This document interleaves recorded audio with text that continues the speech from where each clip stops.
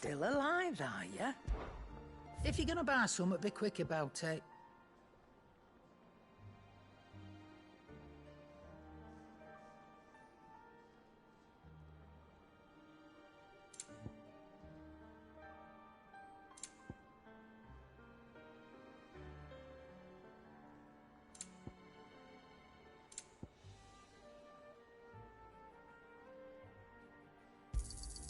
It'd better all be here.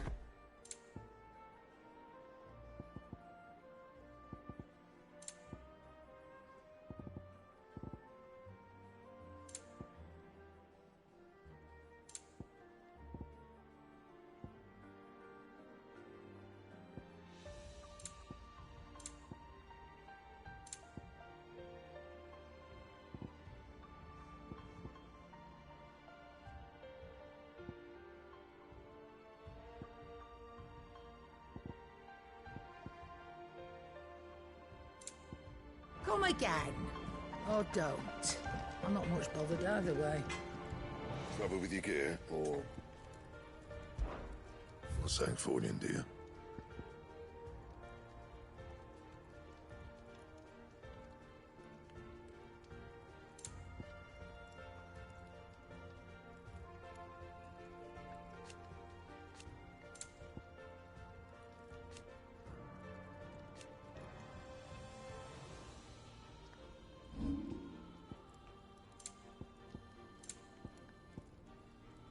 And?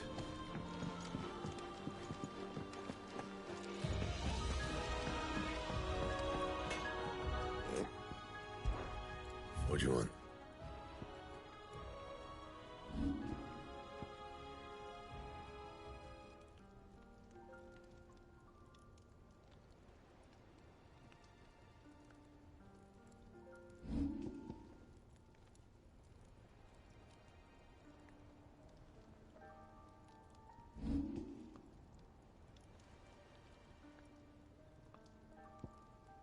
That it?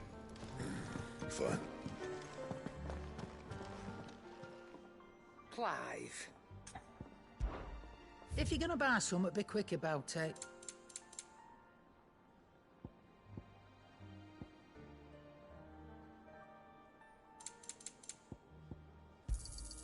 You'll not find a better price than that.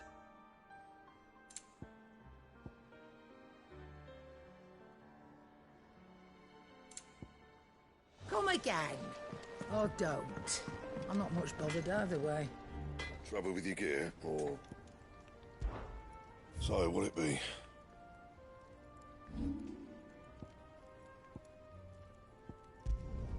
Not my best work, but it'll do.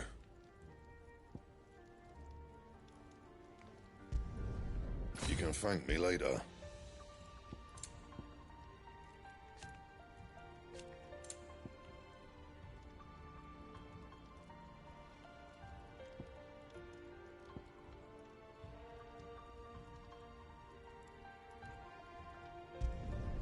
Not my best work, but it'll do. You can thank me later.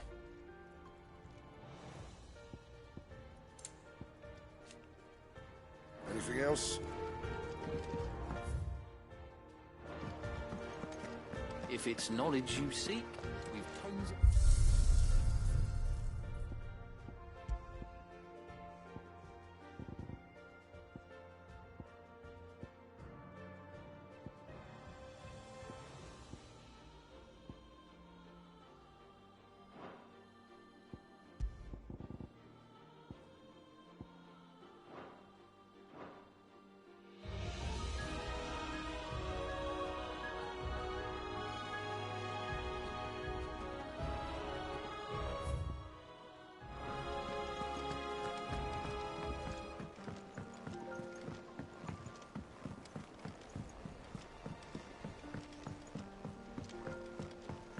Cole said it was an army of Akashi.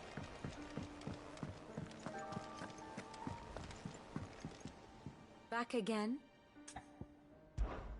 What is it that you wish to learn?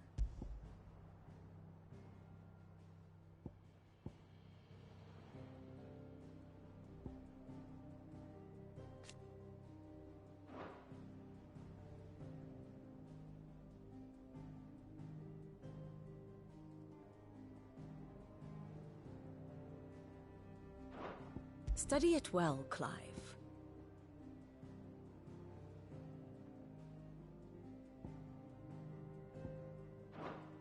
The state of the realm is ever-changing, Clive.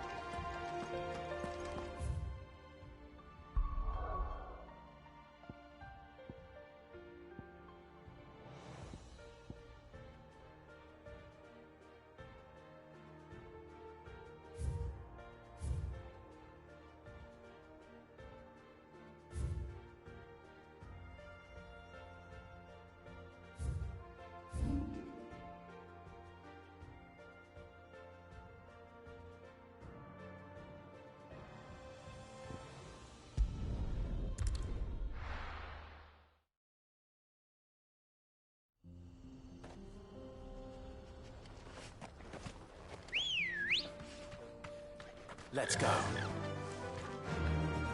Faster!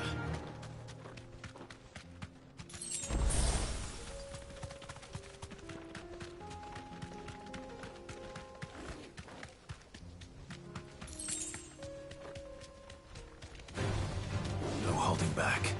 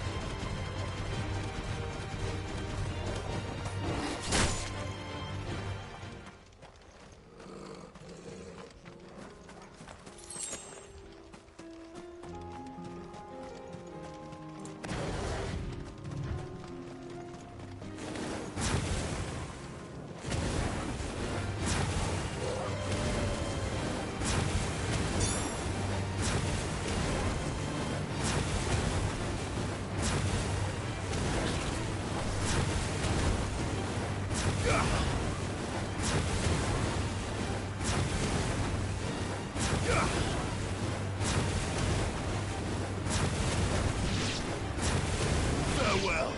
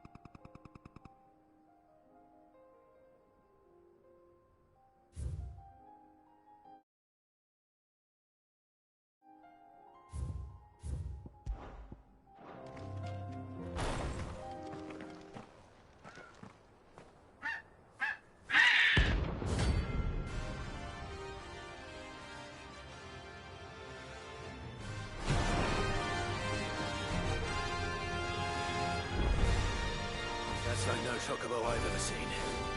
Something tells me it won't be easily broken.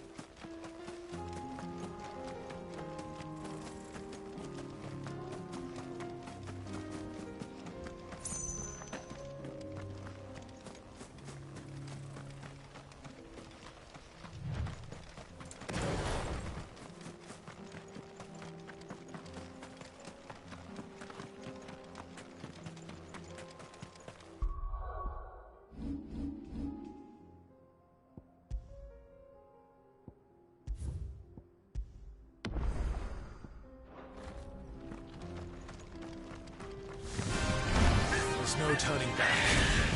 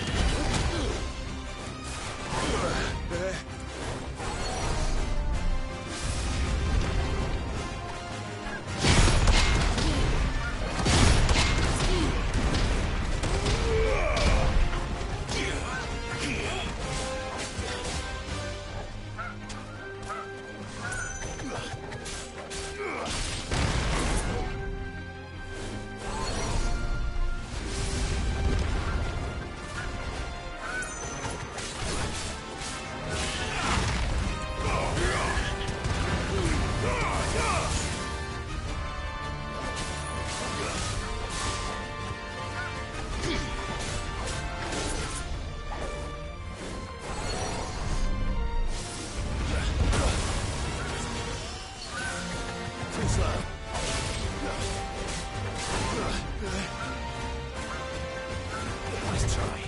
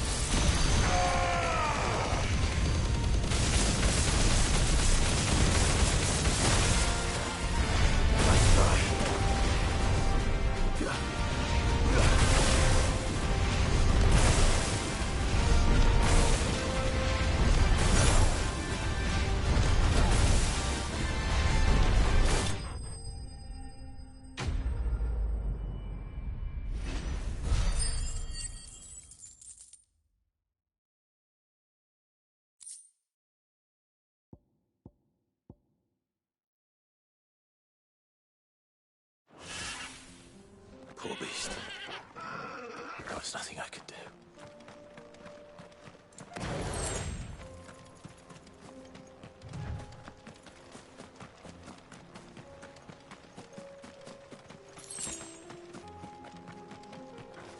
Better already. I needed that.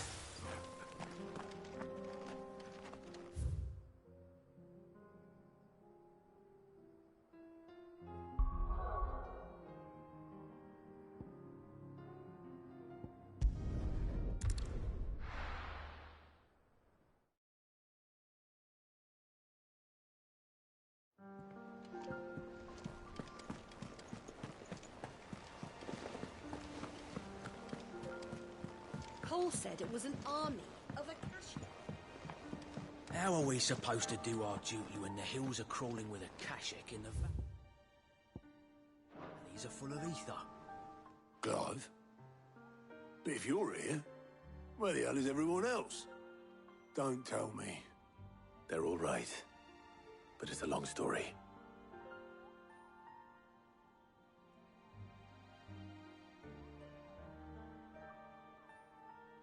You lot don't do things by halves, do you? Well, at least everyone's still breathing. Now, as for these writings, I'm sorry to say, Clive, but if you had those, you'd be... sitting under a pile of rubble, I know.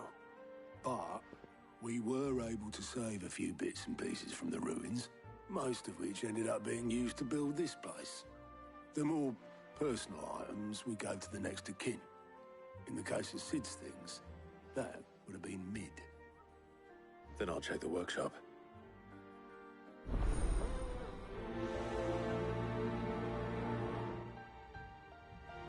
I'll try not to think too much about what was lost the day targeting attack.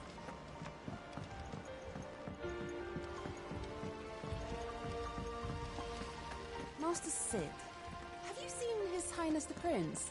We were to dine together, or so I was going to suggest. Before he vanished, that is.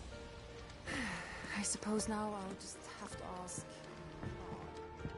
It says here that once turned... Your brand. You're going to have it removed then? What choice am I? It's the only way they'll take me into the Curse Breakers.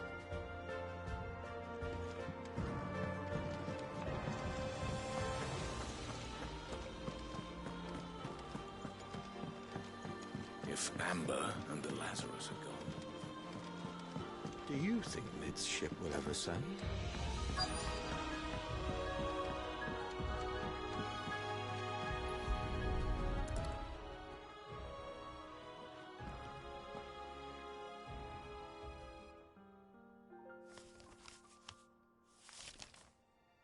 This looks like it's from Sid's old diary.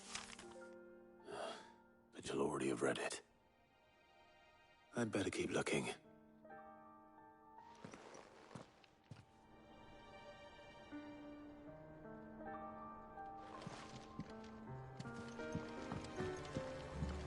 I know this is your hideaway, but you really shouldn't be in here. If Mid caught you right... That leather loosener was only the first of the discoveries the Alembics gonna help us make. What do we have here? Oh. Sid's pipes. Something tells me Mid won't be needing these.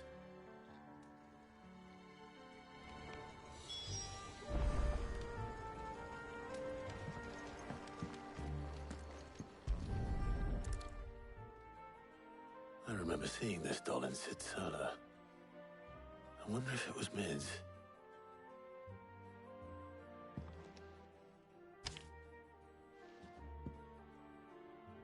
Huh.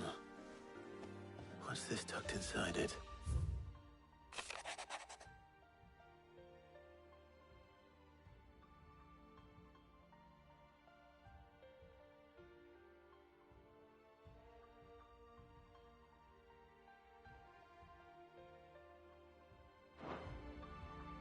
Sid's best invention. Huh. That sounds promising. So Sid hid something in Mid's first opus. What would that be? Perhaps Otto might know.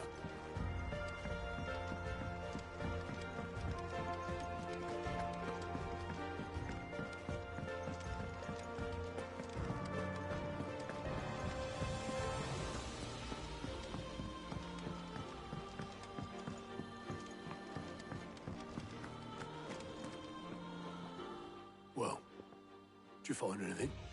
Possibly. You wouldn't happen to know what Mid's first opus was? Opus? That girl's as tone deaf as a banshee. Unless you mean the orchestrion. She couldn't have been more than, what, 11, 12 when she cobbled that thing together? It surprised us all. Not least her dad. You should have seen how proud he was of the little scamp. What's that battered old box have to do with anything? I think Sid may have hidden something inside it. Wouldn't surprise me. Those two and their bloody treasure hunts. Half the things in the hideaway were hidden one time or another. The orchestrion's in the Tub and Crown, but it's always been.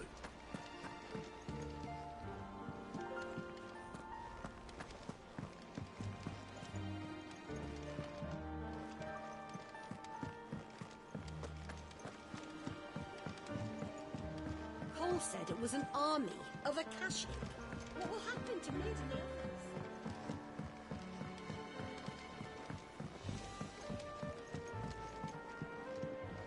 Lord Marquis, you seem unwell. I know His Grace has asked that I remain here with your people. But if you were to require my services, I could leave for the Free Cities at once. Lord Marquis, you seem...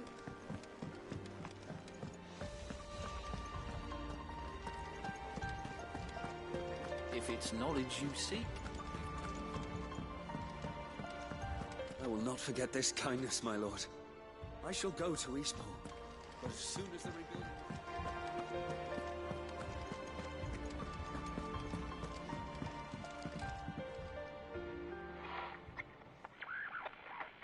I didn't break it. Well, I didn't break it. What didn't you break? Nothing. We didn't break nothing. We definitely didn't break the orchestrion. What's wrong with it? It's broken. Except when it isn't.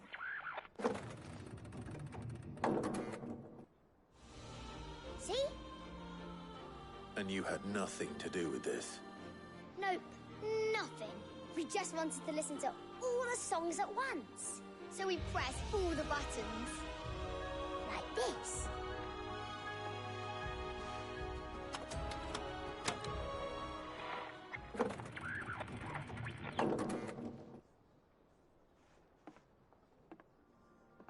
See? All too well. All right, out of the way.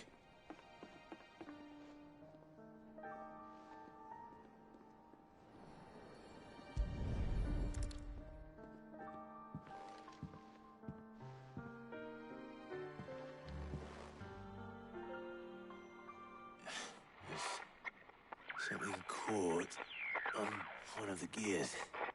Did you break it? Can you fix it? No, I mean, yeah, yes. There. How about now? You fixed it! Sid fixed it! He more than fixed it! Yeah, new music! Huh. Never heard this one before. They started playing when I removed this. Whatever it is.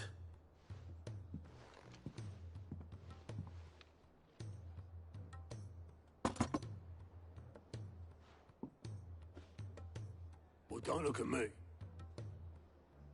I can tell you it's important, though. Sid showed it to me once and said as much. Said it was the stuff dreams were made of. Let's just hope it's the stuff ships are made of as well. Indeed. Let's see if we can make some dreams come true.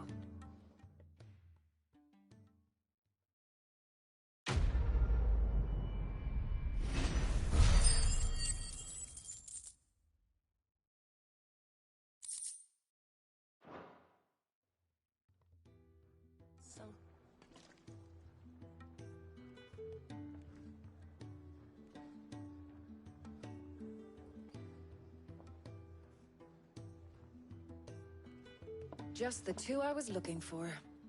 Aye. Who's a patient? Actually, yes. The Crown Prince just left. Dion left. Unless you've another word for stood up and walked off. Yes, left. He did have the decency to leave a message with Obelisk before commandeering one of his dinghies. Should we go after him? No. We're not the Prince's keepers. He's free to do as he sees fit. I'd rather he did so in bed. His wounds are nowhere near healed. Much like yours, I suspect. Otto told me what happened in Canver. What is it with this realm's princes and their aversion to rest? Ask me when I get back. Though I may be sometime. Then at least try to stay safe. And if that fails, try to stay alive, eh?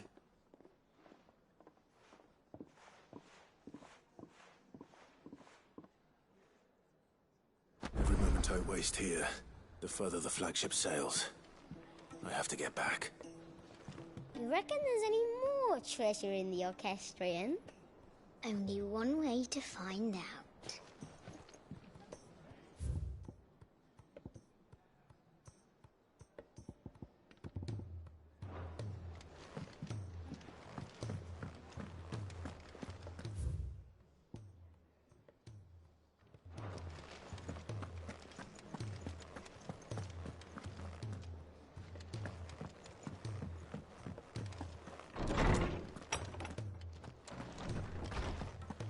Let me help.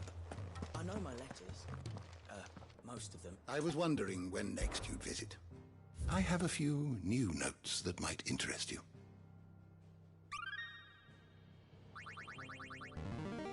Now this, I believe you will find most interesting.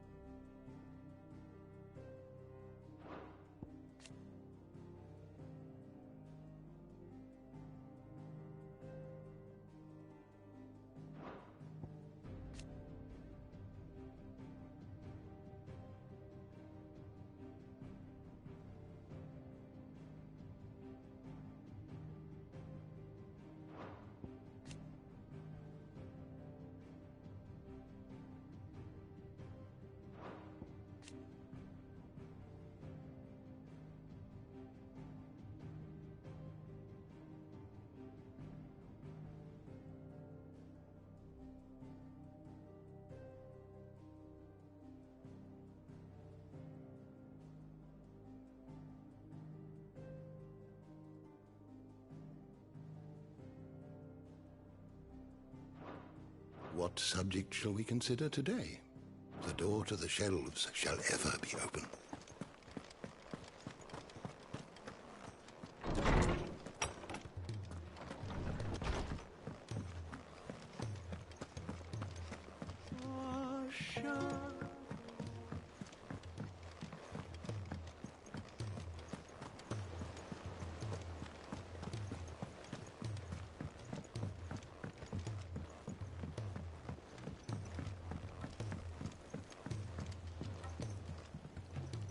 All right, Clive.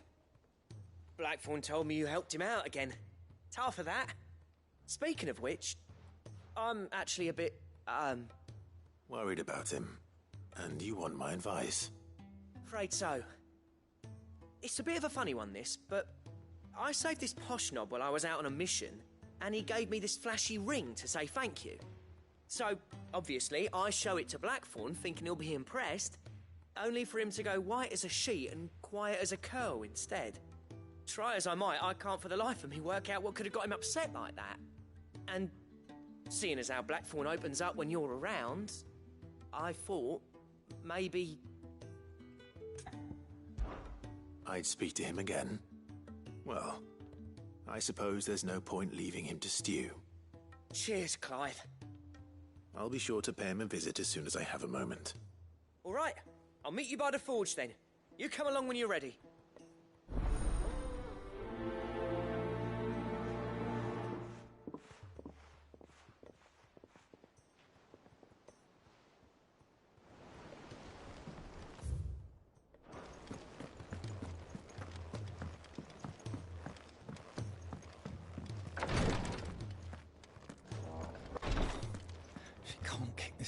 Glory to Griga. There you are. And not a moment too soon. What's happened? Taya's busy working herself into an early grave. Since the arrival of her latest patient, she's refused to stop, even for a moment. I've tried offering to see to him in her stead, but she won't hear of it. Clive, she hasn't left the infirmary in days.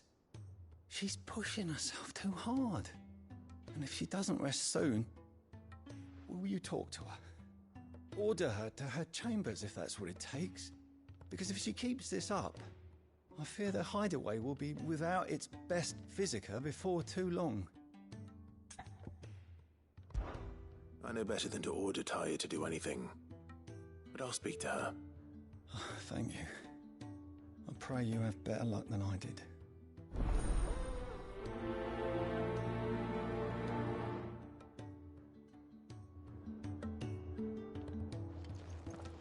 Say whatever you must, but get her to rest.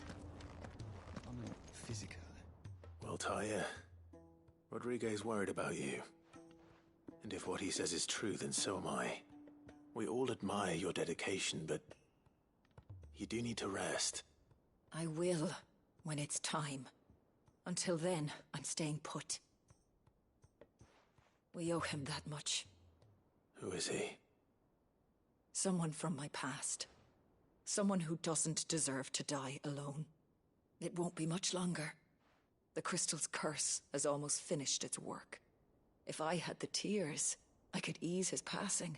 But without them, we've nothing that will touch the agony of those last few hours. How would tears help this man? Not my tears. Tears of mercy. Alicia, it's the only thing strong enough. You wouldn't, Taya. Surely. There must be something we can do for him. Sometimes an easy death is the greatest kindness we can offer. You do well to remember that, Rodriguez. I will. We have all the ingredients we need for Alicia Balwam. It needs to be fresh, though, so we rarely have much to hand. I can make the draft if you can bring me what we're missing. Just tell me what you need. There is a species of venom-weeping spider that lives in the forests of Norvent, near Lorbert's Pass. Bring me one of their eyes. Preserve it as best you can, but avoid contact with the tears. I'll make sure the other ingredients are ready before you return.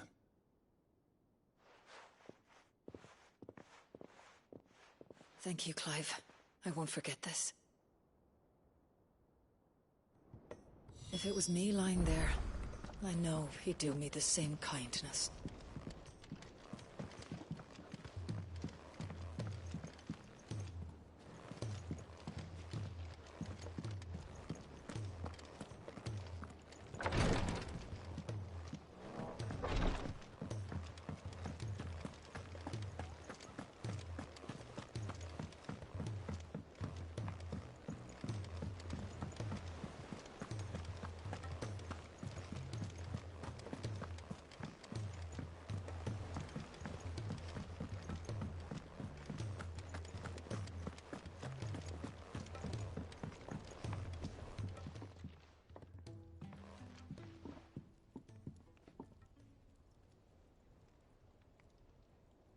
Bloody hell, Clive.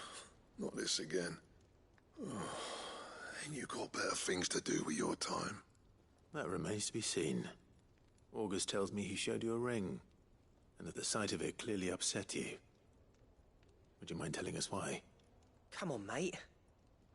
Bottling it up ain't gonna help no one. If it weren't the ring, and it was something I said, then I'm sorry. It was the ring, right? It brought back some unhappy memories, that's all. Memories better left forgotten. Memories of what? There are things we'd all rather leave behind, Blackthorn. But sometimes it helps to talk about them. And sometimes it doesn't. Is that so hard to understand? Don't be like that. Fine. If it'll get you off my back.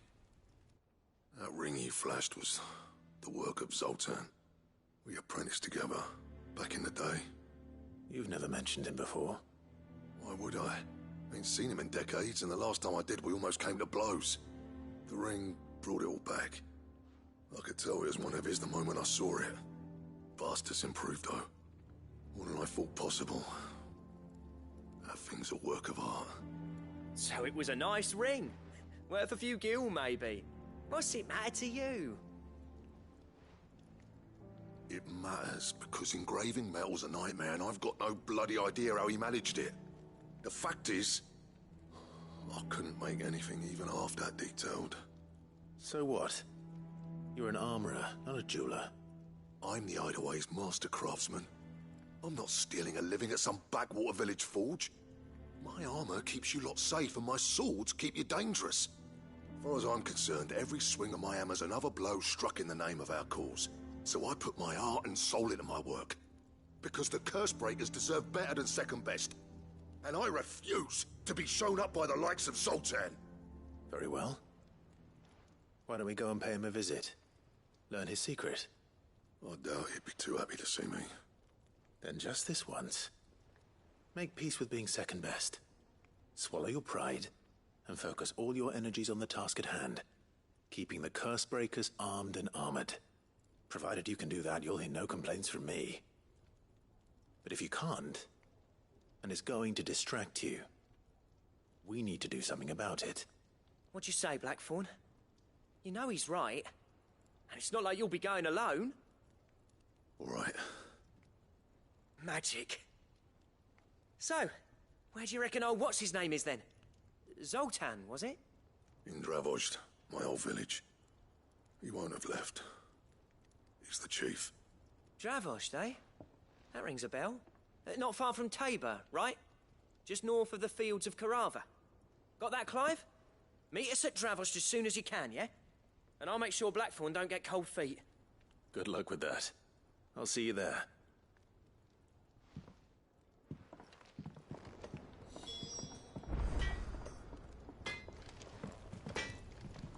I'm in and out of Tabor all the time on postings. Never made the trip to Dravozd, though. What if it's full of surly gits like Blackthorn? Do you have a name, doggy? I'd call you Torgal, but that one's already taken. Oh! What is it? There's no one like our Nan.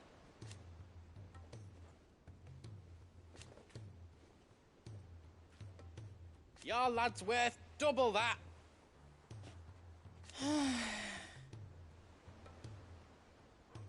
And I've never looked back. You take care now. He's a surly soaker.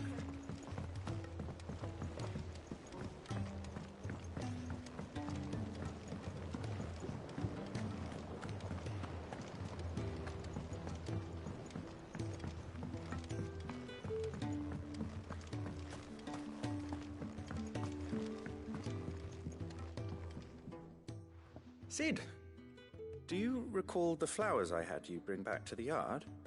Vaguely. Is something wrong? I'm afraid so. I was able to get most of the Morganbeards to take root, but they rarely flower. I fear the soil here does not agree with them. However, I believe I have a solution. I can't wait to hear it. I'm going to marry the Morganbeards with Morbles. I know. But hear me out. Morbles are possessed of a highly choleric temperament. The fire which drives them appears to be maintained by an abundance of nutrient-rich ether drawn from their environs. I believe that by grafting a Morble vine to a Morganbeard, the appendage's wealth of vigor-inducing nutrients might well stimulate the flower to bloom. The endeavor, I assure you, is scientifically sound. I simply need a vine to prove the theory.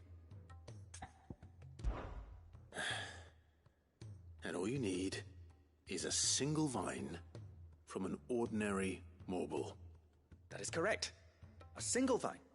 As for the Morble, I fear ordinary may not suffice. But, as luck would have it, a most extraordinary specimen is rumored to haunt the swamps of Rosaria. Why, a notice concerning this very creature was only recently posted on the hunt board. How timely. Well, I shan't keep you any longer. I know you have much to do, as do I. Now, where did I put my watering can?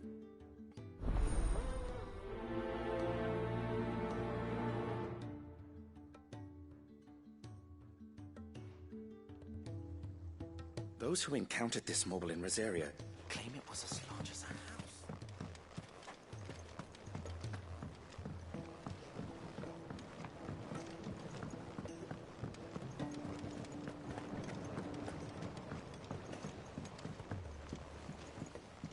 The realm's crops are all being harvested early for fear they won't.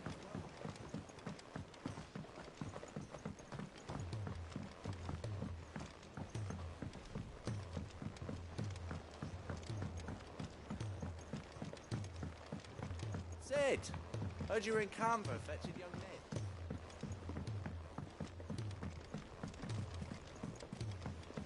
Miss Shirley, how can we learn to be clever like Miss Middledole?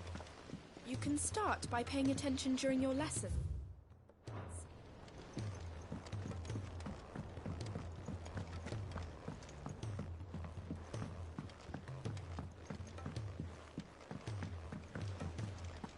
Will we ever see the sky again?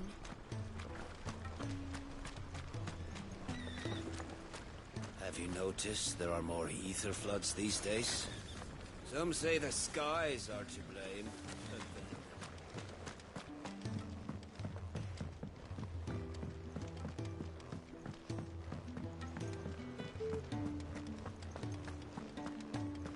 If Amber and the Lazarus are gone.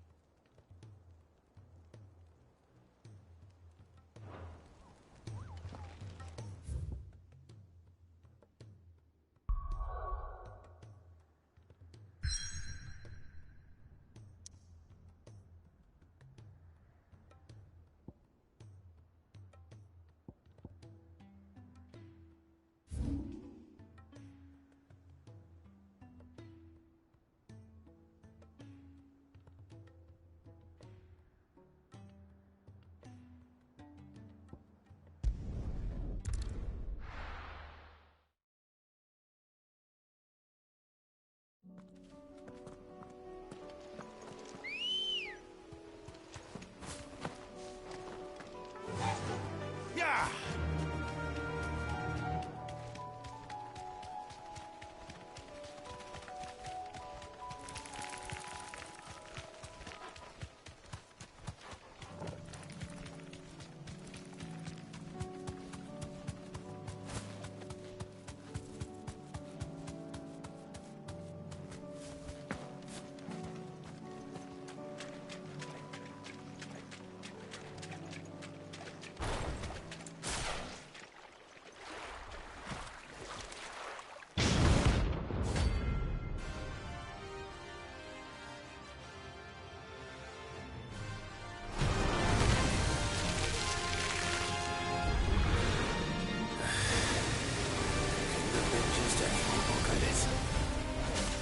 Right then. Nice try.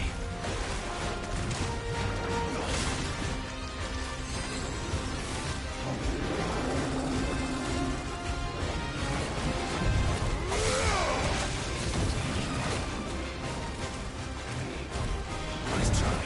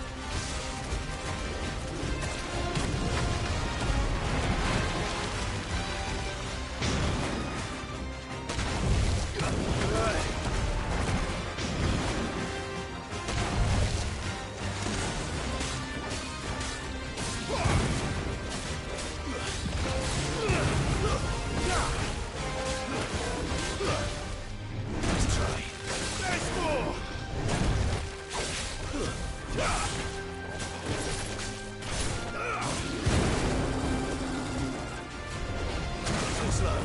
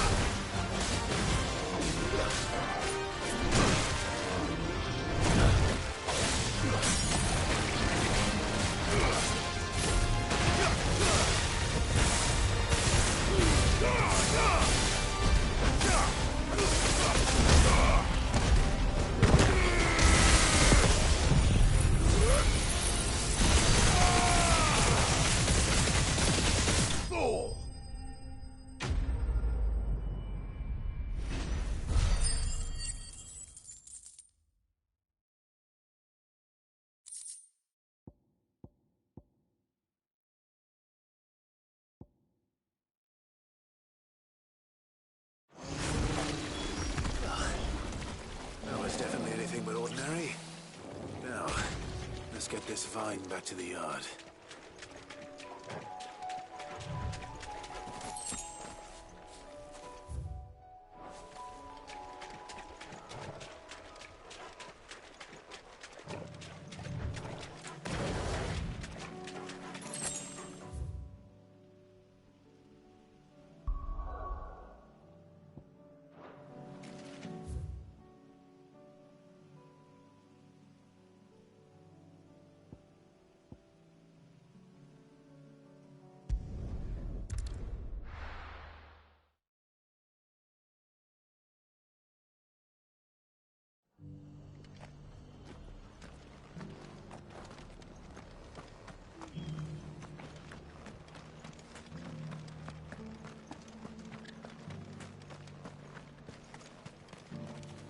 Anything catch your eye?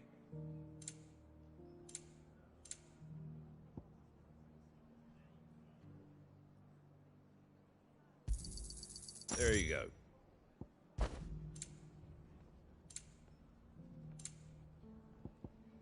Fare thee well.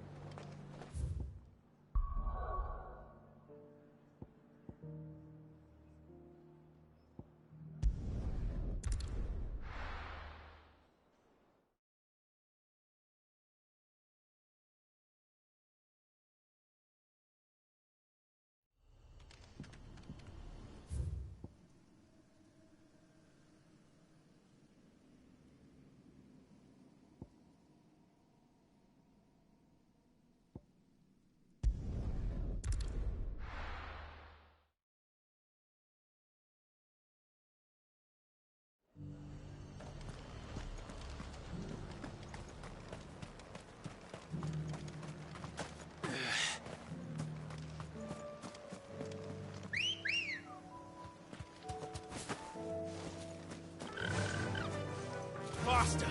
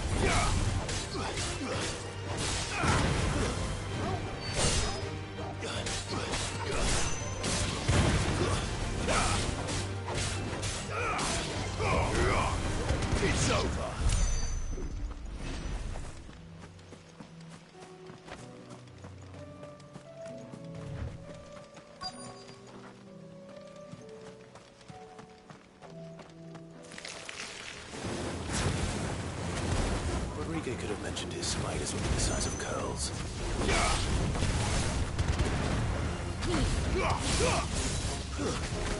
Stay down!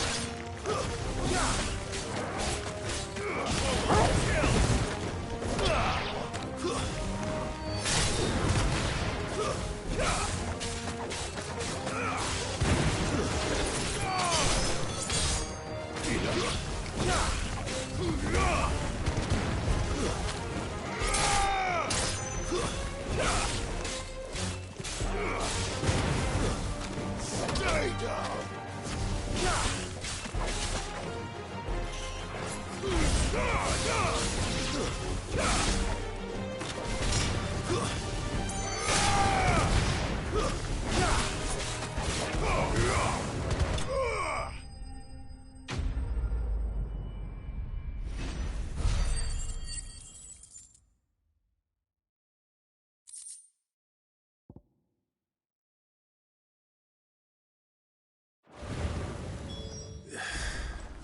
Hopefully one will be enough. Rodriguez will have prepared the other ingredients by now.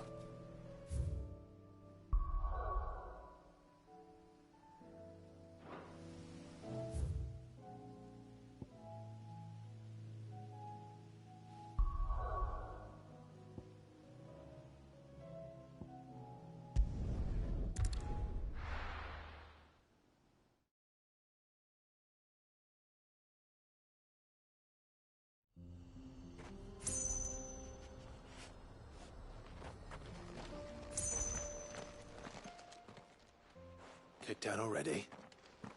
No. This charmer ain't letting anyone through. Why are the gates closed? Chief's orders. No one's allowed in without his say-so. Not that I'd have let you in anyway. You look like trouble. I suggest you go home. That's what I'm trying to do, you little prick. Ain't changed a bit, have you, Snotty?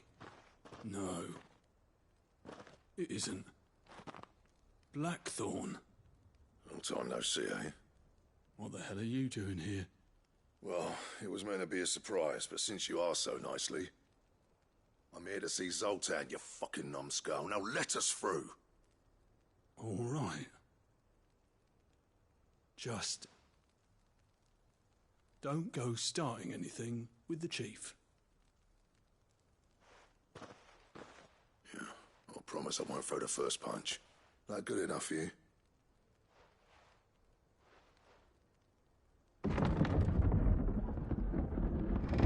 Go on then. Much obliged.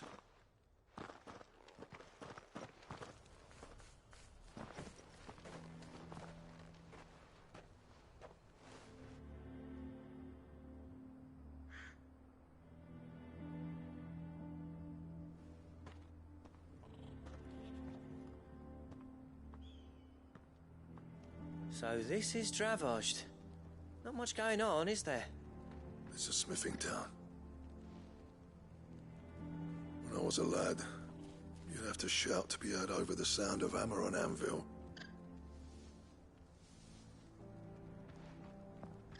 Clive, you're good with people. You speak to Zoltan. Hey, you ain't backing out now, are you? There's a river of bad blood between me and the chief. But if someone can build me a bridge, then I'll cross it. All right. I'll see what I can do. I appreciate it. He'll be near the forge on the hill. It was our master's. He'd have inherited it when I left. The forge on the hill? Good luck. You'll be needing it.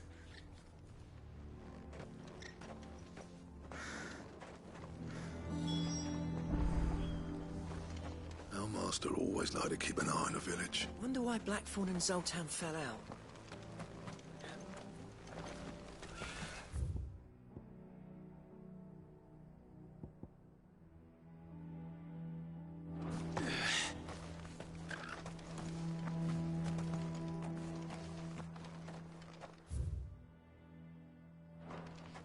But if we can't fire the forges, how are we going to earn our keep? Shut your hole. The chief will think of something.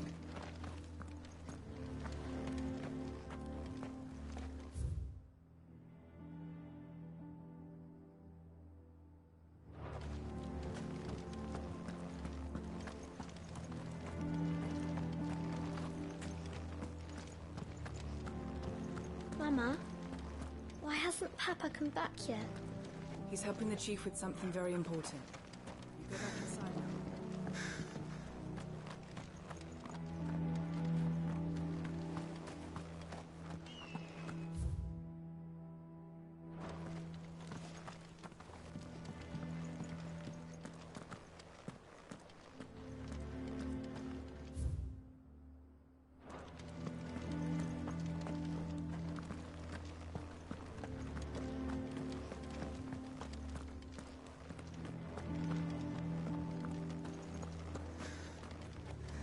Should be enough to last us a few moons, at least.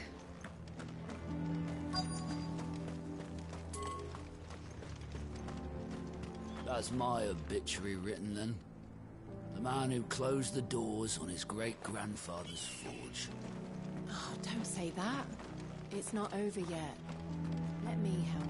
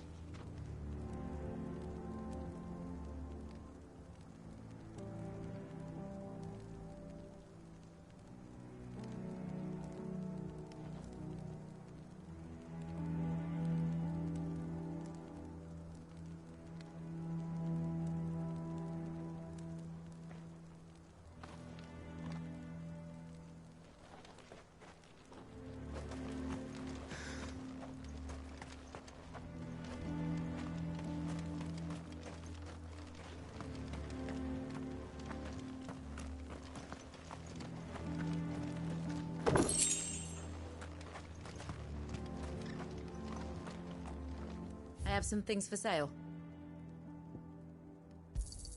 Certainly.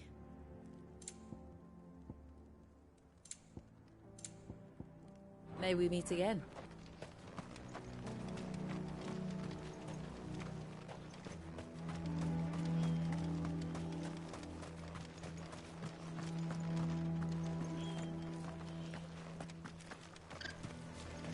Isn't there anything we can do to help? It doesn't seem fair, the menfolk having to deal with all this on their own. I've started putting peas and pulses in the pot. They fill the same hole for a fraction of the price of meat. Never in all my long years have things been as bad as they are now. Without magic to feed the furnaces, we're doomed.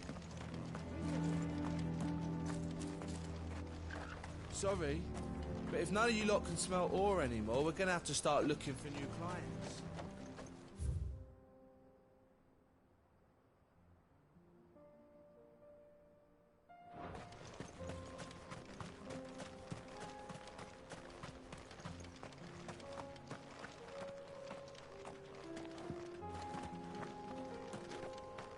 What's the point of mining this shit if no one can use it? If they don't fix the forges soon, we'll be out of a job.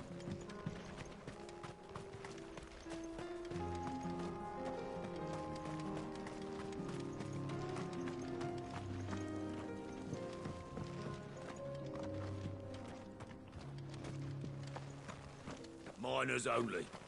Can't have you tripping head first into a pile and bringing the old...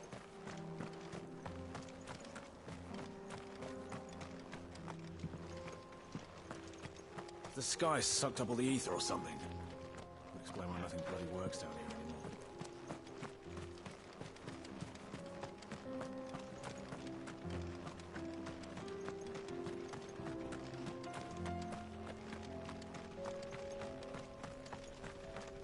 Watch it, stranger. There's a fault up ahead. Take a look if you want, but slip and you won't be coming back.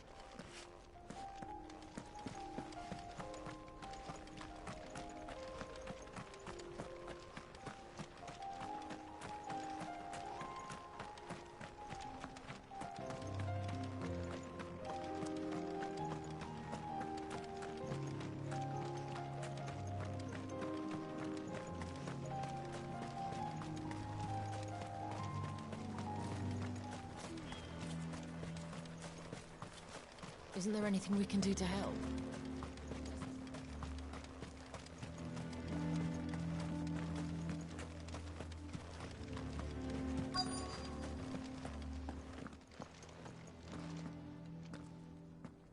Hotter! Hotter, damn it! Those miserable flames wouldn't melt butter, let alone iron. Pardon the intrusion. I'm looking for the chief. That'd be me. It's a pleasure to meet you. I'll bet it is. Keep the gates closed, I tell him. Well done, Snotty. You're not welcome here. Get out. Before things turn nasty. Blackthorn's here. What did you say? He's traveled a long way to see you. Yes, has he? He's waiting. Down by the gates. Then I suggest you take him with you when you leave. Didn't you apprentice together? So what if we did? Fuck! We're getting nowhere.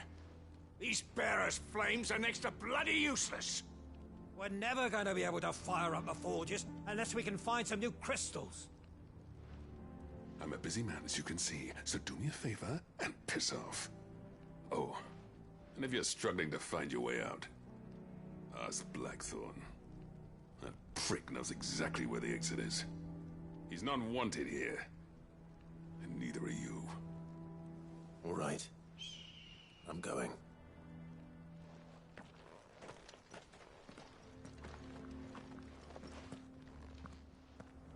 Please, Chief, you've got to do something. If this keeps up, we'll be ruined. I thought I'd made myself clear. No use. Piss off. I suppose we could try working.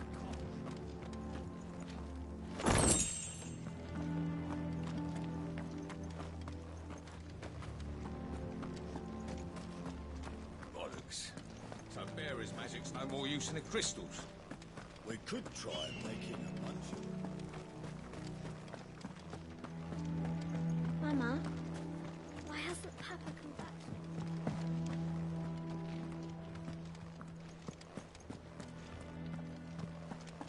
But if we can't fire the forges, how are we going to earn our keep? Let me guess.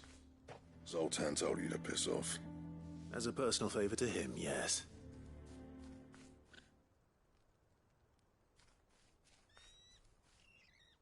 Well, at least he didn't beat about the bush. There'll be no talking him round. Not after what I did. Which is what exactly? If we're to help, we need to know. What turned the village against you? I left. Dravozd. Zoltan. The burden of leadership our dying master dropped in our laps.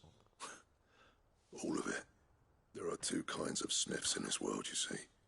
My kind, who are in it for the love of the craft, who labour on a single piece from dawn to dusk to get it just right. And the other kind, who are in it for different reasons. People like Zoltan, whose work is quick and cheap.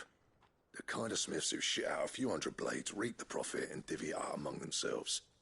There wasn't a single day we weren't at each other's throats. And bit by bit, people started taking sides. You would have torn Dravozd in half had it gone on. So, I left. You didn't have to do that. Zoltan's a better chief than I would have been. His way of doing things kept food on people's tables. Dravozd prospered without me and my lofty ideals getting in the road. Until the crystals run out at any rate. Without magic to fire the furnaces, this place is as good as dead. It depends on how you look at it, though. There's got to be other ways of making fire. We manage it in the Deadlands. Thanks to Sid's ingenuity, yeah. He saw all of this coming. Knew crystals were the problem, not the solution. And spent years coming up with ways of doing without. You know what I mean, though, right? Where there's a will, there's a way. What I'm trying to say is that it's not your fault. You couldn't have predicted this. It doesn't matter whose fault it is. I don't want to be the greatest smith alive just because I happen to be the last. Clive. Dravozd won't last long without his furnaces. So, do you think it's time we shared Sid's bellows with the world? The way I see it, It's your decision to make. Hold on, Blackthorn. Sid made those things for us. They give us an edge over the rest. And you'd be throwing it away. All right. Do it. This place was your home. I won't abandon it to its fate. Sid's creations were never meant to be hoarded. It was only ever a matter of time before we shared them. Let this be another step on the road to freeing Valisthea from the prison of the Crystal's blessing. Dravost will show the world that it's possible. Wouldn't you agree, August? When you put it that way, of course. It's like hearing Sid speak from beyond the grave. Thank you, Clive. Shall I go and fetch the plans, then? I know I'm off by heart. I'll be needing some help, though. Building a furnace isn't exactly a one-man job. Do us a favour and round up anyone strong enough to lug a brick or two, would you, August? All right, then. And I've got a job for you too, Clive. Finding me some salamander skin. I need leather for the bellows and nothing else will withstand the heat. Luckily for us, salamanders feed out in the fields of Carava. Time for a spot of hunting, then. Sid tried all sorts of leather to make those bellows, but salamander skin was the only kind that worked. Luckily for all us. Salamanders aren't too hard to find around these parts.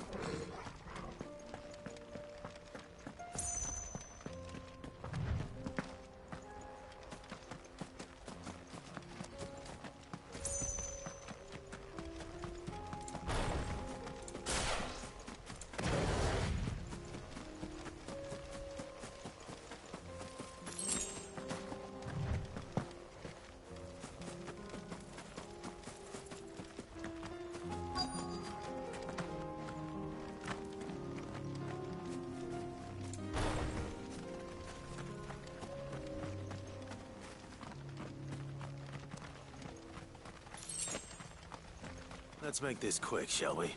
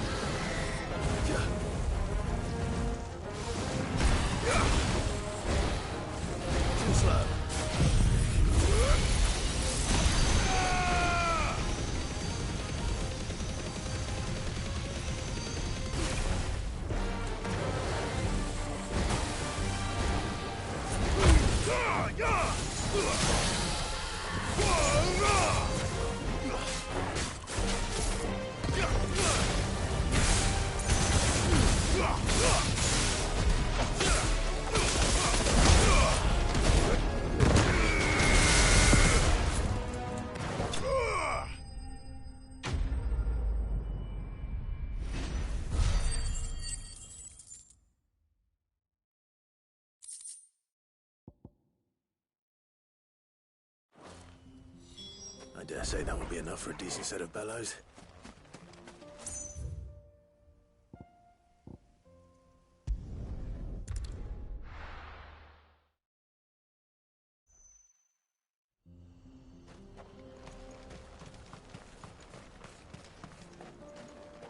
What's this all about then? Dunno. Some kind of new invention. Good news, Clive. When I told people we'd be building them a new furnace, they were practically falling over themselves to help. Talk about changing their tune, eh? Any trouble finding the skin? Nothing I couldn't handle.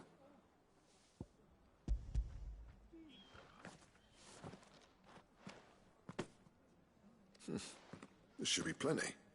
Right then, time to put these louds to work. If everyone pulls their weight, we'll be finished in no time.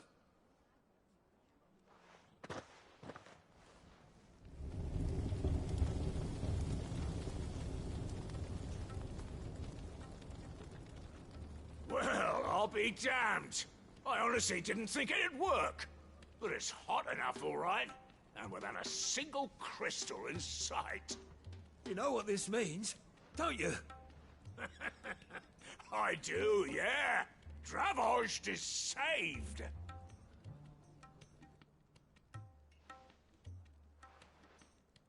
Sorry about earlier.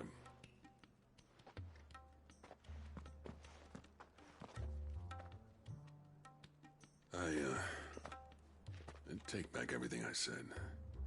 That thing you built us is an honest-to-God's marvel. You saved our village. It's Blackthorn you should be thanking. He oversaw the construction. Give this to him, would you? What is it? Pit Cole's cinders. After he left, I spent years trying to eke the most out of our forges. That there was my answer. Chuck it in the fire, and your forge will burn hotter for longer, which will do wonders for your steel. Our secret for yours. Only fair. I've always envied Blackthorn. Since the day I became chief, I spent every spare moment trying to match up to the bastard. No amount of sleepless nights at the Anvil will ever bridge that gap, though. He's a genius. Plain and simple. The man Dravost needed. But he took all his talent and left. Gifted and free. Is it any wonder I hate his guts?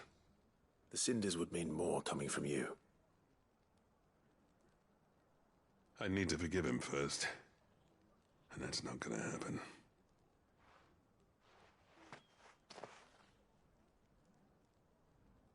Well, you know what they say. Oriflamme weren't built in a day and all that. These things take time. Especially when they involve two geezers who hold grudges tighter than their hammers. But what matters is, Blackthorn's got that twinkle back in his eye. And I'd call that a job well done. So would I. I reckon he's going to be at it a while yet, though, so why don't you head off without us? I'll see that the old git gets home safe and sound. See that you both do. I'll save the cinders till then. All right. It'll be a nice little surprise for him. He's still explaining the ins and outs of the new forge, so I doubt we'll be going anywhere. Don't go thinking those cinders mean I've forgiven Blackthorn.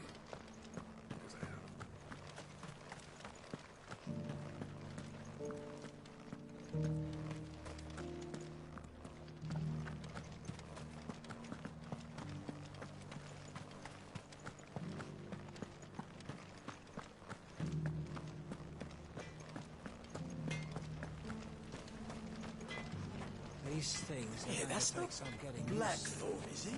Bloody I'll bet the blacksmiths will be queuing up to buy you a drink now. Reckon you might have saved this town and everyone in it. Whoever invented this thing was a fucking genius.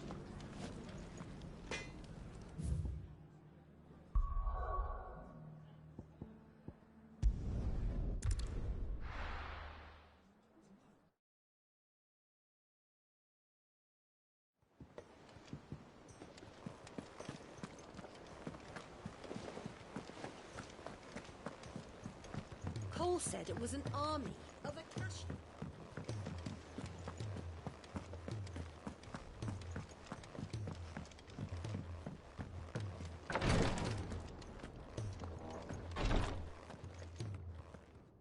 Thank goodness you're back. Talia looks like she's about to collapse. Is this what you needed?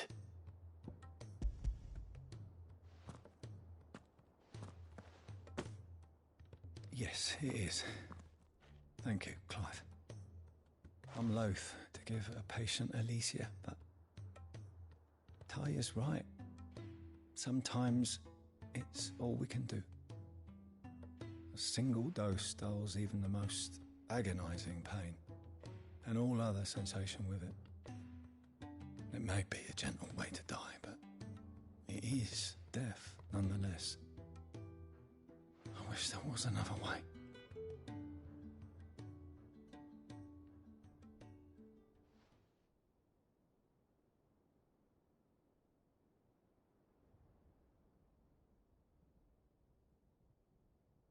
How are you feeling?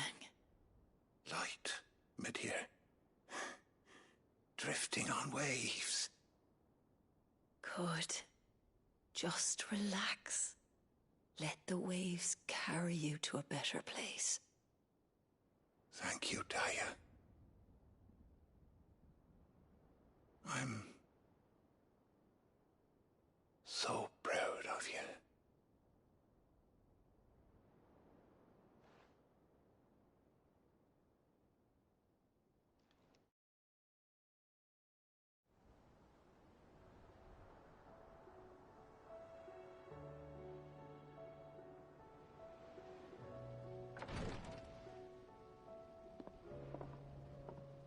He's gone. Thank you, Rodrigo. And you, Clive? I'll see that he's properly laid to rest.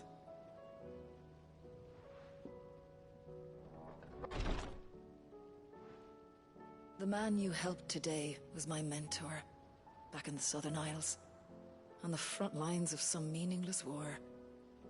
I was still a child when they shipped me to their triage tents, to treat the wounded with my gift. But in such blighted lands, I was next to useless. Until he taught me the true physicker's art, that is... An art we would be lost without. Tears of mercy were his gift to the bearers of the world. A respite from the agony of the curse's end. And a kindness Sid would have approved of. You know as well as I what life is like for a bearer soldier. Marched from one battle to the next, never knowing which might be your last.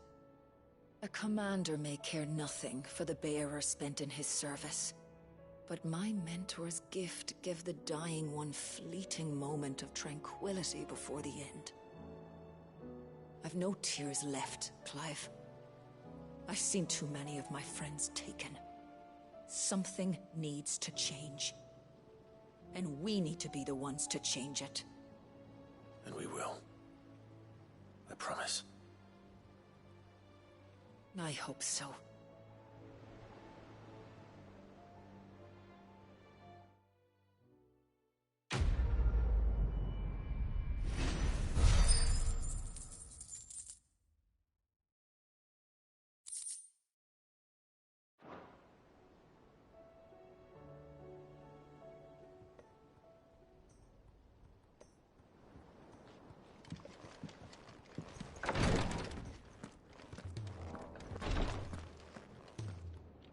Clive, I wanted to give you something for the kindness you showed my mentor. What's this? A chest of all the medicines you're ever likely to need. Seeing as you're so reluctant to come to the infirmary, I thought you might as well take a part of the infirmary with you. I'm sure it will be very helpful indeed. And Taya, try not to work too hard. And work Rodrigo all the harder, you mean? He's a quick study, but he's got a long way to go yet. I'll take that particular piece of advice when you heed it yourself, thank you very much. Besides, who else is going to see that your brother takes his medicine? Who indeed?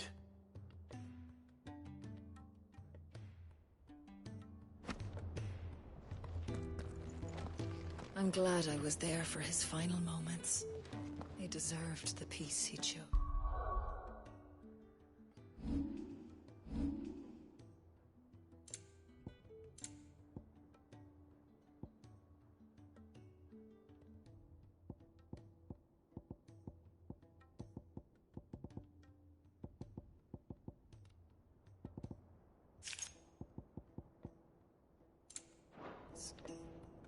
If bearers were truly free, they wouldn't need to make decisions like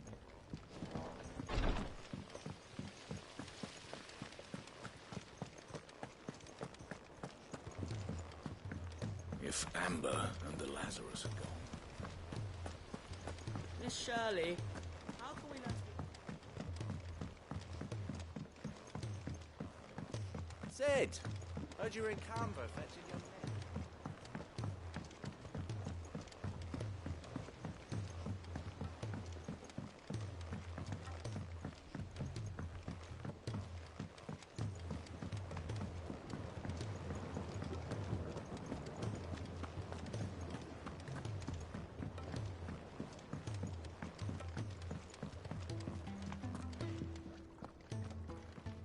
Sid, I can't help but notice that your satchel is twitching in a most violent manner. Here. It's your problem now. What an amazing specimen. The flesh positively throbs with vitality. If I can successfully graft this to the Morganbeards... When I successfully graft this to the Morganbeards, I suspect the results will be immediate. I shall begin at once.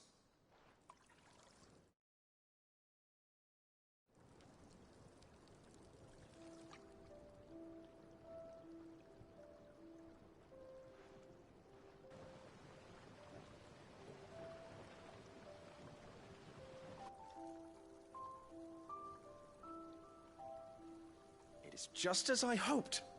Witness how the Morganbeards have taken to the blighted soil. How they bloom with heretofore unseen vigor. Why, I dare say such a vine graft would yield similar results when applied to other specimens as well. I'm glad I could be of assistance. You've not only helped us, Sid, you've saved us.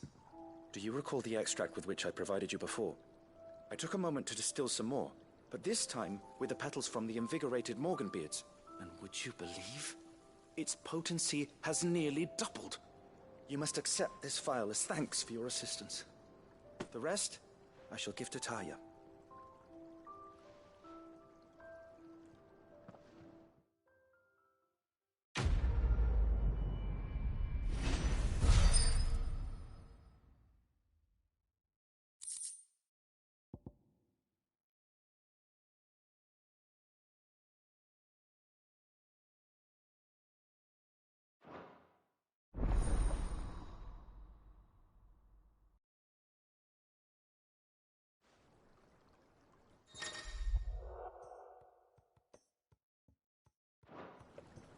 Allow me to thank you again, Master Sid. I do believe... A few more of these, and the Deadlands will seem less dead. These flowers are beautiful. On the continent, they play music for their crops.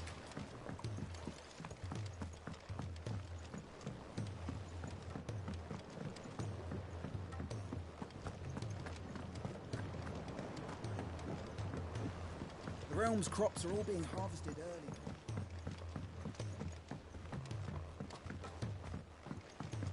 He's a surly soaker.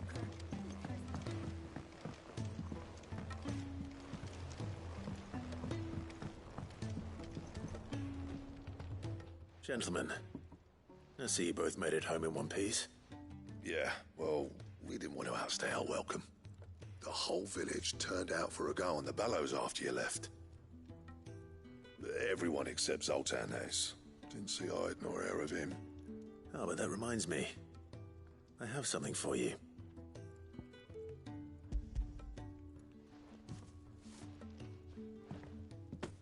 Pico Cinder?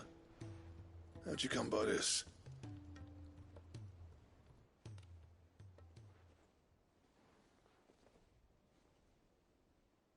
And you're sure he wanted me to have it? I'm sure. He didn't say so, but I think he wants to forgive you. Huh. Imagine that. Yeah. You know I could never leave this place, don't you? Every time you put on mail, you and the curse breakers are trusting me with your lives. There's no greater honor for a smith than that. I'm not about to go crawling back to Zoltan for forgiveness, but I will make good use of his cinder. And if that helps save even a single life, then he'll have my gratitude. What was it you said he called me? Huh? A genius? And he spent sleepless night trying to copy me, did he? Sounds like I better get to work. I've got a reputation to uphold. It's good to see you back on form, Blackthorn. I don't know how you pair put up with me sometimes, but I'm grateful all the same. Now, where was I? Oh yeah, about to put Zoltan back in his place.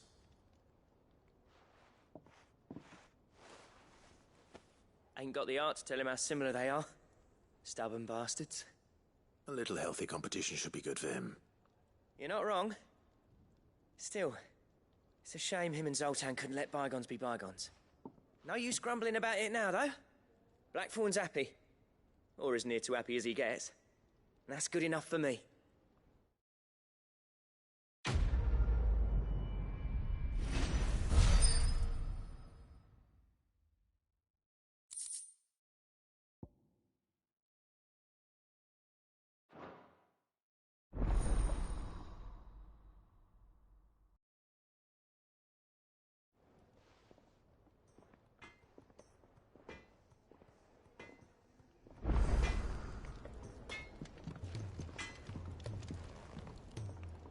Trouble with your gear, or something for you, dear?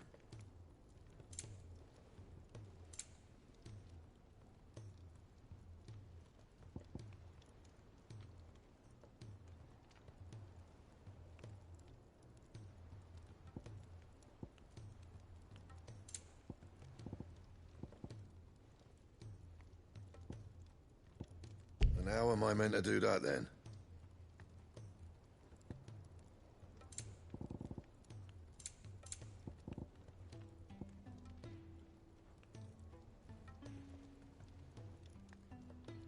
And?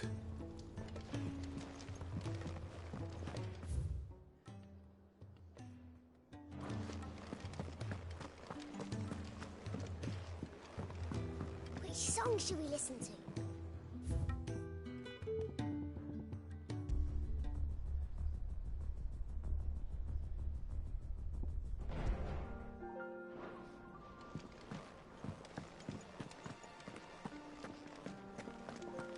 If it's knowledge you seek, we've...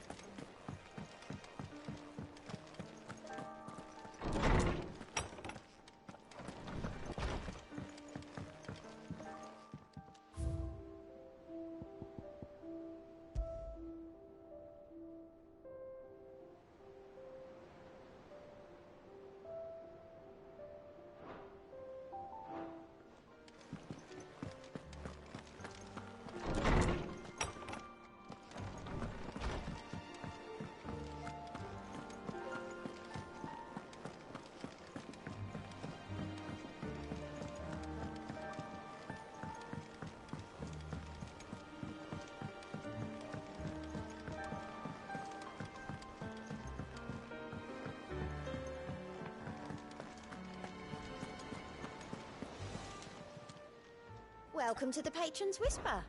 Your benefactors are a generous lot.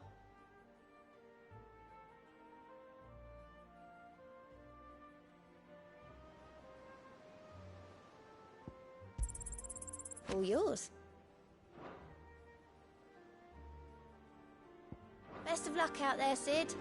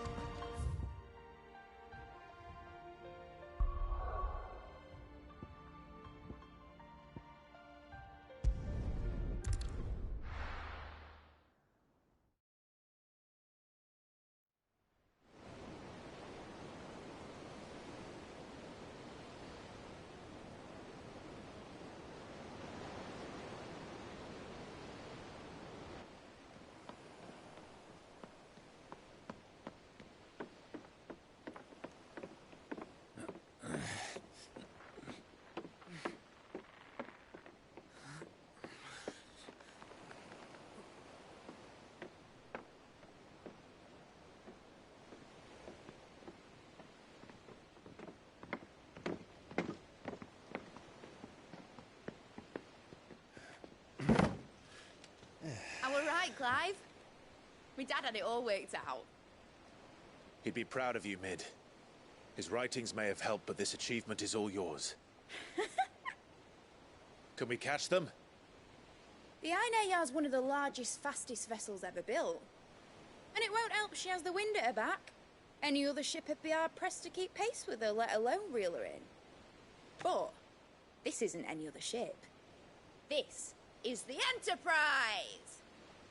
And the world's never seen anything like my dad's engine. It certainly hasn't.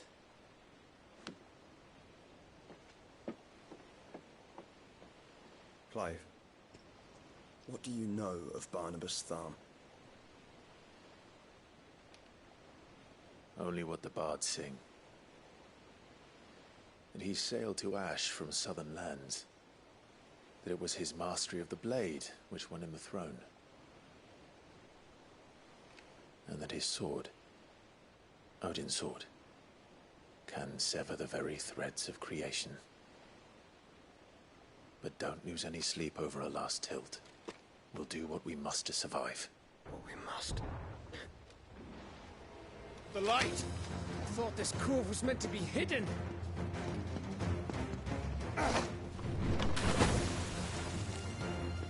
Mid! Company! Eh? We'll hold them off until the ship is ready. But hurry! Bollocks! All hands! Man your stations!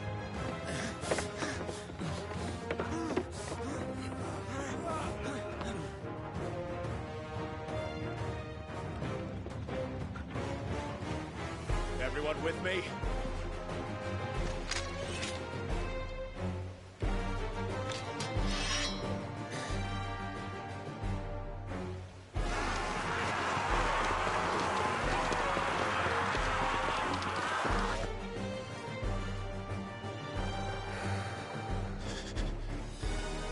Here they come!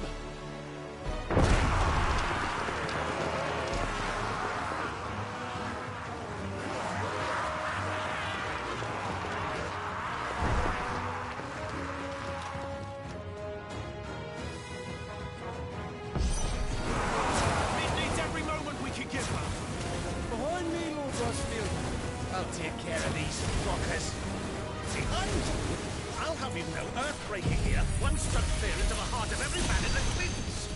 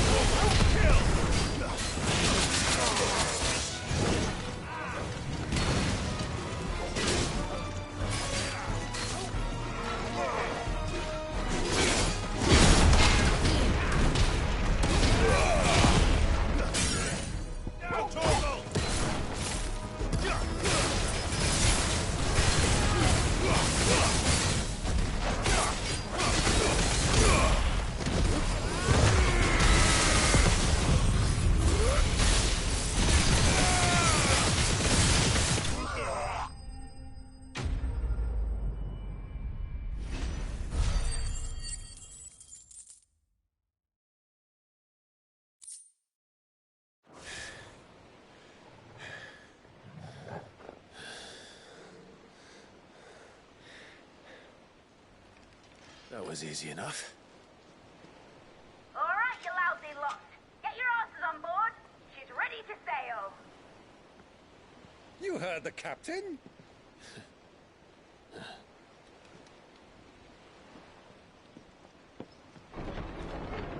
Clive?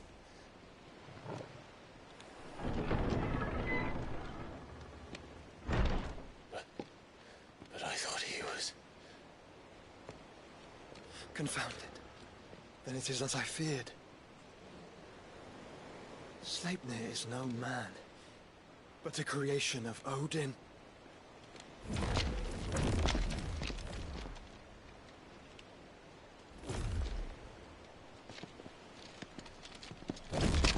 Phoenix's fiery fundament. Have you no normal enemies?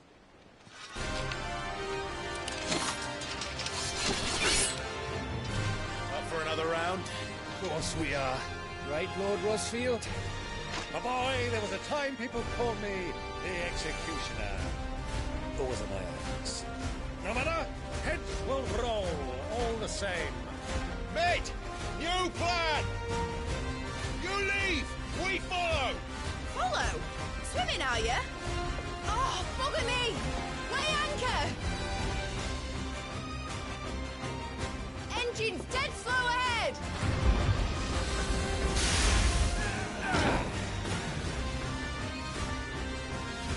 Have care, my friends. 'Tis not blood that runs through an Eddie's veins. These foes will not fall. But they will fall. Like oaks before a woodman's axe. Good thing I brought one!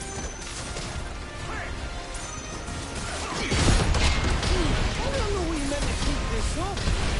As long as it takes. Unless you have a better idea. Well, I've already killed at least 5 of the bastards. Fuck it. Let's do the lot.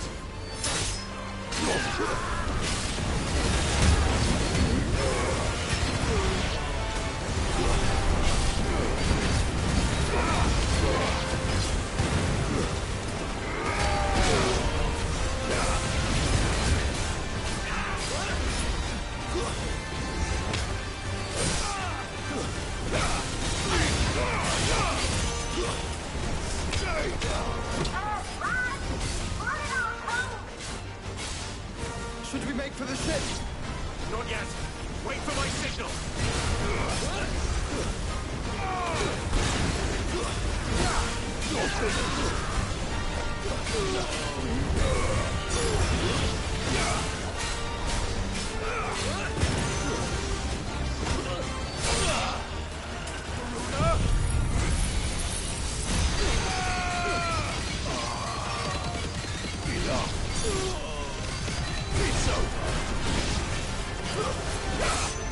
In your own time, Clive!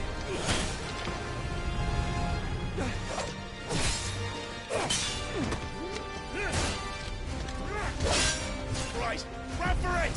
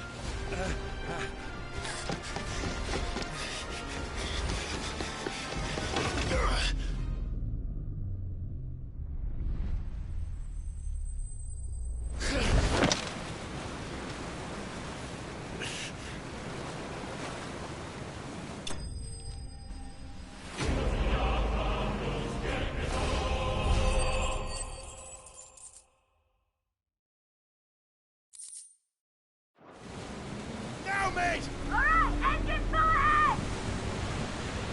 And hold on tight!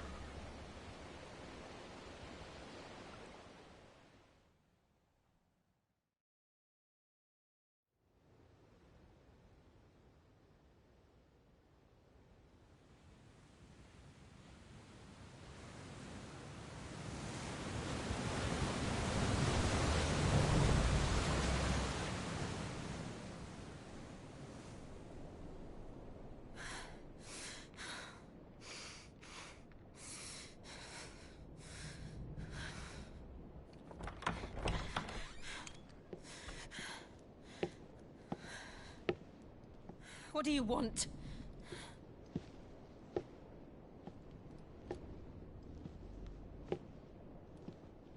That's quite a mess you've made. And wholly unnecessary. You are my offering to Mythos. I would not see you damaged.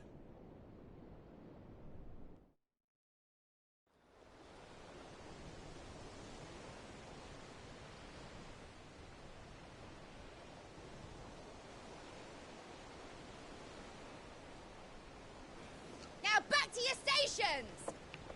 Every bell spent treading water puts another league between us and the galleon.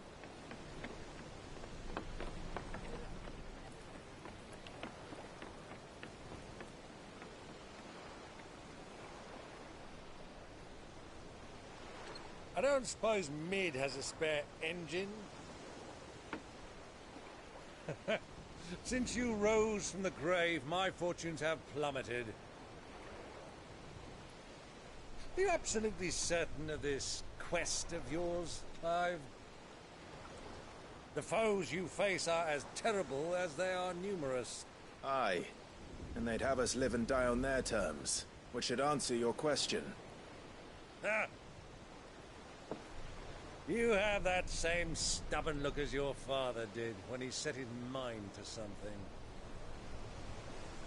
On the battlefield, I am but a single axe. A deadly one, mind, but a single one nonetheless. Yet what you require is 1,000, and I believe my old friend in Brandalar can provide them. Take care, Clive. I have many more tales of your father's exploits to share. And I cannot very well do that if you're dead. Again. Good luck, Uncle. And may fair winds attend you. As for you, Joshua, take care. I shall do my best, Uncle. Farewell, my nephews. When next you see me, it shall be with an army at my back. Oh,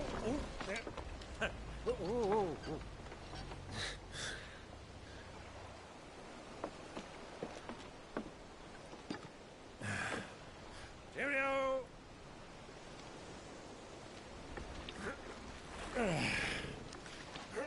Oh, yeah. Do keep up, my boy.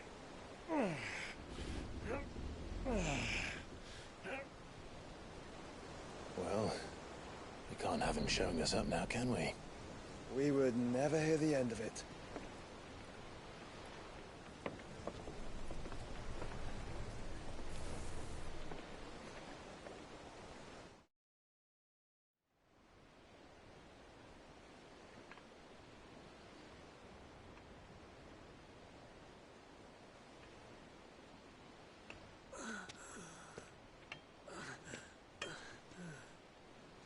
Greek of mercy.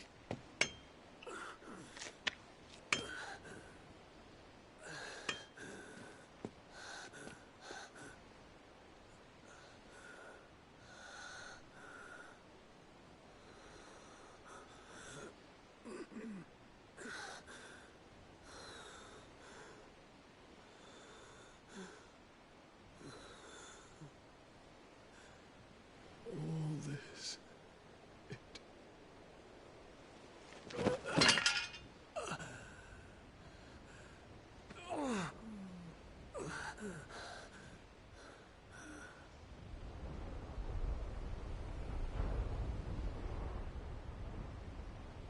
What have I done?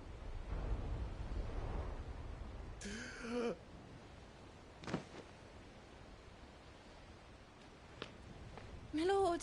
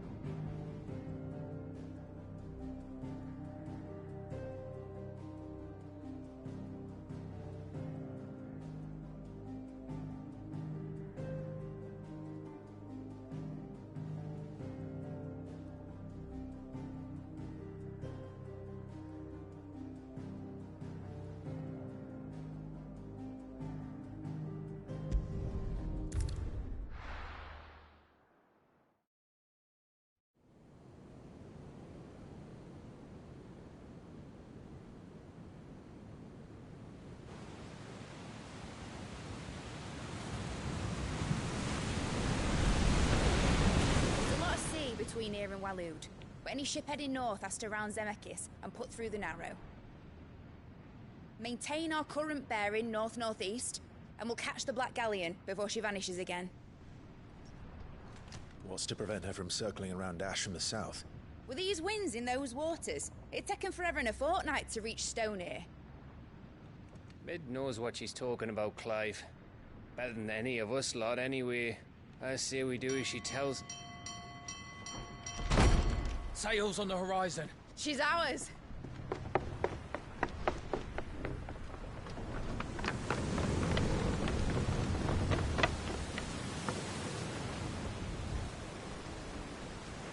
Look alive, boys! Full ahead! And keep those furnaces fed! Aye, aye! Do you feel that? Jill. All hands! Battle stations!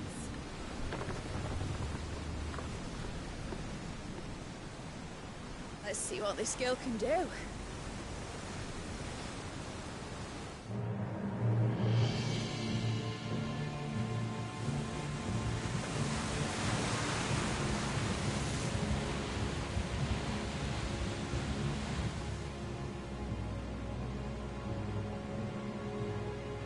Where one leads, so does the other follow.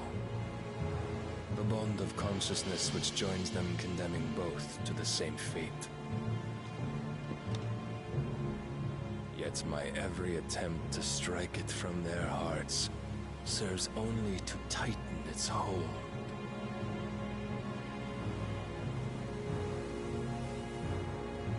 Fascinating.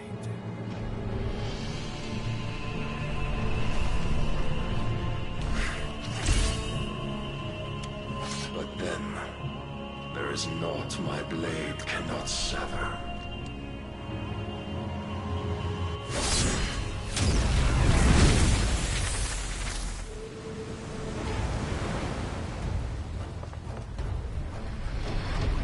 Great Gregor's gosh!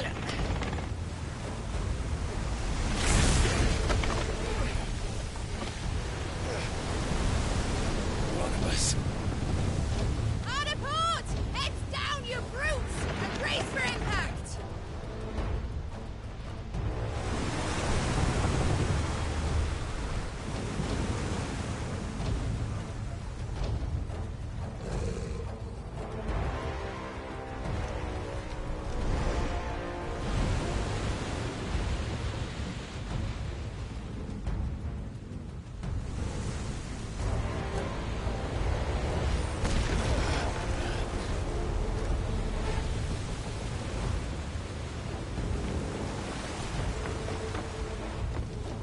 It's now or never.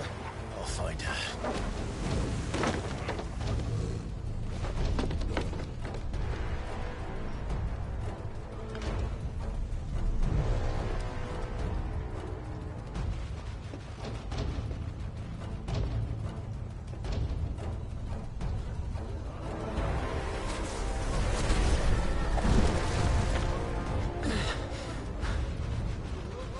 Bloody hell!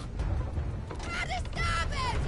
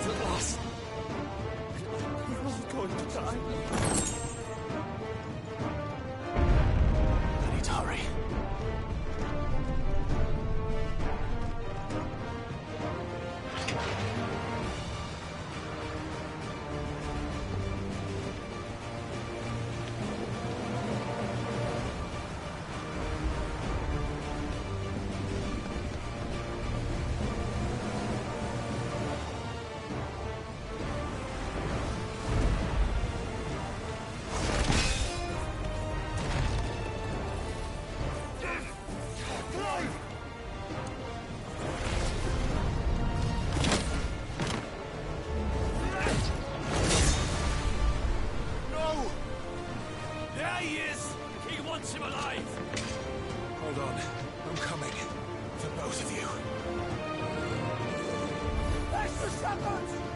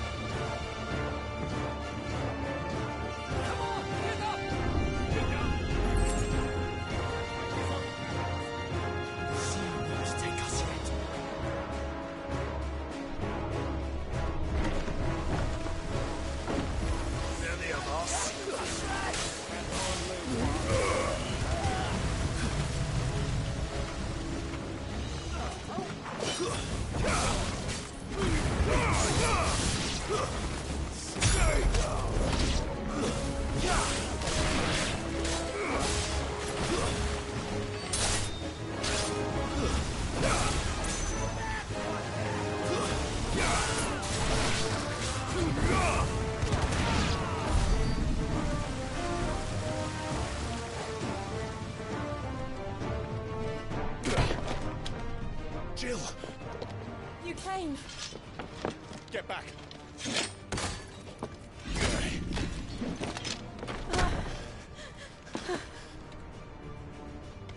Clive, how did you... I'll explain later. Hands.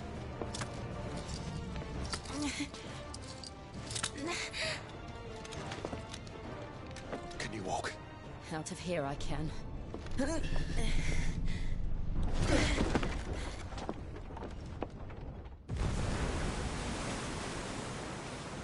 Stand still! Phoenix. Are you not the dominant of fire? I see naught before me but a guttering flame.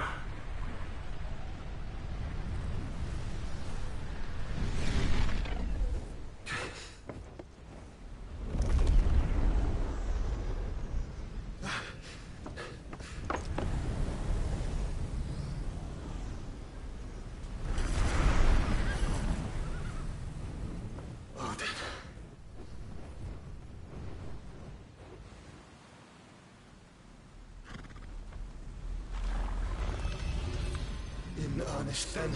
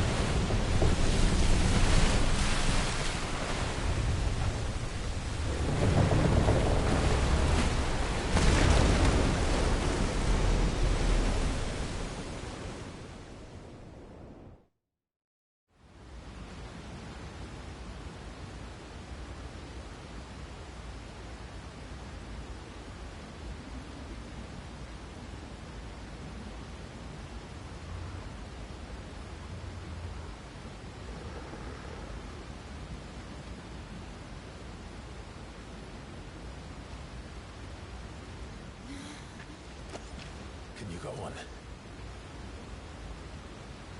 I think so.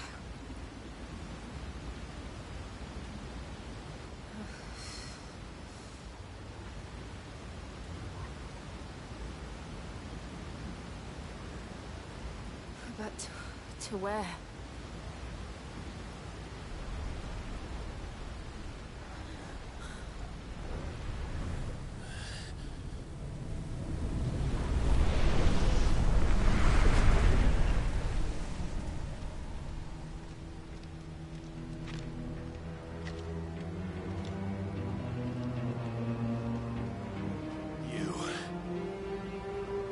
What did you do to Joshua?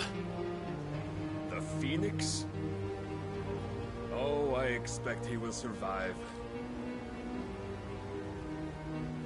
This consciousness in which you coil your feeble souls is grown thick with desperation. And thus has my master turned to my blade.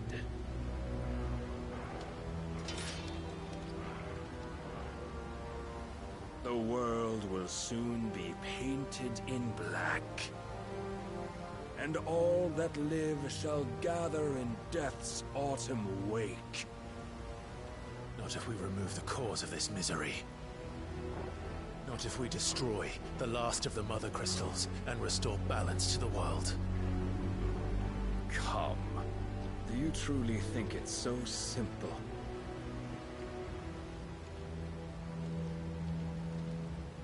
The Blight is inevitable. Not even the Almighty might stop its endless march. Your efforts will avail us naught. Naught, that is, but suffering. You must embrace the truth, Mythos. Accept your place with the Lord. Keep it. As long as there's a chance, there's a choice. Ever led astray by your blind resolve.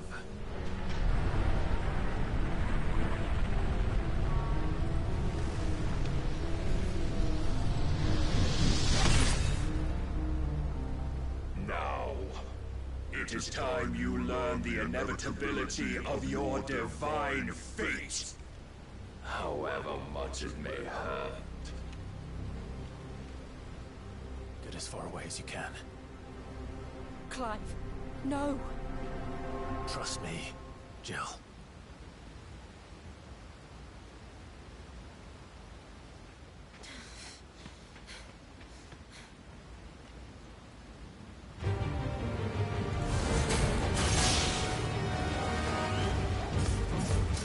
We don't have to do this. Oh, but we do. Only to remind you of your duty. Rise, Mythos. Defend yourself. In the short time since our last meeting, you have grown much. Yet as a vessel, I fear my lord will still find you lacking.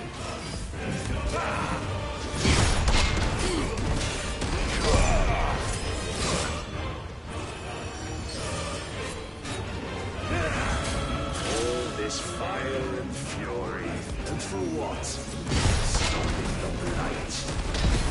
A foolish notion fed to you by a foolish man. How dare you? You know naught of this world or of our place in it. If our fates were so easily rewritten, we would all be gods.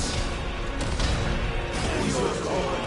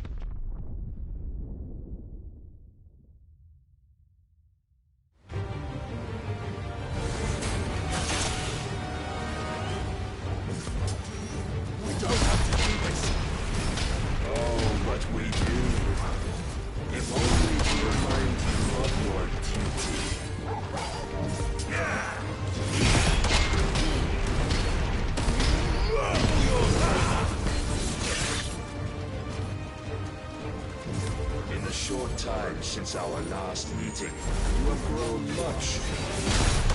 Yet as a vessel, I fear my lord will still find you lacking.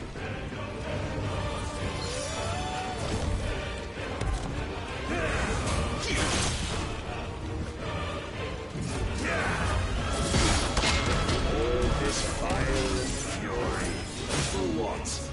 Stopping the blight.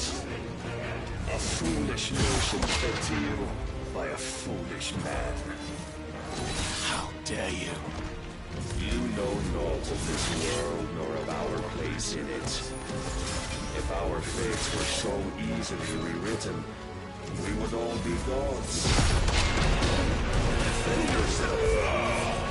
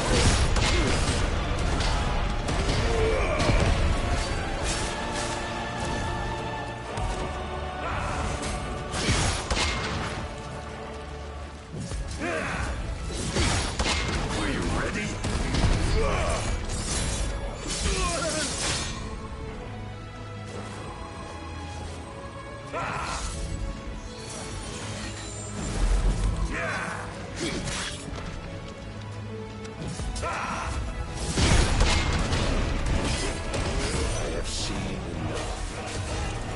If reason cannot sway you, there are other means of persuasion that might.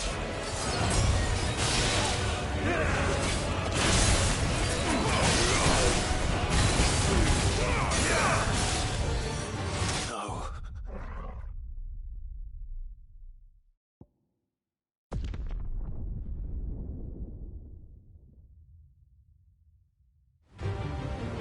I have seen enough. If reason cannot sway you, there are other means of persuasion that might.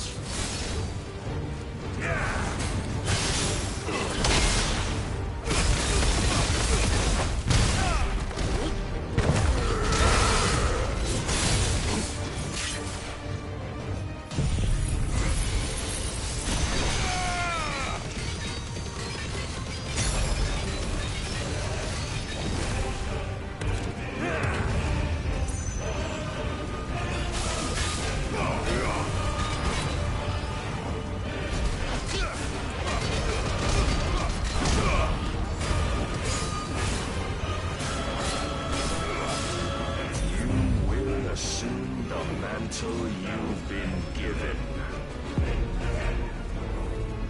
And thus is the light of hope severed.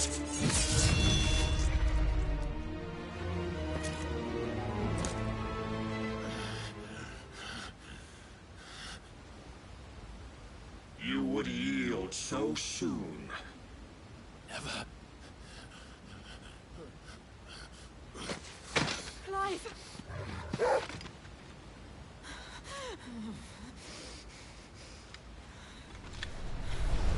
you not see? Your iron will weighs you down, dragging you ever further from your purpose. And what is my purpose? Mythos. Who are we? What are the dominants? The breath of the Creator still warm on our lips. We carry his light that we might guide the masses in his name. We are but mighty acts of God. We are more than that. You would be nothing without what he has granted you. The power we wield is his, and yet every time we draw upon it, it wears away at our very being. It breaks us. It unmakes us, that its immaculate aspect might reveal itself. The icon. It is too much for even his chosen few. Apart from you, Mythos, you wield the might of many, yet your body does not answer for its avarice. What are you saying? What I am saying is that we dominants are a means to an end. We were created for you, that you might drink deep of our strength and thereby fulfill your divine purpose. Which is? To feed. As you would know, could you only look beyond the walls of your prison of self-regard. As long as you choose to ignore this, you shall never penetrate my defenses. Still, you may take solace in the fact that you are not alone in your plight. The chains of volition shackle all of mankind, but there is yet cause to rejoice. For the Lord, in his mercy, has taken pity on his flawed creations, and shall see them restored to their proper forms. And what exactly would that be? Why, loyal servants to God. No. Manners, Lord Rossfield? They are men, like you and me. Albeit one's unburdened by the wills that drive our kind to madness. They are pure. They are divine. You mean to turn everyone Akashic? Not turn, Mythos. Turn back. For too long has mankind been led astray by their clamorous wills. It is time they return to a world of quiet equality, where they might once more know salvation. Salvation? And abandon everything we hold dear? We don't need your salvation. We'll save ourselves, and we'll do it on our own terms. Not yours. And not your gods! With every defiant expression of your will, the tighter the chains of consciousness become. But perhaps that fact may be put to use.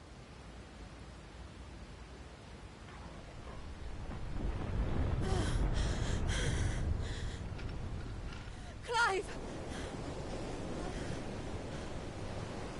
The faster it binds you to the remaining dominance, the stronger your hunger will become. Until it leads you back to the only answer there ever was.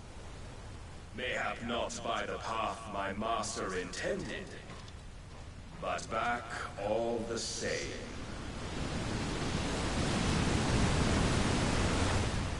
Ash is not far. I could freeze a path. You're in no fit state. Probably not, but I can try.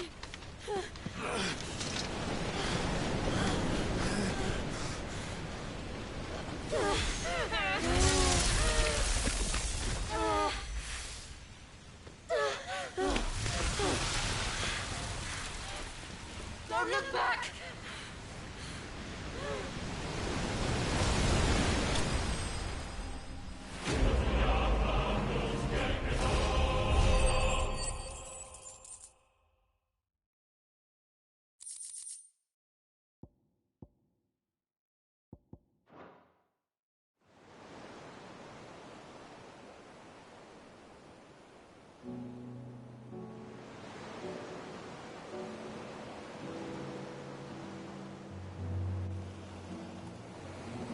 I hope the others are safe.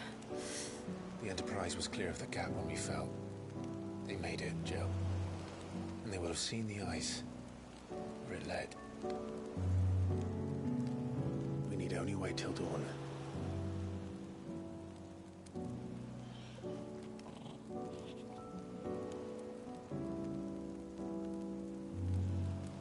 This is the second time Barnabas has bested me. I'm powerless against him. And maybe there really is nothing else for it but to give yourself to his master.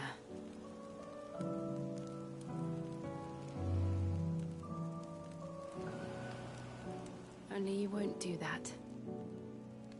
The Clive I know would never do that. So you believe? But do you really know me? If what Barnabas said was true, then I'm more monster than man. And each time I summon the flames from within, I burn away the things that make me who I am.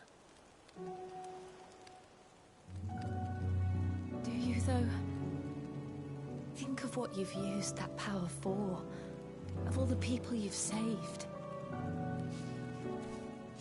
It doesn't matter how or by whom it was granted, only how you choose to use it.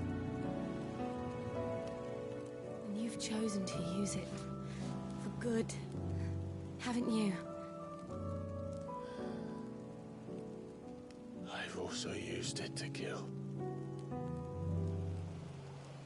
What if that's my purpose? What if it's all I'm good for?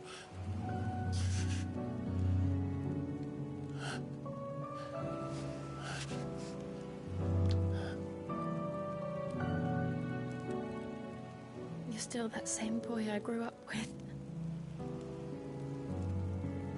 Always so eager to save everyone around you, and yet always so alone.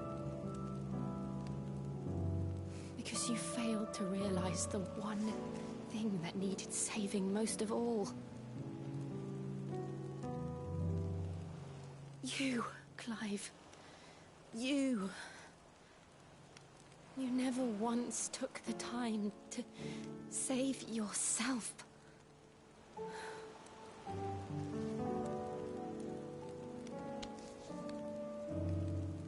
Myself? I think I might be beyond saving. No one is beyond saving, provided they want to be saved. You fight to survive. And you survive so that you may protect those you love. It's what you do. What you've always done.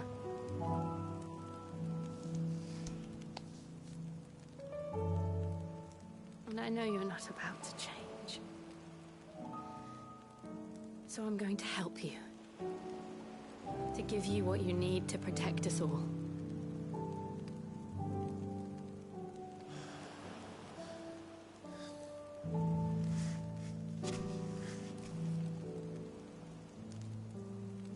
Jill. Are you sure?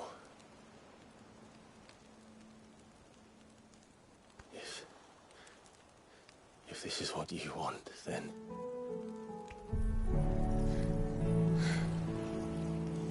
Don't worry, Clive.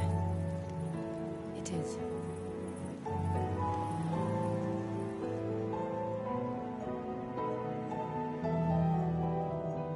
This burden, I'll give you the strength to bear it alone.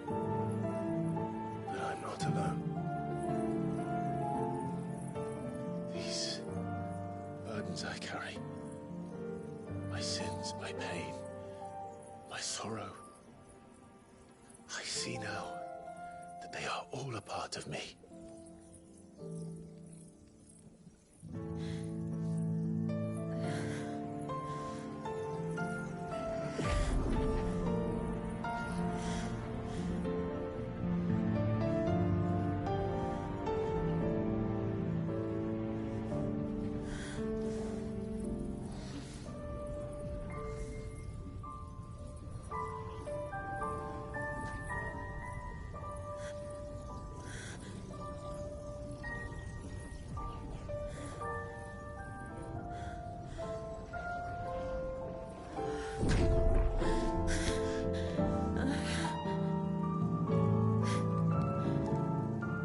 If I'm to continue on, having pledged my life to those I love, then I will gladly bear your burdens too, until my last breath. Clive.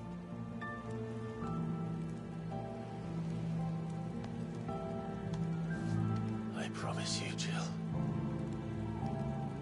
we will find a way to escape this fate.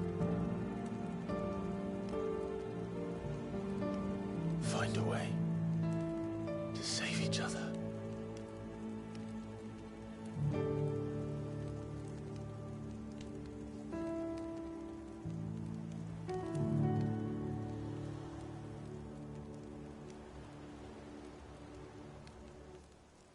That we might one day look upon the moon again, together.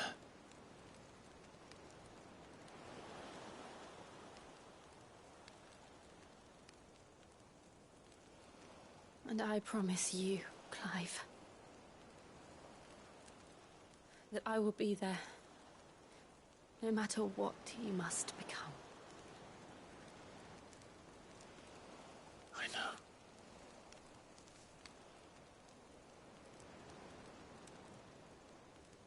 I never thought a smile could bring me so much joy.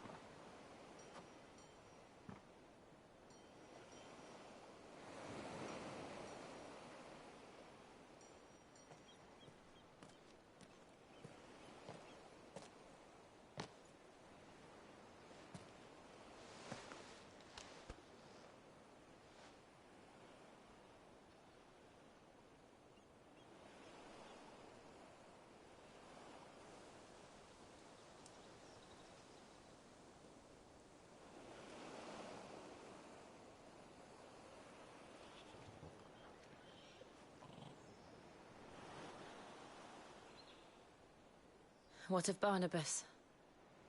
Do we pursue him? No. Our paths will cross again soon enough. Whether we like it or not. Besides, there is something we must do first.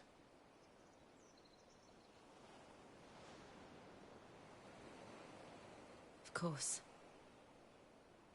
Drake's spine. The last Mother Crystal. The Einherja is at the bottom of the sea. Waloed won't dare move on Storm without her. But they know we're coming now. We'll need a plan. And a damn good one at that. Then let's go home and find one. Ash will have to wait.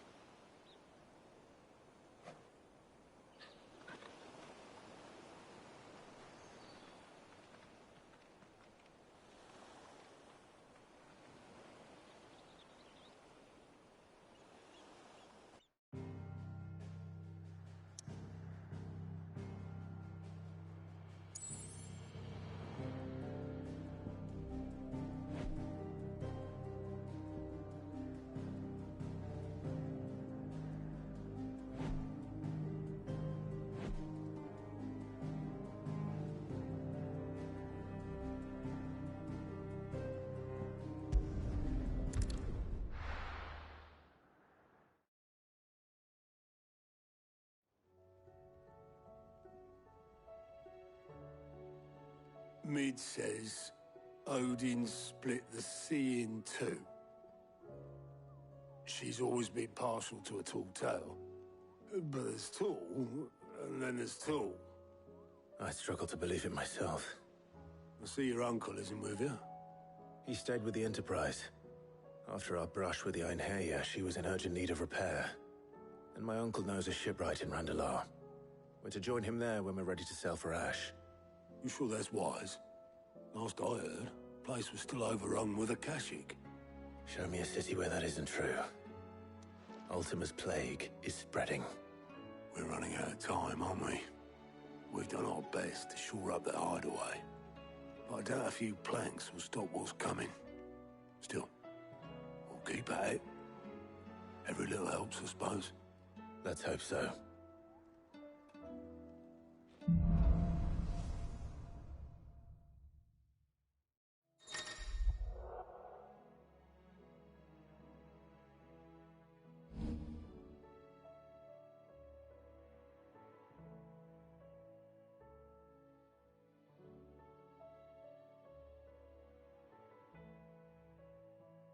I should visit Joshua.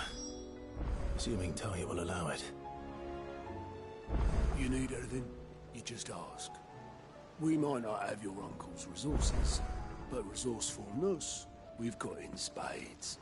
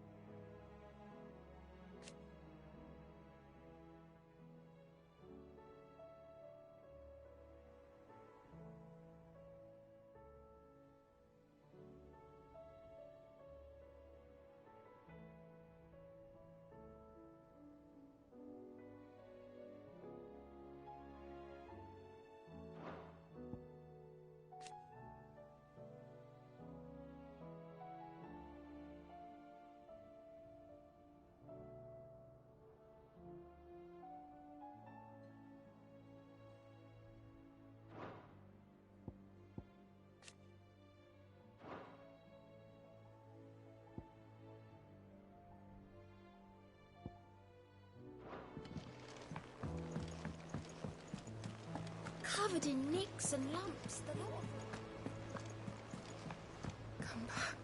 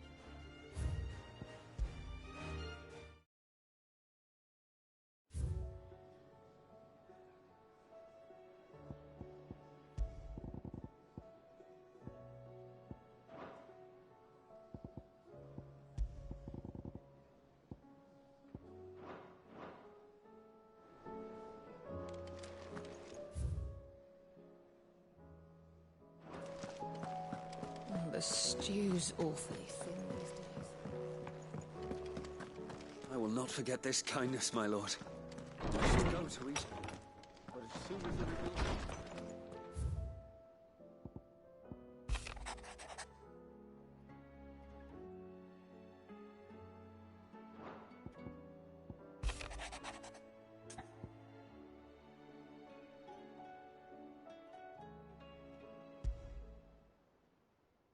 There's no way of knowing if Doris will confide in me, but I can speak to her at least.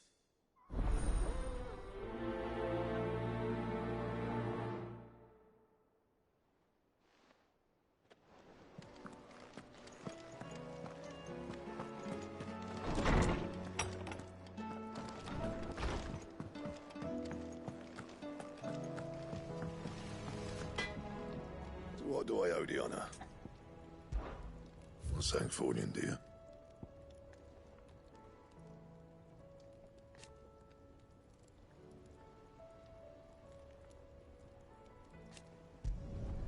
Not bad, if I do say so myself.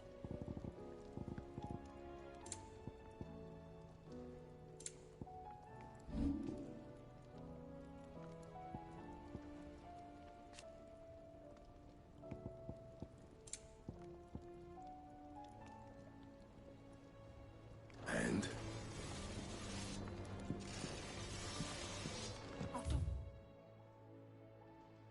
Tell me we've run out of Papio nuts and all.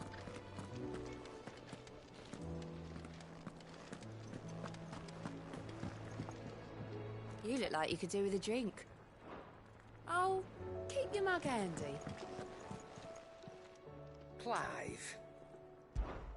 Coin purse weighing you down?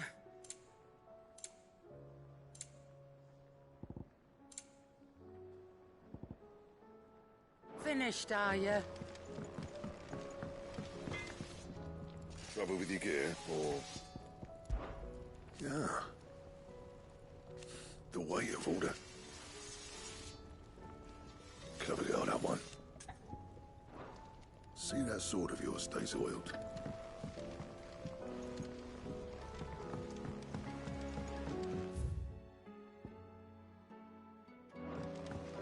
you tried Molly's lemon tarts?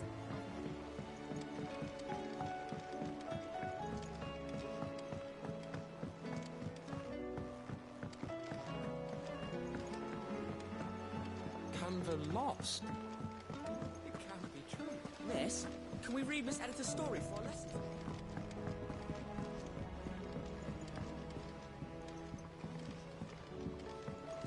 I finally finished the book I was writing. You're welcome to read it.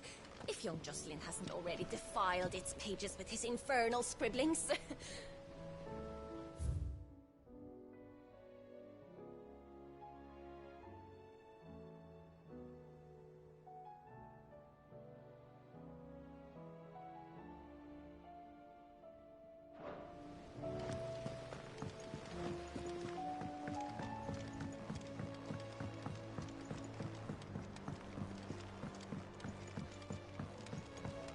How was she? Sid. Just the man I was hoping to see. Did you have a mo? Don't tell me. You need more bomb ash. Oh no, we still got plenty of that left.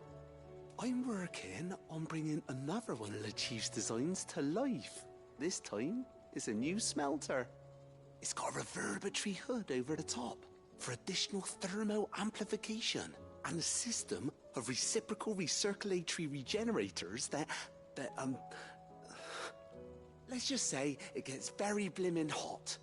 A heck of a lot hotter than anything Blackthorn's got in his forge, that's for certain. Only mithril engines get hotter, and you can't chuck ore in one of them and get metal out the other end. Trouble is, we won't be able to make out of any old rubbish neither. We need the good stuff. And I hear you once helped Helena get her hands on exactly that. Any chance you could help me too? If it's for the good of the hideaway, I'd be happy to. Oh, it is. I promise you. So, what exactly is this good stuff you need me to find? We've got a couple of examples here. Spherical echoes, we call them. More fallen materials. So this smelter is similar to the mithril engine in more ways than one. That's right. They're a bit like the thermal helms. Fallen ceramics deal with heat like nothing else, see? And what's more, they're directional, transferring heat from the inside to the outside. But these things, they're all outside. If we line the hood with them, they'll reflect the heat right back into the furnace. We've collected as many as we can, and I know where we can get the rest. Trouble is, they're all watched over by their bigger, uglier cousins. So you want me to visit some ruins, destroy some echoes, and bring back the spheres they're guarding? That's it in a nutshell, yeah. We're only 3 short, mind, and we know exactly where they are. There's one up Amber Way, in that ruin that they call Lost Plume, and another in the Silent South over in Dalmekia. Last one is in the ruins of Advent, which is in the Empire. All right then. Wish me luck. It'll do. I'll be keeping all my fingers and toes crossed.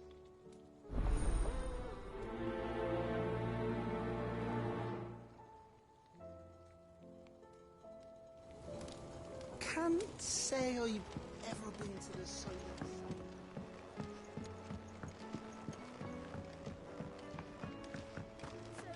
She don't need sails or oars, but she's still the fastest ship on the sea. That's what Mid says, anyway.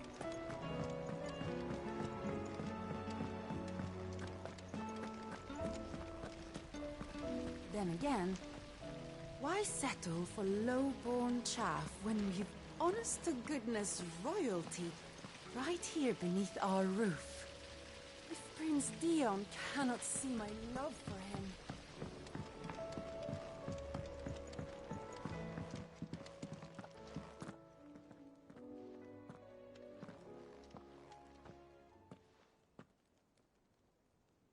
Where are you? Can I help you, Sid? I'm looking for Doris. Is she here? I'm afraid not. She's at Martha's Rest on a job. My job, actually. When she heard what the mission was, she insisted on going herself. Alone. Did she? What was the mission? Following up on some new information. Once they'd settled in, the bearers you helped liberate in the Dragon's Eyrie were keen to talk about their imprisonment. And about their captor. The slaver Cole's team were tracking when they were attacked by the Beastmen. I'll go and find her. She's at Martha's Rest, you say? If she's not moved on already, yes. I hope everything's all right. Why would Doris insist on going alone? Maybe Cole was right to be worried. How do you split the sea, you reckon? I reckon we're better off not knowing.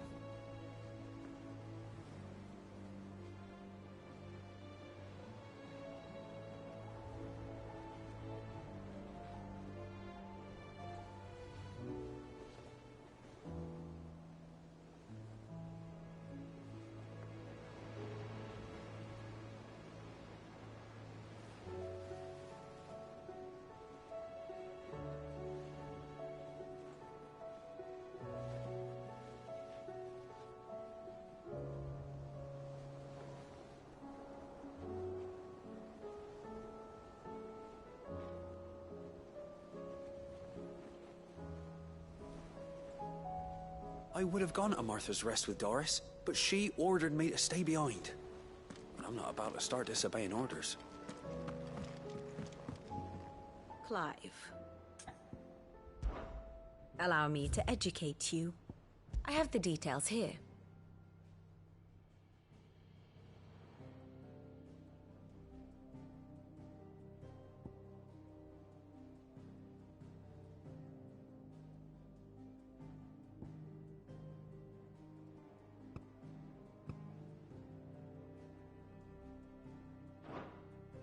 Here you are.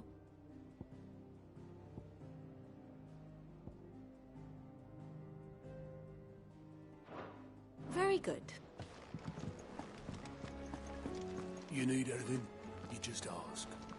We might not have your uncle's resources, but resourcefulness. Heard the bad news then, did you? What bad news? About Dravost. Blackthorn's old haunt. With the forge and all that. Well, anyway, the mines just down the road from there are spewing at Aoife like no one's business. And the village? Safe from the flood for now, but they've got other problems. Akashic. Every creature in the area's either turned, or on the way to turning, apparently. Zoltan and the others are living on borrowed time. They need help, and quick. Doris sent a few curse breakers to keep an eye on things, but there's only so much a couple of scouts can do. Except get eaten. If something ain't done soon, the old place will be overrun.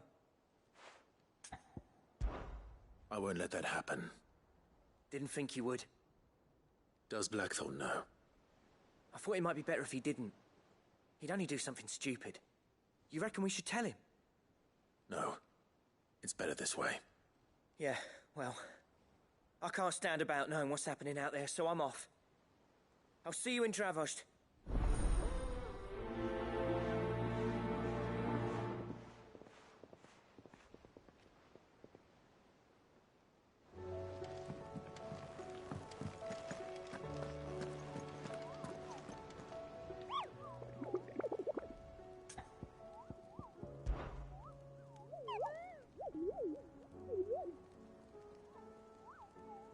Through Orcish lands.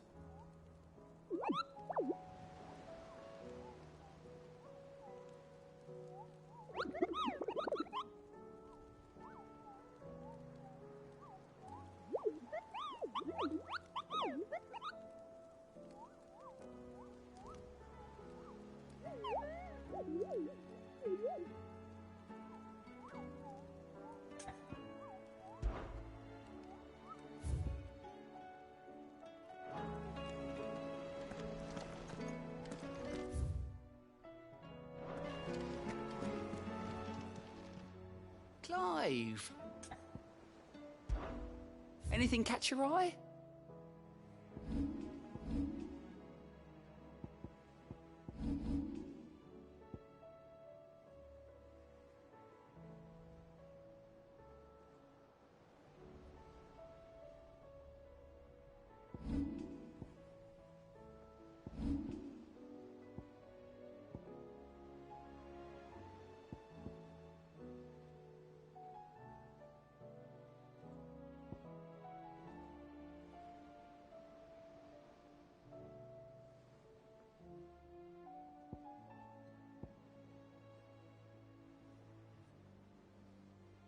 Think you can help?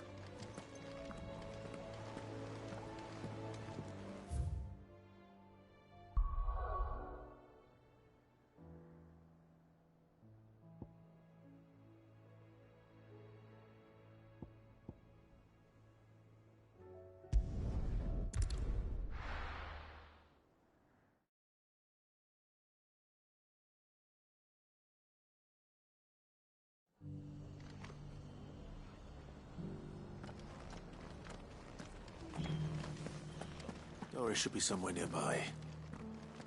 Assuming she's still here.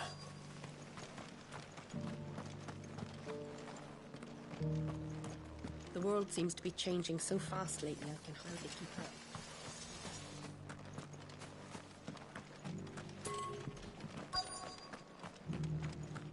I've got greens of all shapes and sizes. Colours too. Looking for Mostly shelter, green are though. you? Come on inside, I'll introduce you to Martha.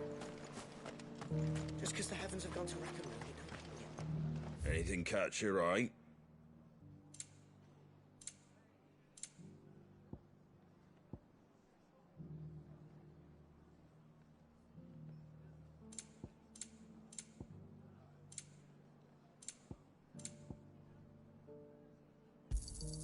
There you go. Fare thee well.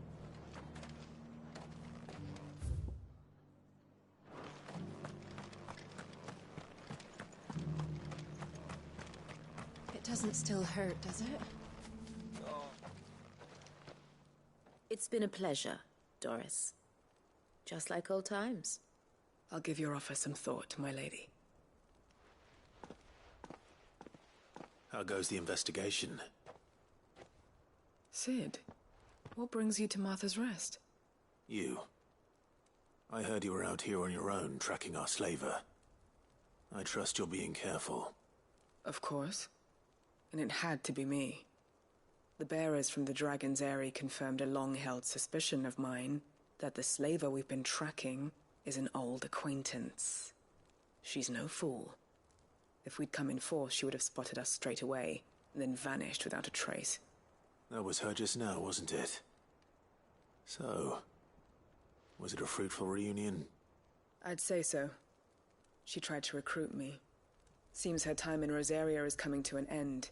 She's abducted bearers from across the region and is looking to smuggle them back into Sambrec.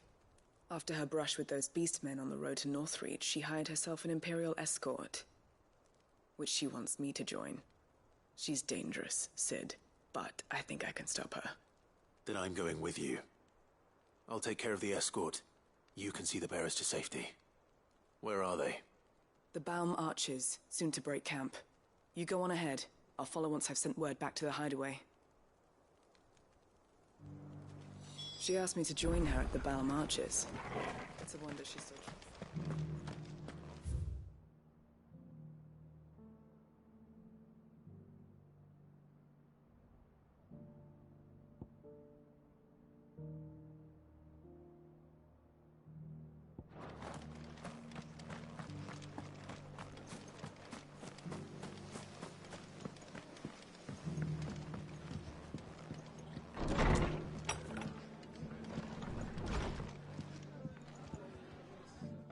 Clive, I was just about to send for you.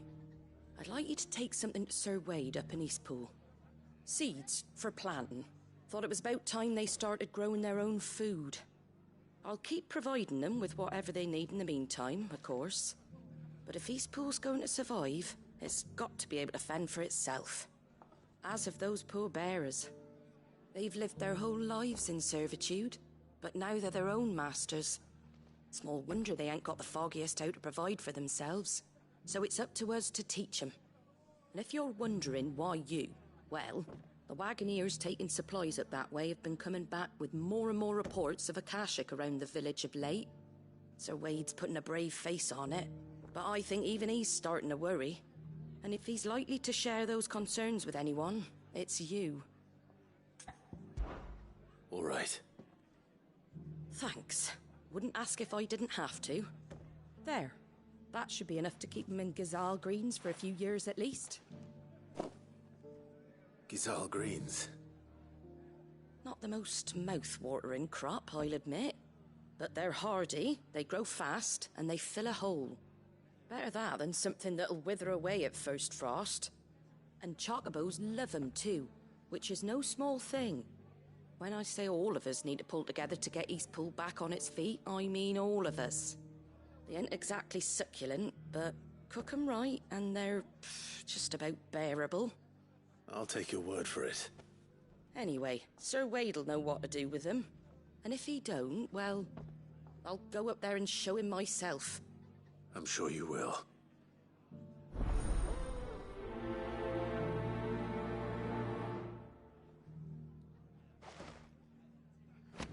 Get them Gazal green seeds up to Sir Wade in Eastpool, would you?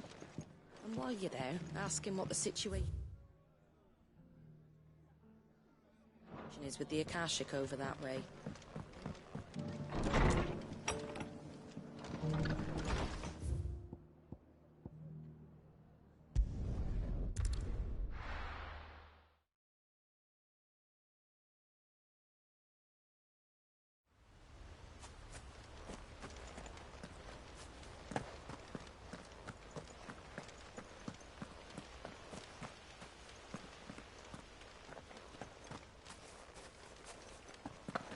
The Guardian saying we're supposed to grow our own food.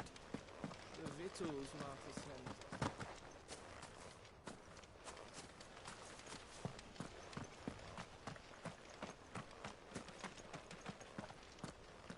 Can't help thinking it would be quicker and easier to take care of the repairs ourselves.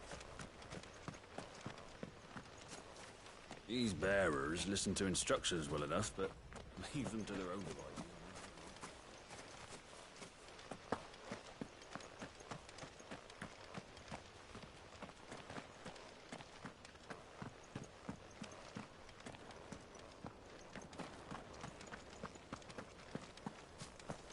Ah, Lord Rossfield. What brings you to Eastpool? A delivery from Martha.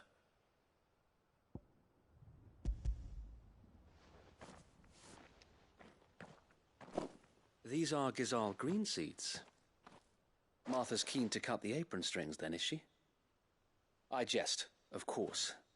You see, I had thought we might be able to revive the old wheat fields, but they'd long since gone to seed. Only without the seeds. Martha was hoping he might be able to show the bearers how to plant and tend these, so that they'll be able to fend for themselves. That's not a bad idea. These bearers had only recently escaped their bonds before we brought them here. They know little of freedom, of providing for themselves and their loved ones. Unless we teach them how to live like free men, I fear that all we have achieved in bringing them here is to exchange one master for another. Not that myself and the Guardians have been the best example to them so far, subsisting almost entirely on Martha's charity as we do. It's about time we all started to provide for ourselves, bearers and Guardians alike. Unfortunately, we've been a little too busy of late to focus on much besides bolstering our defenses. There have been alarming reports of... The Horde is closing in. They're coming, Sir Wade, all of them. Damn it all, I thought we'd have more time. Gather the men in the square. Send to the rest for reinforcements. Yes, Sir Wade. The Horde. Akashic, a veritable legion of them. They've been seen prowling around the northern reaches for a while now. We don't have the numbers to hold back a swarm that size. I had hoped to build a perimeter wall so that myself and the Guardians might be able to defend the village, but... Now you're out of time. Precisely. If reinforcements from the rest arrive before they do, we may just scrape through, but I fear that's rather an enormous if. What if you could call on reinforcements from Eastpool? You mean the bearers? We brought them here so they might live, not die, fighting for their lives. So wait. You said you lack men to defend the village. Are the bearers not men? Do they not wish to see Eastpool saved? Though they may not be trained soldiers like your Guardians, what help they are able to offer could still prove the difference between victory and defeat. You're right, my lord. I will appeal to them.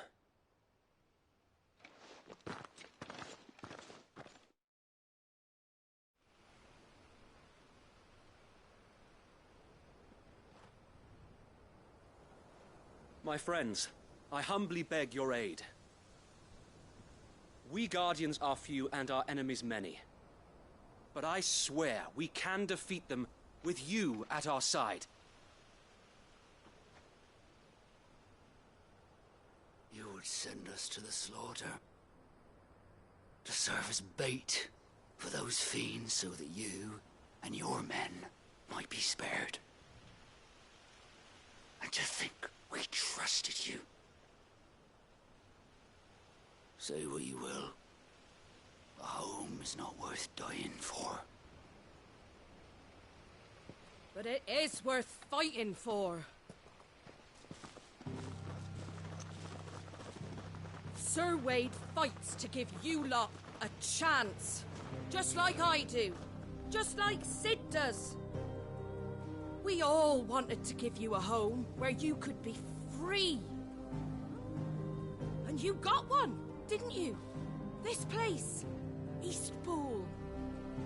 This is your village. Your home.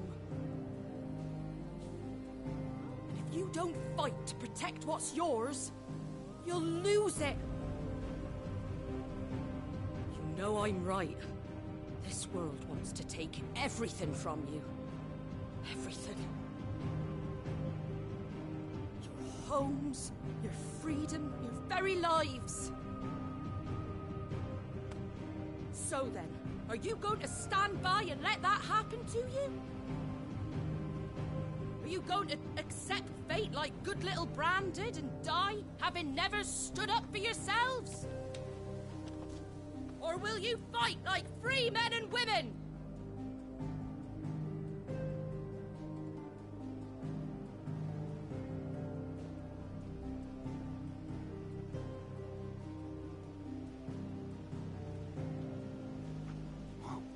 What are you doing? All right. Give me a sword. I never dreamt I'd have a home of my own. And now that I have, I don't want to lose it. I will protect what's mine, or die trying. We all will. Free men and women, fighting together.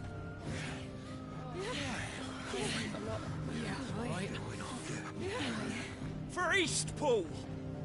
For Eastpool!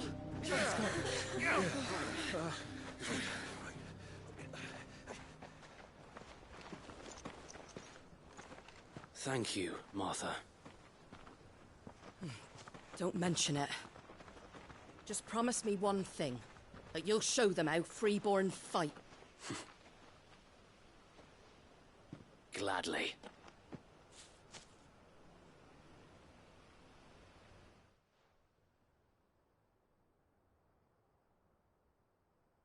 Well, if it was numbers you were lacking, you certainly won't be now. Thanks to you. Me? Oh, I just love the sound of my own voice. Lord Rossfield, my lady, we're ready. So what's the plan of action? We'll divide our forces into several small detachments, each made up of guardians, bearers, and guards from the rest.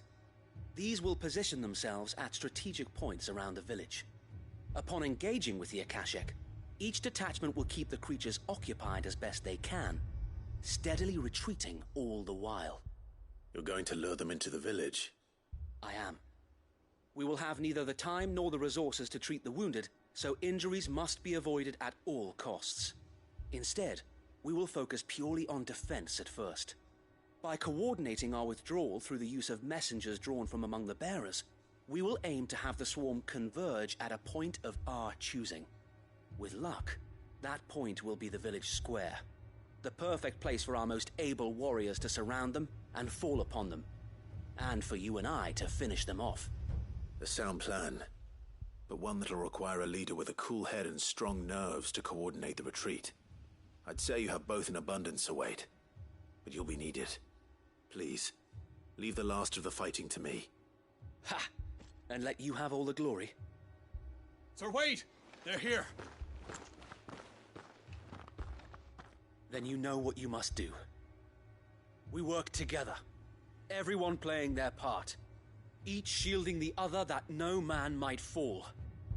that Eastpool might live on. For Rosaria. For Rosaria! We've no time to argue, my lord. I'll do as you ask. And I will do as you ask. Suppose we'd better do our bit too, then, eh? Right you are, Martha.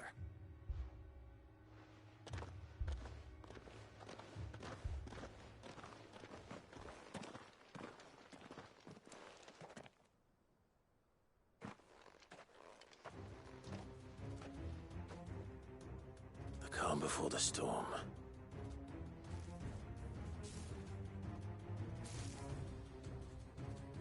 And here it comes. I will not let this village fall.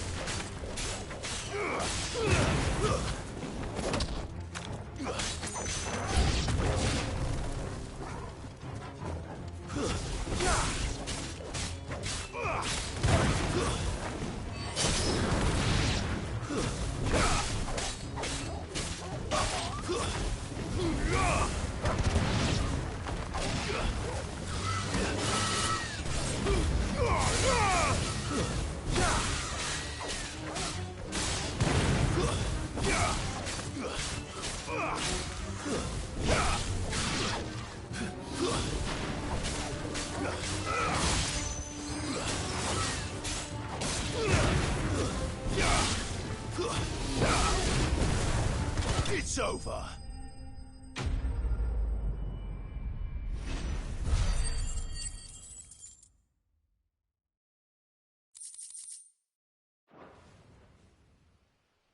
Looks like that's the last of them. Lord Rossfield! Change of plan! What is it? Owl from the rest. An Akashic Curl's been sighted on Rhiannon's ride and is headed in their direction. Well, the better half of her guard is here. So wait, how many Akashic remain in Eastpool? Hard to say. My men are still facing some resistance, but I think the worst is behind us. I could order a detachment or two to fall back and... No. Let them finish the job. You stay here too, Sir Wade. Your men need you. I'll go after the Curl. Join me only when Eastpool is won. If you're sure, my lord. May the Founder protect you.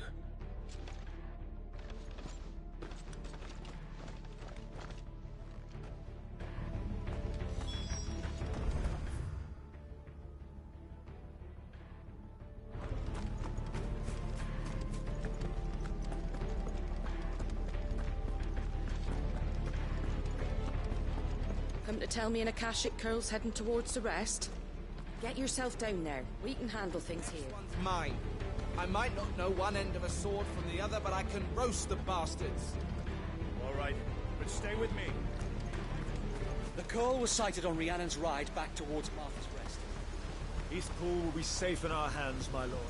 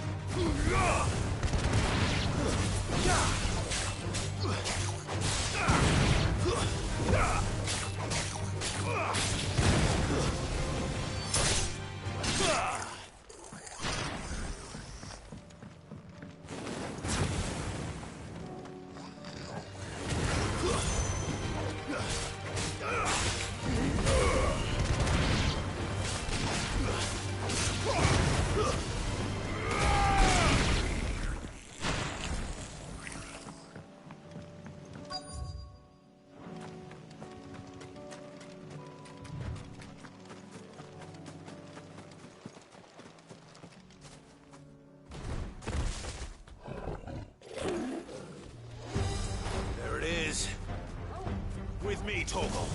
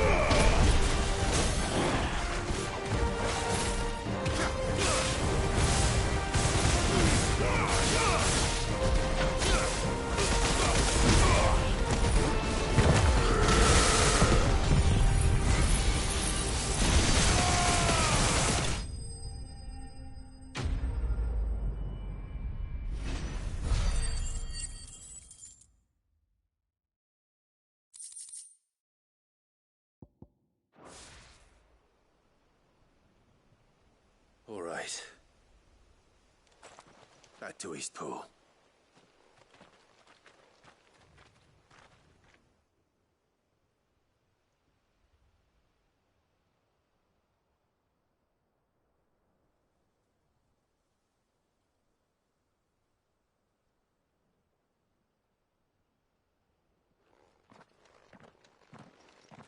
Lord Rossfield, the Curl, is it? It's dead. Thank the Founder for that. And for you, my lord. We were able to eradicate the rest of the Horde. I have guardians posted around the village to keep watch for further attacks, but all seems quiet for now. I hesitate to say it, but I think it might be over. I think it might.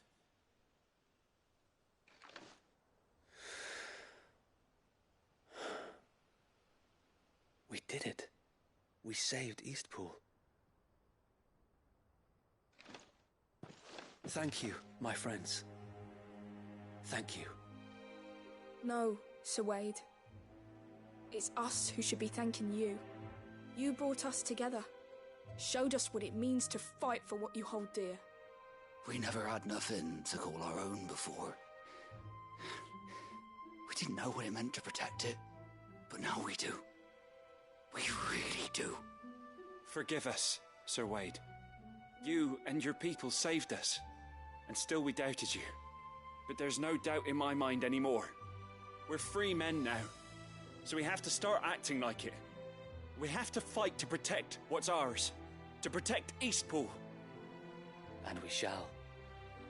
We all shall. Together. This is our home.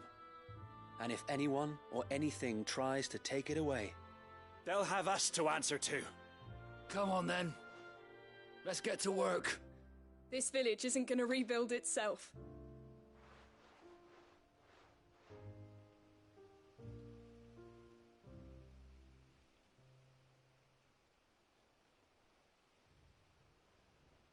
They're not slaves anymore. No. They're Rosarians. Your father took pity on the bearer's plight, and I believe if he was still with us today, this is what he would have wanted. I believe you might be right. I shall remain here, my lord, and do what I can to help rebuild the village. After all, this is my home now too. And I could hardly call myself an East Poolian if I didn't pull my weight. I think you'll find it's East Pudlian, Sir Wade. But you should be proud all the same. I'll have to pull my weight too. Can't have the rest getting outclassed. Speaking of which, I ought to be getting back. Can we continue to count on your support, Martha? Of course, and I'll be counting on yours too. Us Rosarians have got to stick together, haven't we? Indeed we have. And Clive, come by the Golden Stables when you get the chance. I ain't paid you for delivering them seeds yet. All right. I will.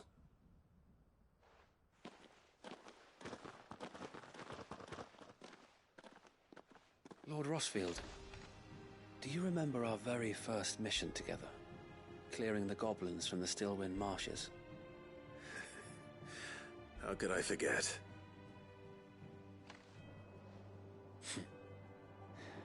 There's one sight that I shall never forget. You, facing off against that giant Morble. Not a trace of fear on your face. Since that day, there have been more than a few times when I felt like giving up. When the odds seemed so stacked in the enemy's favor, I thought I may as well just lay down my sword and surrender. But every time, I would think back to the look in your eyes that day and remember what it means to be a shield. Know that whatever trials Eastpool may face, I shall never lose courage. Thanks to you. So Wade, you have always been a true shield. I know that Eastpool, and indeed all of Rosaria, will be safe in your hands. Thank you, my lord. I know the rest of the world will be safe in yours. I'll do my best.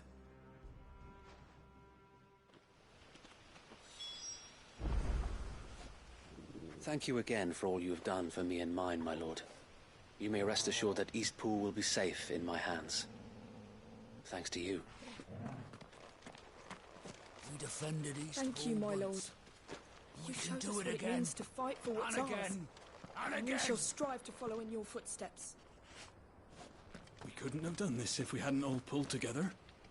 Even you and Martha chipped in. We owe you a debt of gratitude, my lord.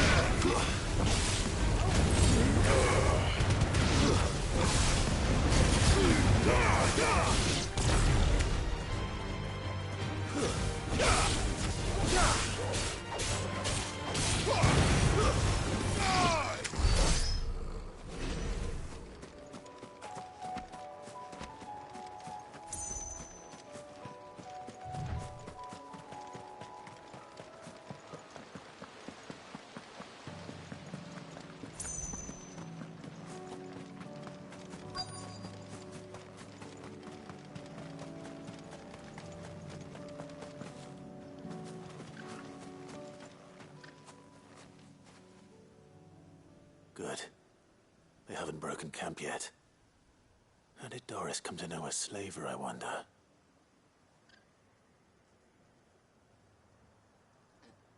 We've waited long enough. She's not coming. Ready the bearers. We're leaving. Back to civilization, is it, Mom? With all haste, lest any of you lackwits start talking like these feckless bumpkins. I presume your men are ready.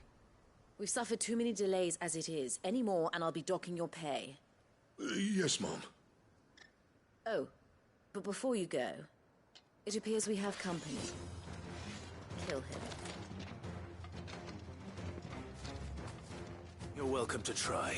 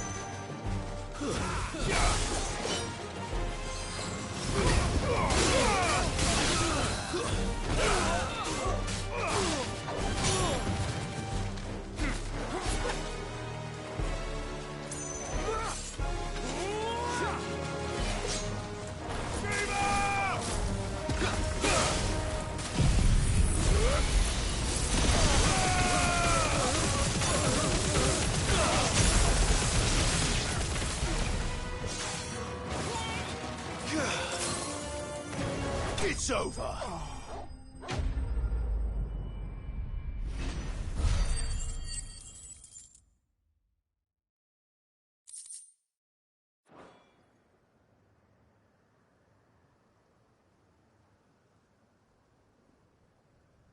So much for your escort. You'll forgive me for not avenging my men. I'm not the swordswoman I used to be. I surrender. Do with me as you wish, Sid the Outlaw. Sid! Ah, Doris. I take it you're not here to rescue me from our brooding renegade? You know, I always wondered where you'd vanished to. But casting your lot with this criminal of all people... Better fighting for a cause than killing for coin. I'm sorry, Sid. I should have told you sooner. This woman, my former master, once trained bearer children to be weapons in service of the highest bidder. She raised me like a daughter, and I did terrible things to earn her favor. It wasn't all terrible, surely. We had our fun, too. You were always so eager to learn, and had such clever hands. All my other children took either to the blade or to the books. Always either or. But you proved yourself a master of both. That's why I kept you for my own. How about it, my little dagger? Care to swear that blade to me again? I never swore my blade to you, nor will I ever. I fight for a higher cause, to liberate the bearers of this world. Farewell, Master.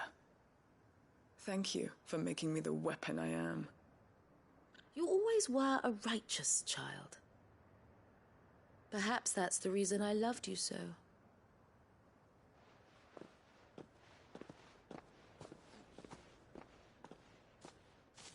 What do you want to do with her? I am not the killer she wanted me to be. Not anymore. And she no longer has friends in high places. The Dame does, though. Her connections at the Imperial Court will see that justice is done. All right. If you're certain. I am. And thank you for everything.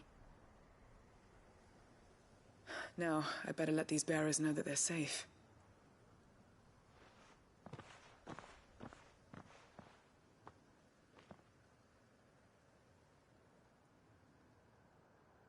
I should head back to the hideaway and put Cole's mind at ease.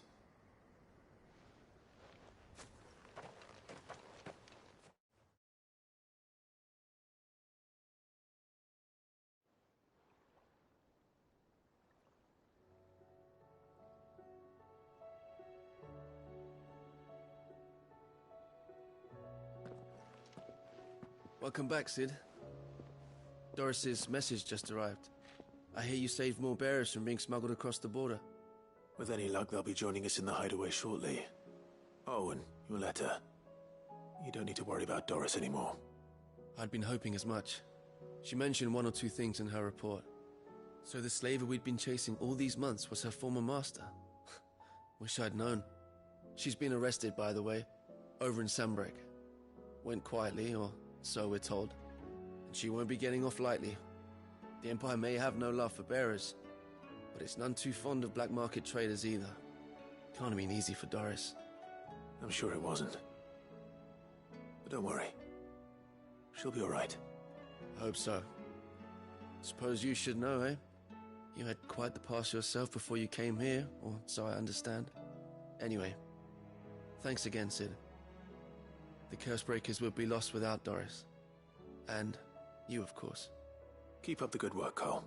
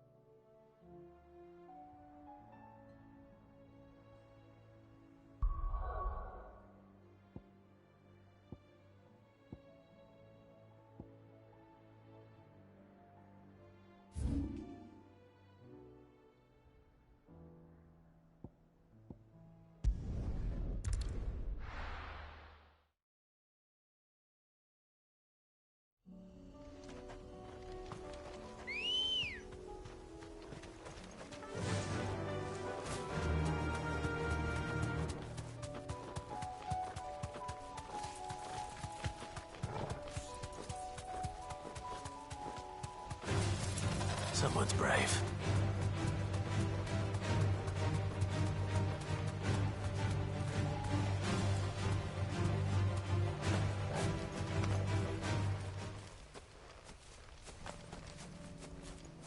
The people of Amber might not have been the friendliest sorts, but they didn't deserve this.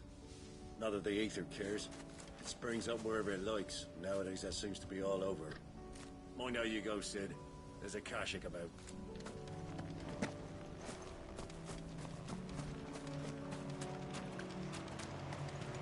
Damn it. The whole village is turned.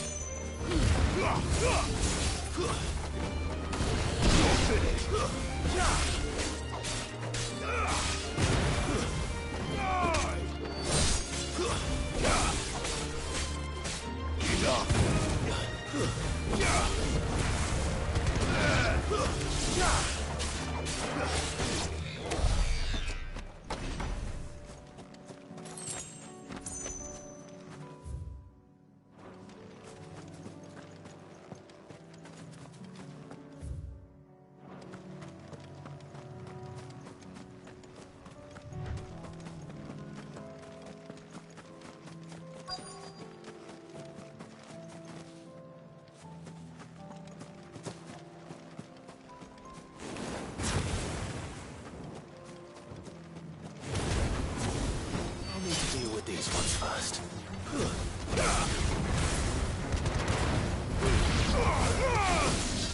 Too slow.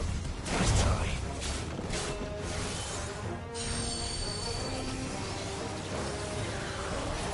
Fighter!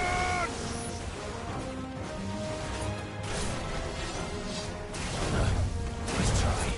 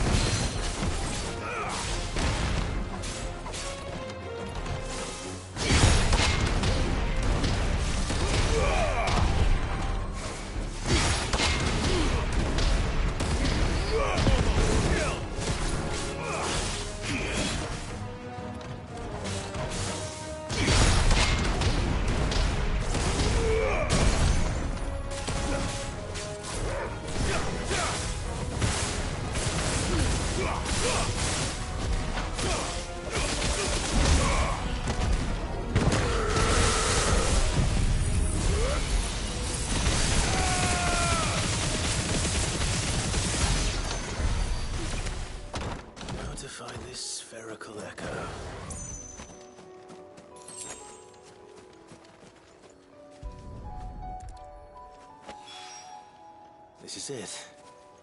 Right then. Just two more to find.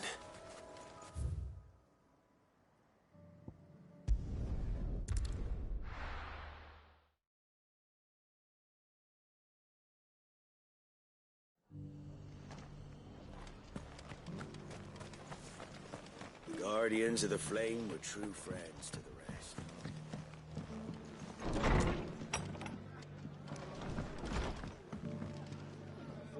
The hero returns.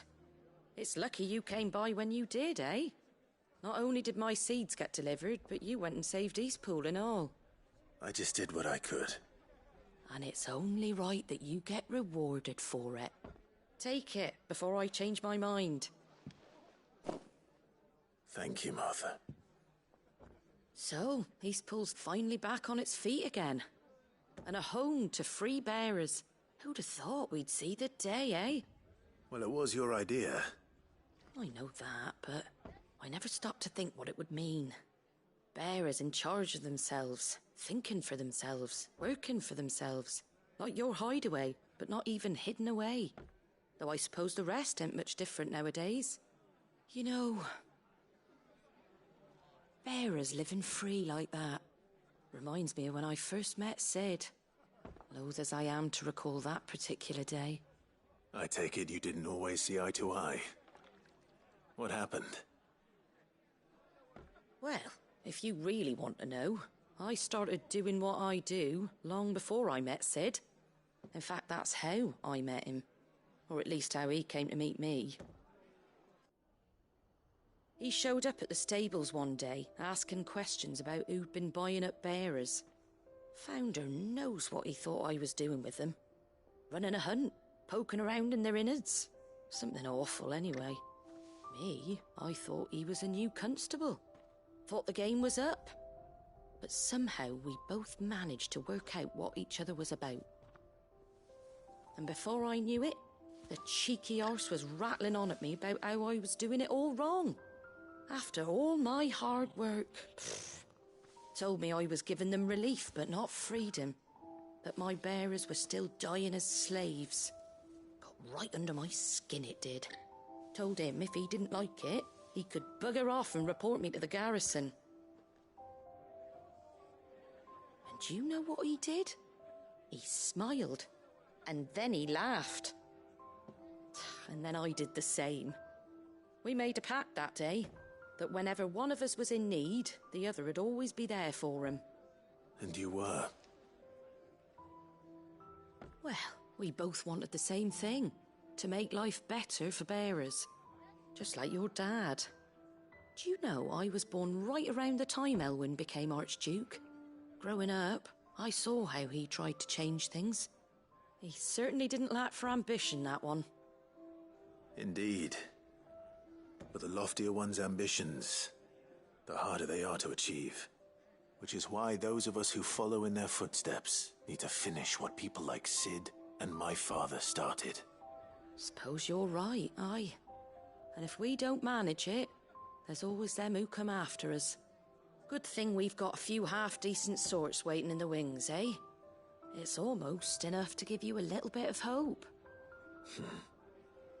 Just a little. Anyway, enough nattering. Better get back to work. Let's see about making everyone some dinner, shall we? The least the folks who saved Eastpool deserve is a hot meal.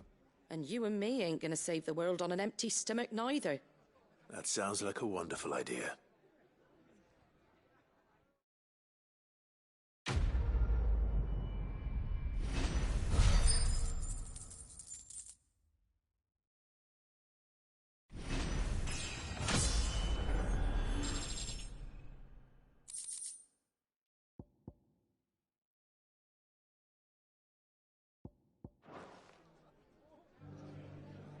Don't worry, Clive. You went alone in this fight.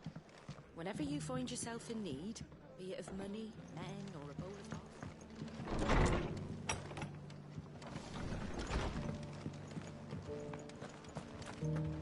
Ah, Lord Rossfield. Don't look so surprised. I expect the Burning Quill already told you that the Undying had eyes everywhere, and mine just happened to be here in the rest. I wanted to thank you, my lord, for all you've done for our people. You've rekindled the fire in the heart of every true-born Rosarian, like the Phoenix. The Duchy shall rise again. Not on any map, perhaps, but in us. I wish you the best of luck on your journey, and may the Firebird's flame burn ever in your heart. The Guardians of the Flame were true friends to the rest.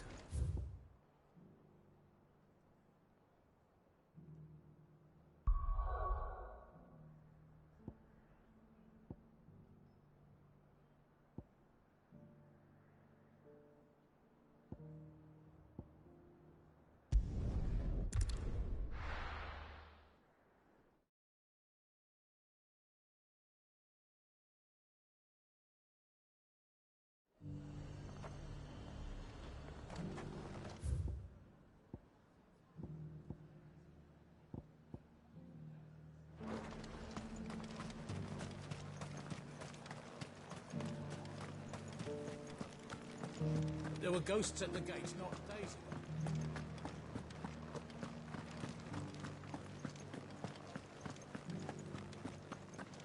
ago. Those things I said before. So many were injured.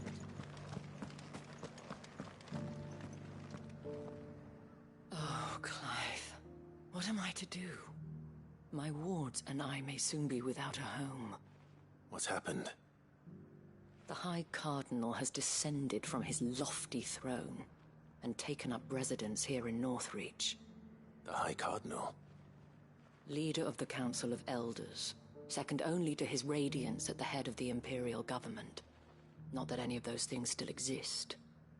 Now he goes by his noble title, the Duke of Oriflamme. And what does he want with Northreach? He wants to transform it into a military stronghold, a foundation upon which to build a new Sambrec. He's already secured the support of the various army remnants, with promises that they shall be afforded the respect they deserve in his empire. One built on the confiscated property of the people. He would rob the populace to pay for it. Believe me, I have used every means of persuasion to discourage him from this folly. But for whatever reason, he will not listen to me. What does Captain Philippe make of this? When the town was under attack, it was him the soldiers rallied around. Couldn't he use that influence again? How? By speaking out against one of the most powerful men in Sambrec.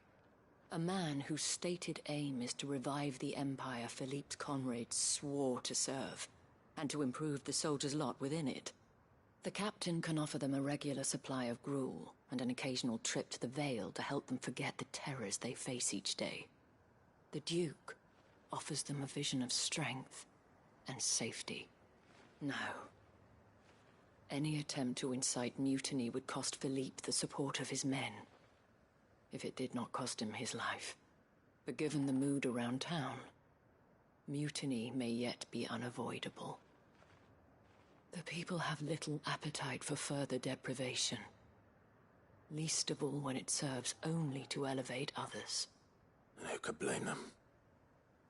Clive, would you appeal to the Duke on my behalf? For your services to Northreach, you have the respect of the soldiers, and they will take you to His Eminence if you ask them. And unlike Philippe, no bonds of loyalty prevent you from speaking your mind to the man. Well, will you try? You could hardly fare any worse than I did. I'll see what I can do. Thank you, Clive. Tell me then, where will I find this Duke of Oriflamme? In the garrison? Overseeing the troops, yes. All right. Wish me luck.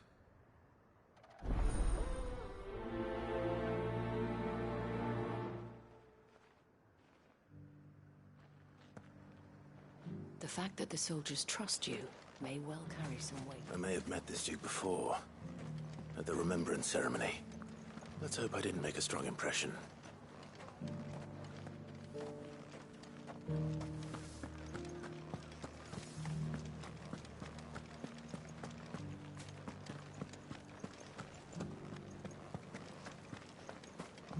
You needn't fret.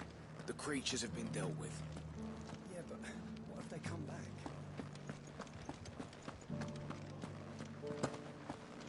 The legionaries lay limp and lorn, both heads and swords hung low.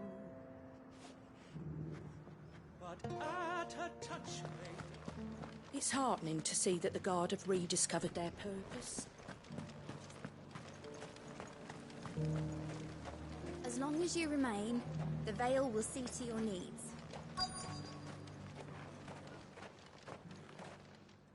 Halt! Oh, sorry about that. You're the dame's man, aren't you? You got some business with the captain? No, actually. With the Duke. I was hoping I might be able to speak with him. We're under orders not to let any civilians pass. But you should be all right. His Eminence has heard all about you and your heroics. Wait here. I'll go and ask.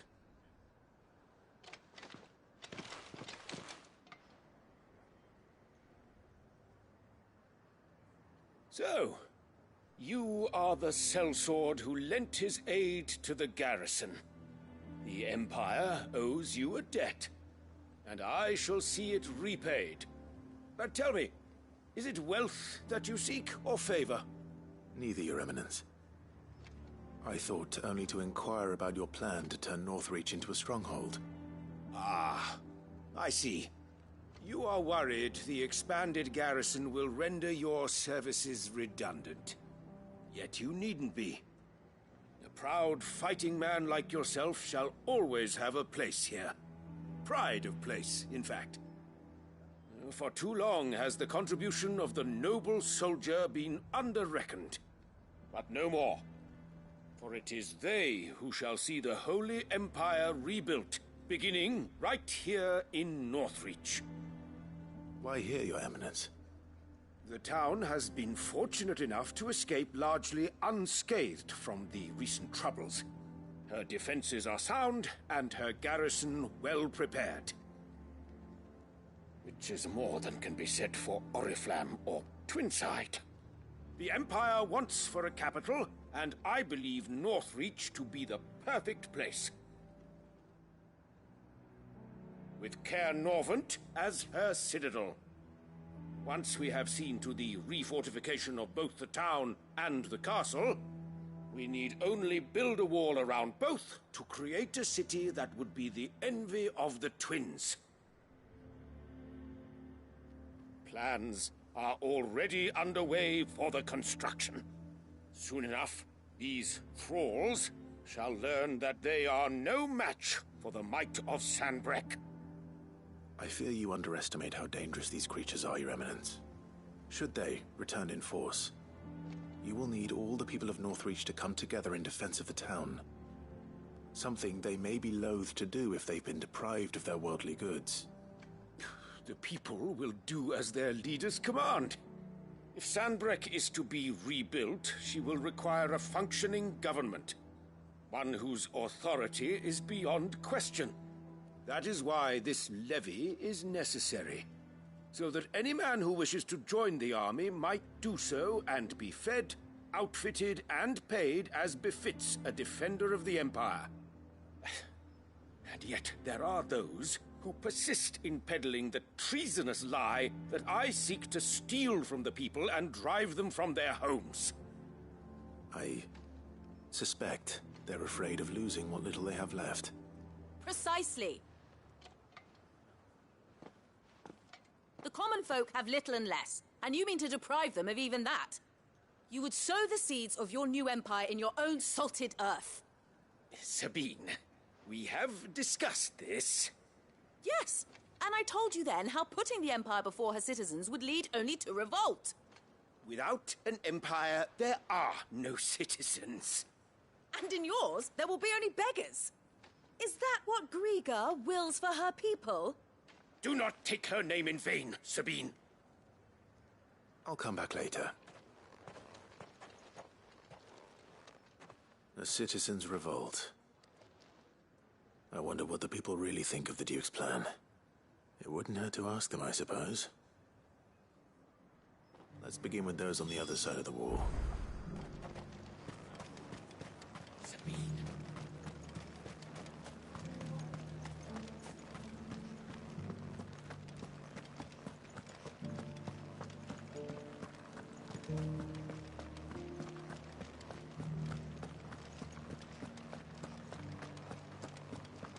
There were ghosts at the gates not days ago. All right there. What is it you're after, sir? Just your opinion, actually. I wondered what you thought of the Duke of Oriflamme. Oh, him. Not much. None of us traders do. It's thanks to nobles like him that we had to set up shop this side of the wall in the first place. Couldn't have the rabble getting any closer to the holy capital, could they? And now he's trying to drive us out completely, threatening to take everything we got from us if we don't clear off. If the dame said she wanted him run out of town, I'd be straight through that checkpoint, tar bucket in hand. The Duke might have soldiers at his beck and call, but us common folk follow the day.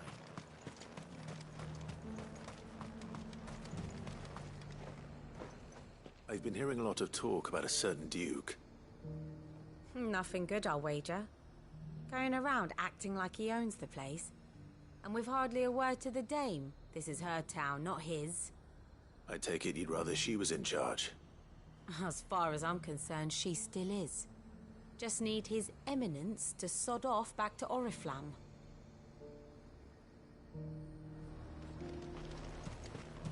Why?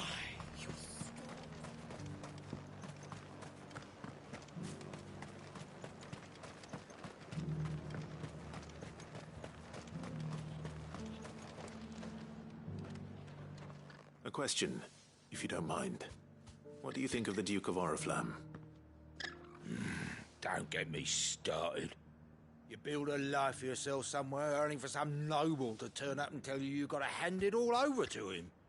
If he thinks his name and his chains give him the right to empty our purses, he's in for a rude awakening. We'll do whatever it takes to keep what's ours. Whatever it takes. Well, the people seem united enough. What about the soldiers?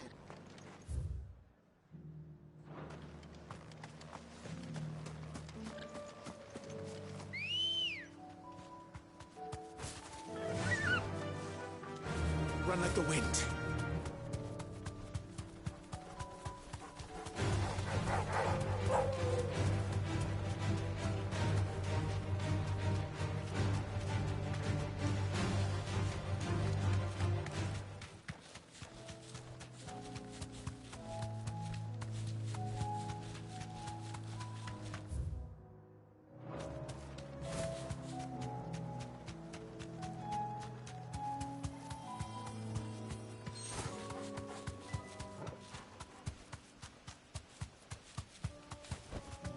Thanks, girl.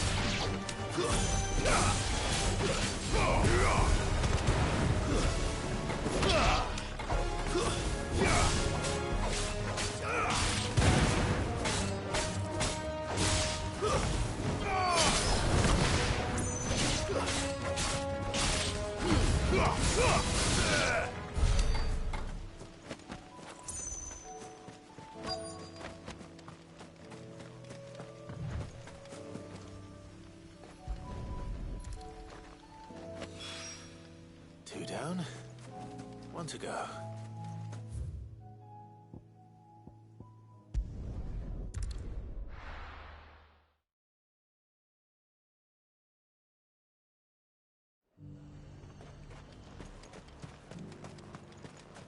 I got peppers to numb you, ton. There were ghosts at the gates not days ago.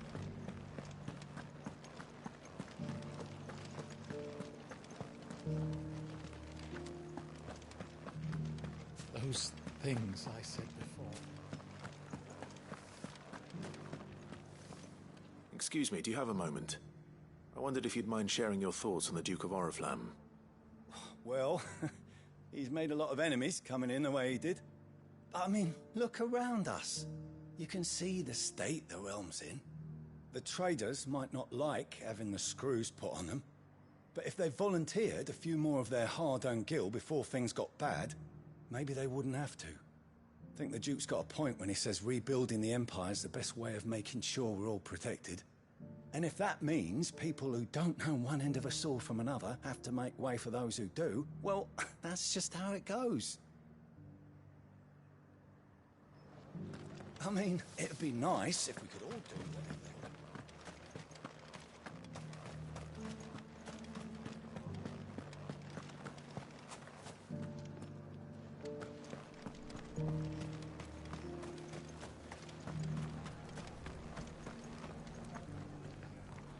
You. You're the one who was talking to His Eminence. On the Dame's behalf, yes. I was trying to persuade him not to take the people's goodwill for granted, but it seems my words fell on deaf ears. What do you think of his plans? I'm a soldier, mate. He tells me what to do, not the other way round. Listen, I've got nothing but respect for the Dame, but I've got a family to look after. That's where my loyalties lie, not with the town or the Empire, but with my wife and children. If the Duke can get us cement and the equipment we need to fight off those blue-skinned bastards, I don't care how he does it. I wouldn't be here today if it wasn't for the Dame. But I'm with the Duke.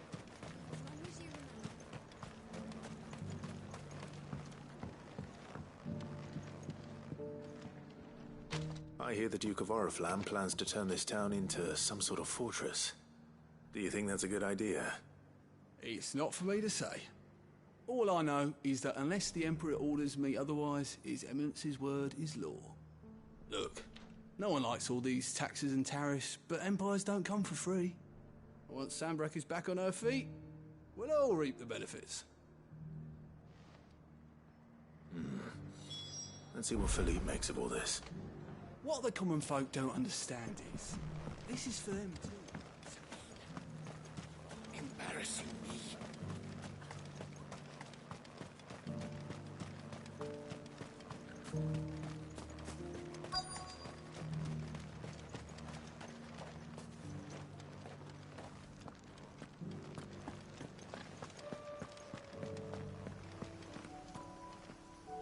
Captain, do you have a moment?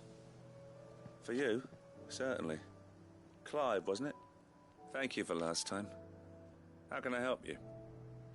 I wanted to ask you about the Duke of Oriflamme. Do you intend to go along with his plan? But to tell you the truth, I'm in two minds. It's my sworn duty as a captain of the Imperial Army to obey his orders. But I can't say I agree with him. Philippe, I remember you saying that you became a soldier to protect the people you loved. The Dame included. That's right, I did. Well, she doesn't agree with the Duke's orders either. She thinks they could tear Northreach apart.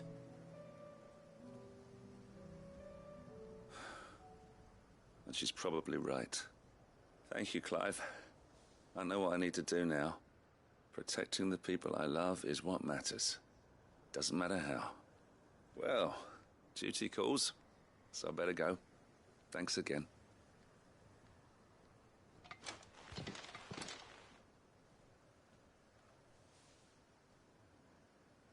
It seems Philippe wants to do the right thing at least.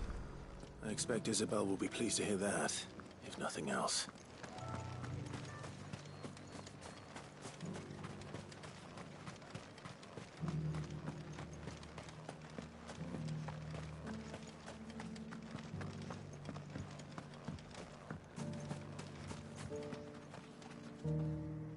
Ah, Clive. How did you fare? Were you able to speak with the Duke? I was, but...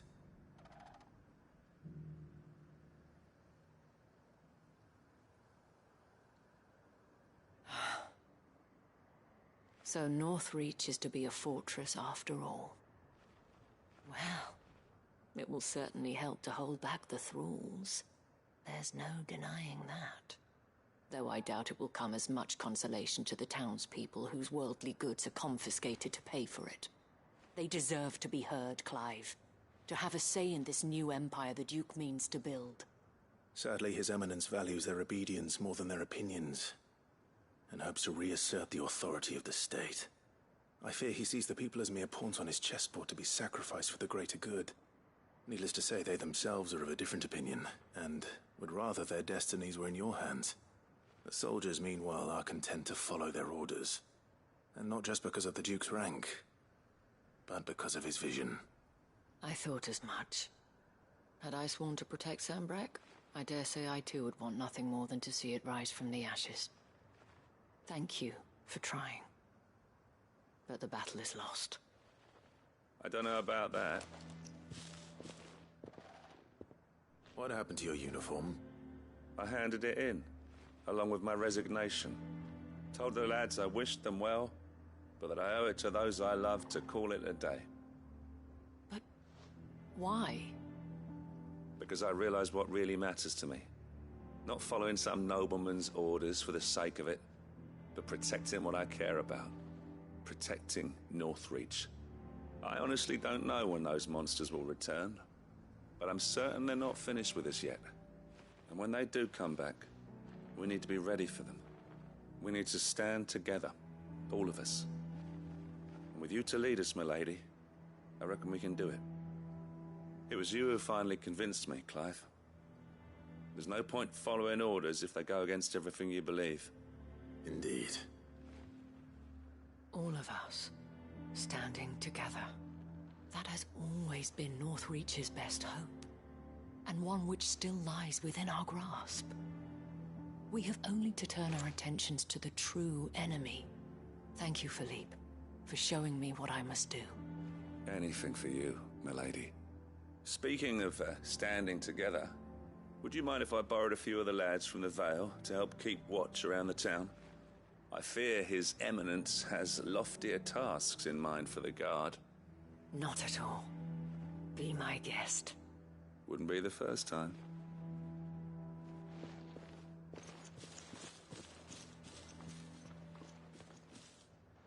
There may be hope for Northreach yet. Especially with men like you and Philippe to champion our cause. I, for my part, shall continue to work upon the Duke, in the stubborn belief that I might still tempt him into joining hands. But I suspect I shall have to call upon your aid again. Until then, Clive. Until then.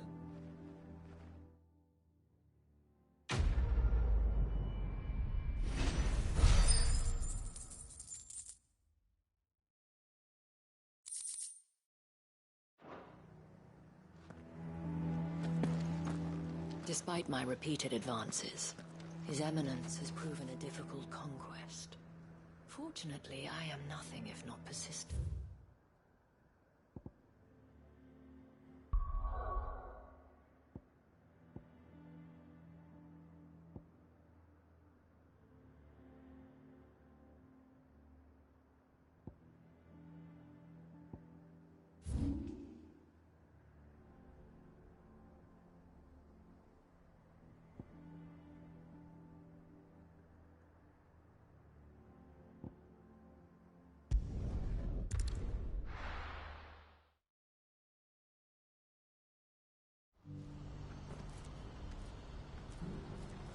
What's happened?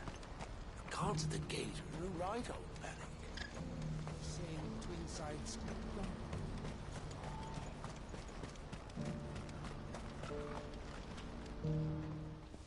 Clive. You'll be pleased to know that the negotiations are progressing well. That is good news. Yes. Our comrade in Randala has just sent word that the contract should be signed very soon. But I still have much and more to prepare. It's a huge undertaking moving this many bearers at once. You couldn't do me a quick favor, could you? What is it this time? More wild beasts? Nothing like that. I just need you to go over to the caravans and ask El how long we have until the bearers arrive. Find out exactly how much faster I need to get all these supplies moved. All right. I'll go and ask. Thanks, Clive. I owe you one.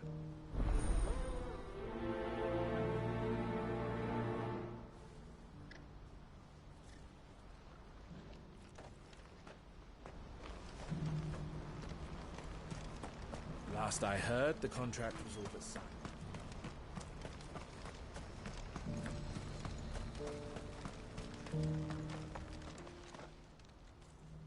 Don't blame yourself, El. This is their fault, not yours. I know, but... No buts about it, all right?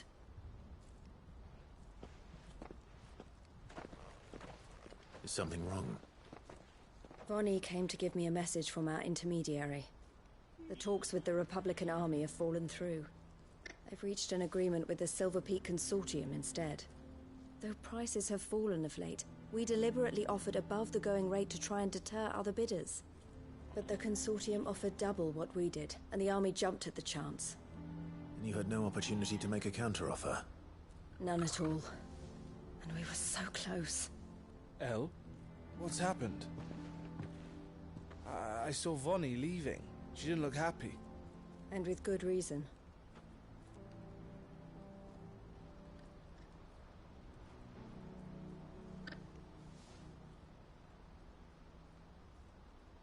But I thought we were the only ones the Fist was speaking to about the bearers.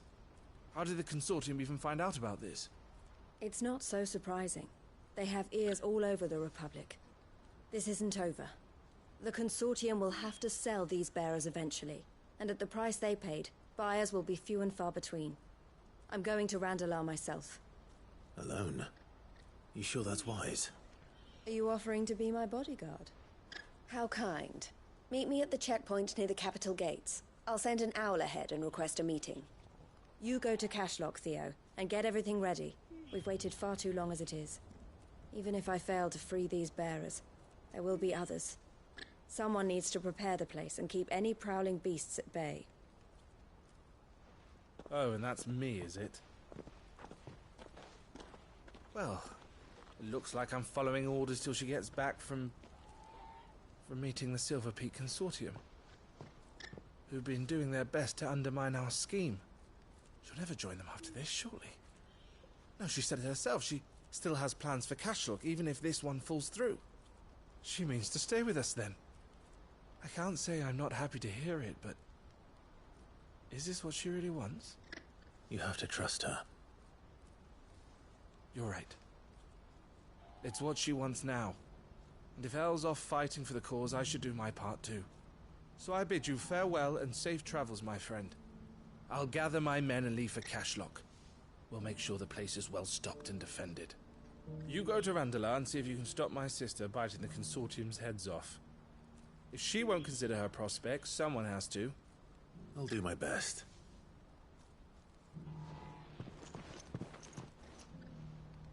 All right. To Randalar, then. And better not keep Eloise waiting.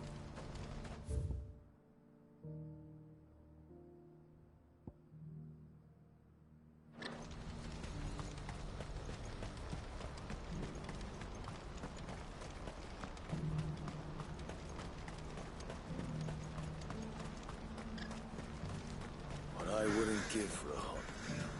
Looks like this is the... When are they gonna let us through?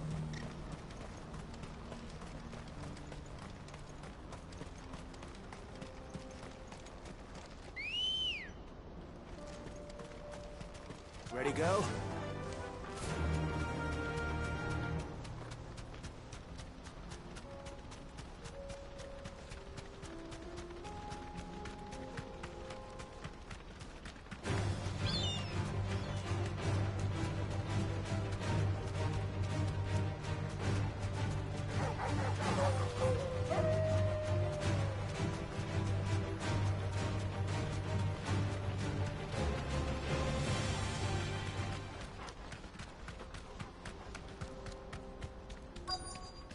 Thanks, Cal.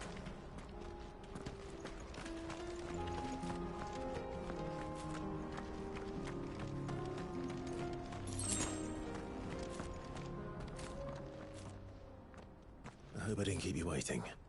Did you arrange to speak with the Consortium? Here they are now. You wish to consult with me? I did. It's about the bearers you recently purchased from the Fist.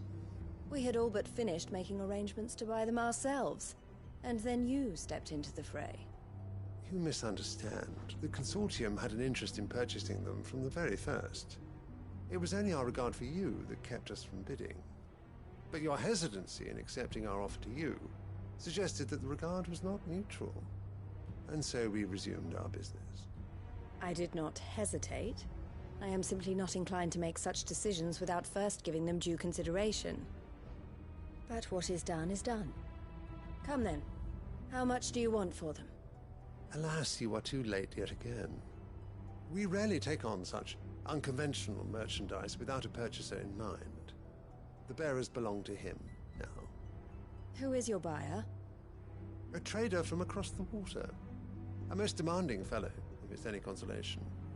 He insisted the bearers be fed, dressed, even given their own bunks for the voyage over.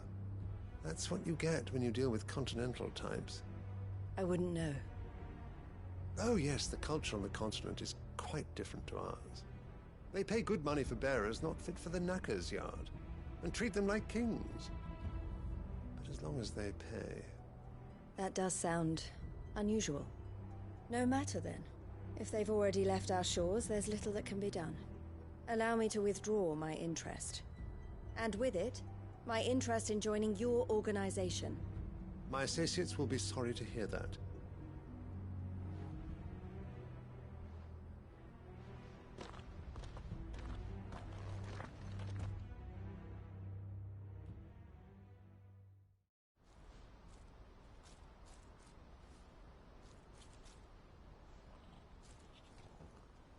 I'm sorry you weren't able to save them. As am I. But I only have myself to blame. He was right, you see. The Silver Peak Consortium did intend to buy those bearers before I did. Their representative hinted at a possible purchase when he came to recruit me. I feigned interest in joining them in the hope he might be encouraged to tell me more. And he did just that. As soon as he left, I sent my own offer to Randalar. So you never... No. I entertained the Consortium's proposal solely so I could learn more about those bearers. But I was a fool to think they wouldn't find out. I knew exactly who I was dealing with. You tried. I did. And if what he said was true, the bearers are to be well treated. Which is something, at least. But they deserved more. I wanted so badly to see them freed. Eloise! Eloise!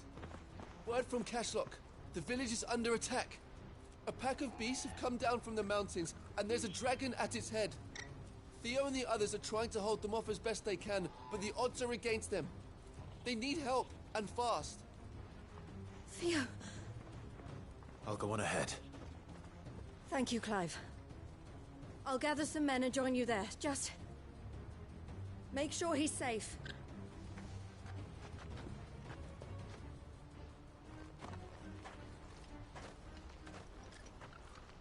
Hold on, Theo. I'm coming. Please, you have to go and help him.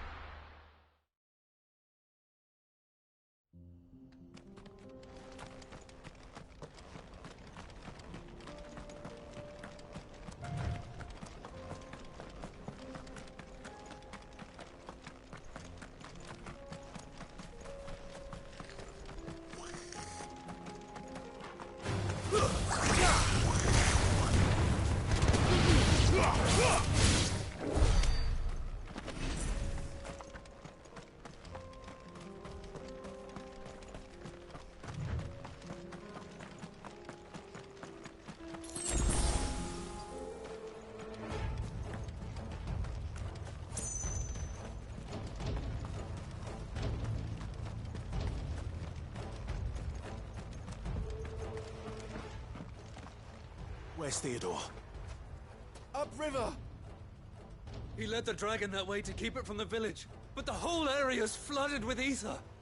We just have to pray he makes it out in one piece. I can do better than that.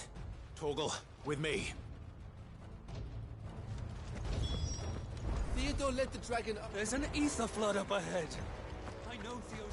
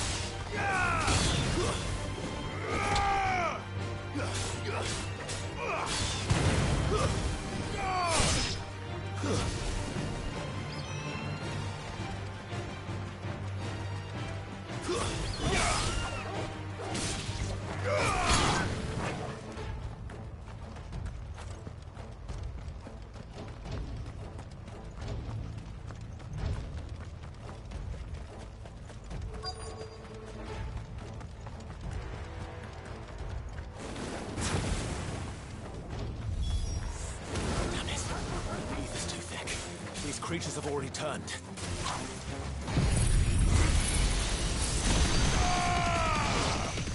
You're finished.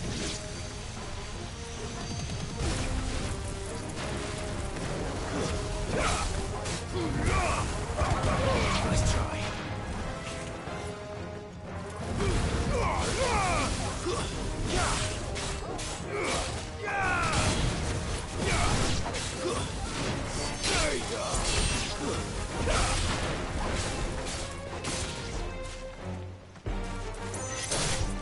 Finished.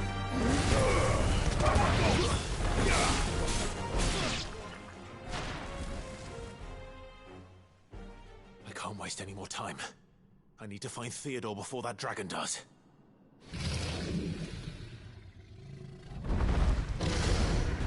Looks like it's found me.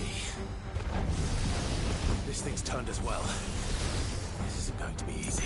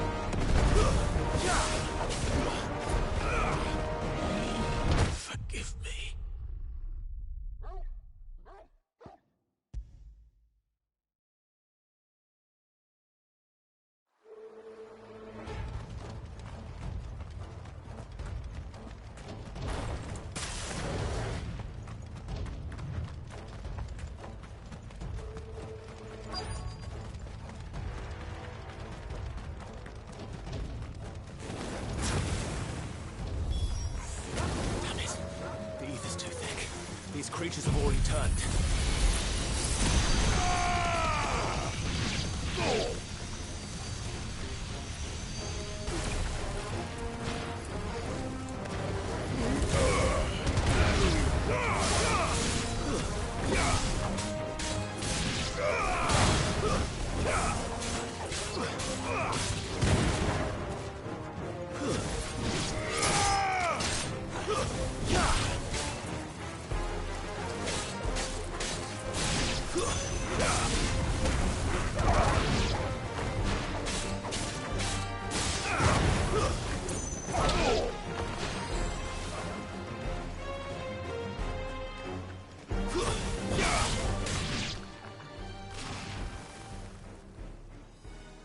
I can't waste any more time. I need to find Theodore before that dragon does.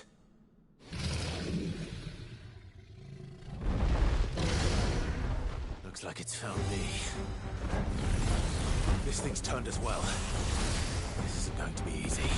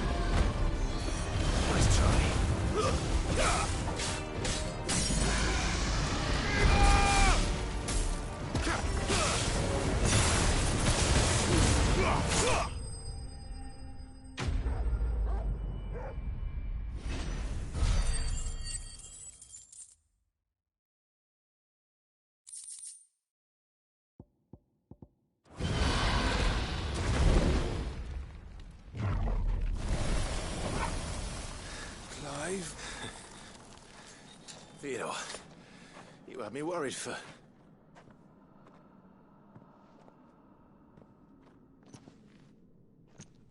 We have to get you out of here.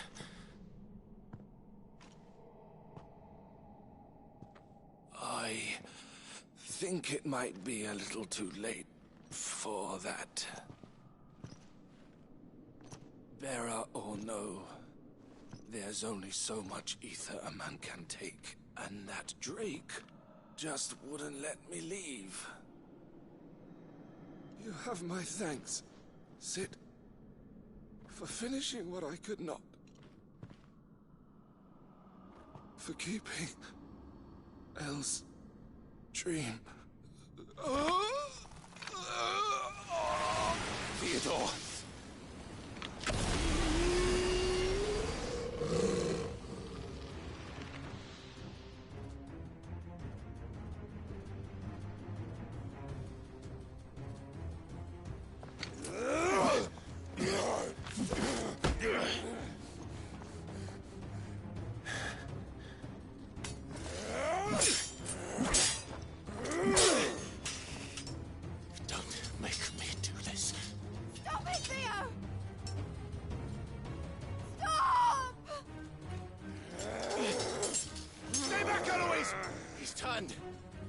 And so will you!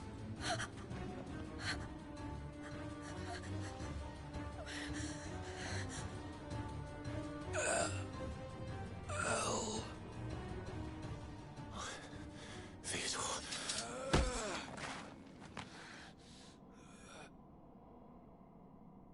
Take care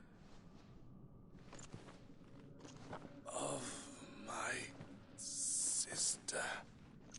Theodore, wait. Goodbye, Elle.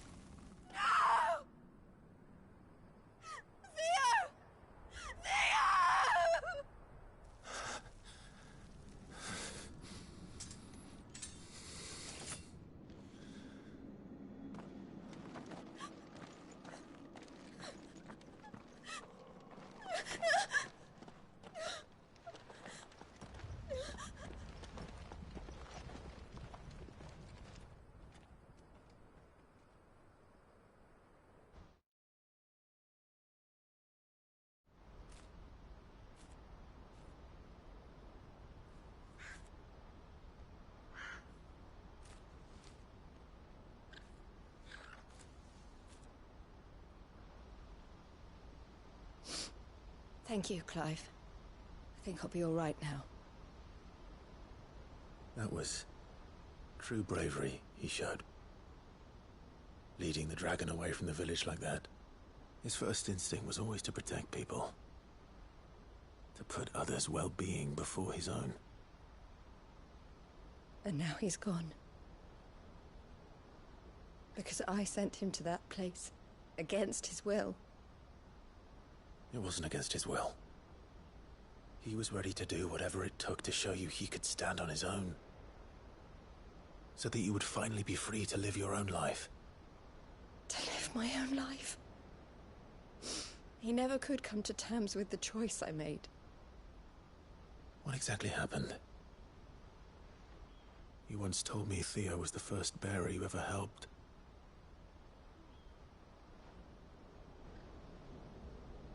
We grew up in Canva. We were born to one of the great trading houses. And I was chosen to inherit the family business. I had my father's head for figures, you see. Theo did not. While I studied the art of commerce, he played at soldiers instead. A late bloomer. In more ways than one. For unlike most bearers, it wasn't until his 15th summer that his powers awakened. My parents tried to drive him out of the house and into the care of the constables. But before they could, I took him into mine. Theo told me something else. He clearly admired your devotion to the cause of freeing others like him from slavery. But he said you deserved a better life than this. He wanted to free you from what he called your bonds, just as you freed him from his. I would be lying if I said I had not wondered from time to time how much easier my life might have been if I had allowed Theo to be taken and devoted myself to the family business instead.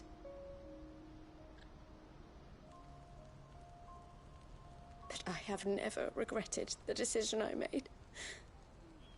Being with my brother meant more to me than tradition or reputation. I only had to look at him to remind myself of that night and the choice I made and the fact that I would make the same choice again in a heartbeat.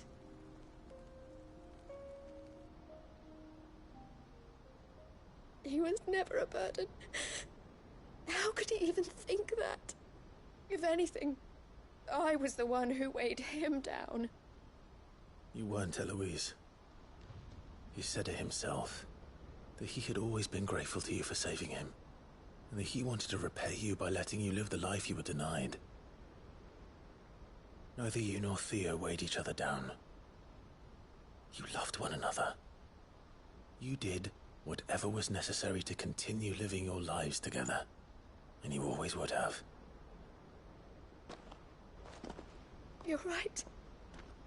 All I ever wanted, all I ever did, it was so we could be together. Oh, Theo, why did you have to...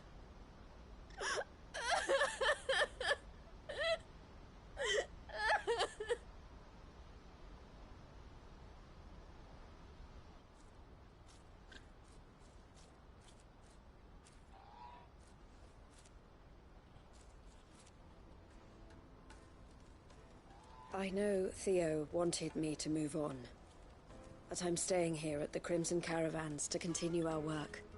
We can make a difference here. We can help people, save them. I need nothing more from life than that.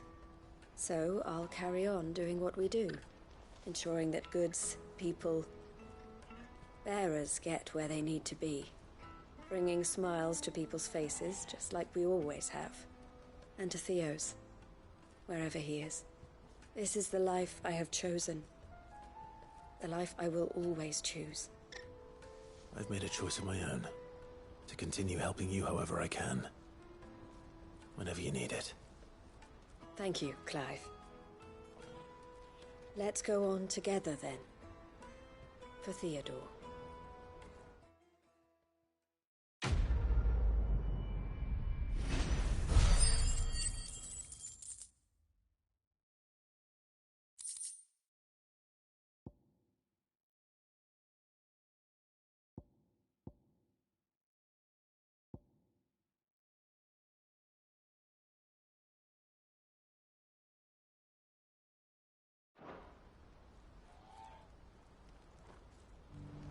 The Crimson Caravans is my family business now, and I would not exchange it for the world.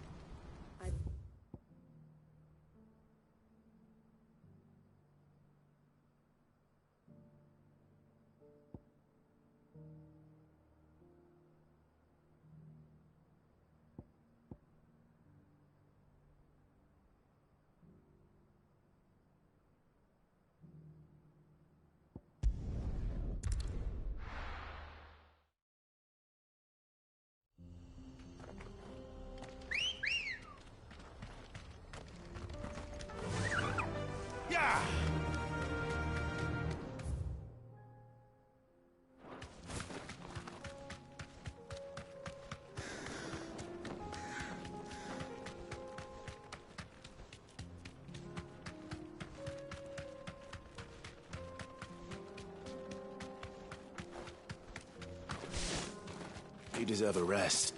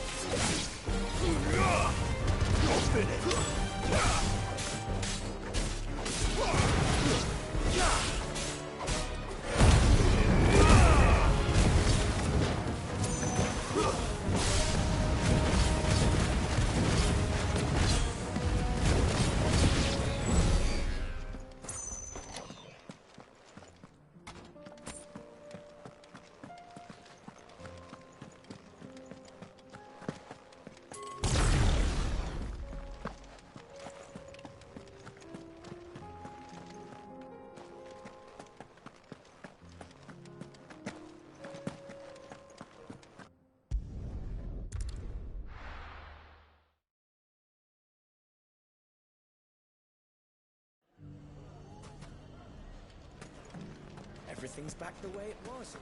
Take that, you naughty thief! Clive! To what do I owe the pleasure? I just wanted to see how the town's been faring since you brought everyone together.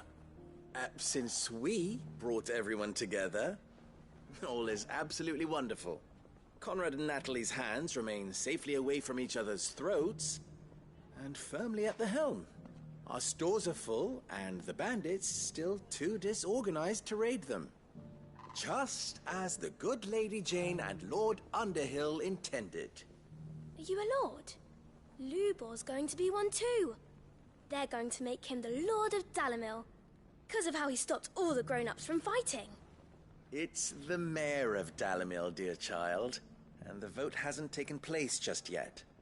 But if the people wish me to lead them, I shall. And my first act will be to build a school so that menaces like you two learn not to interrupt your elders.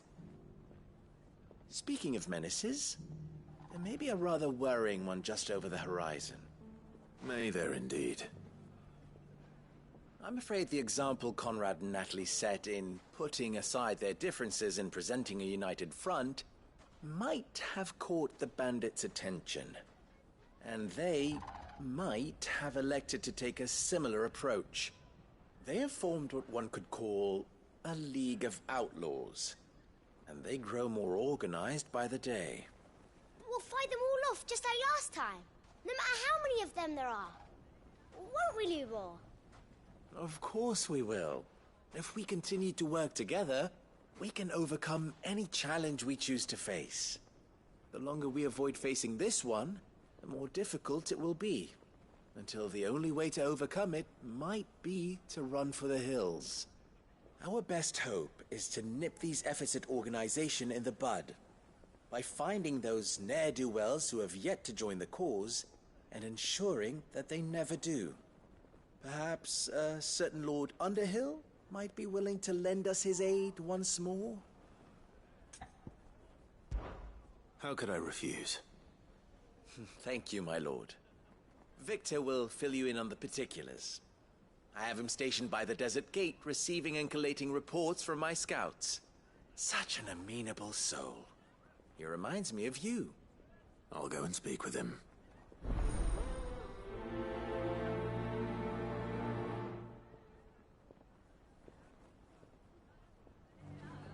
Victor has been collating reports on the bandits' encampments.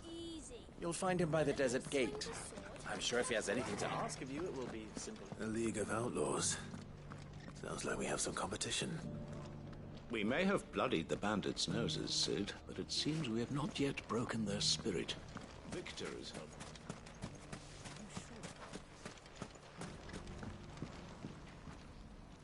Still in Dalimil, Victor? Ah, Sid. I thought you'd have returned to Cosnis by now. I did. Then I came back. I've developed something of a fondness for the place. And having worked so hard to see it saved from one fate, it would seem remiss to abandon it to another.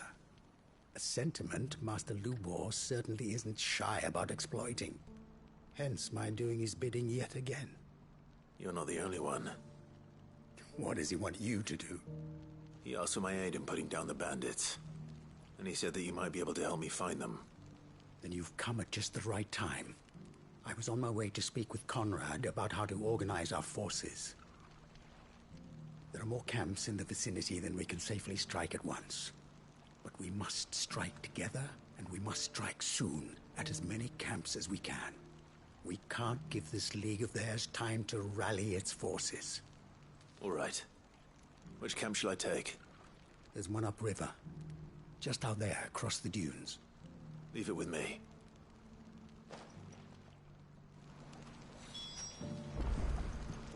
The camp is in the desert to the north. Yeah, you know what to do.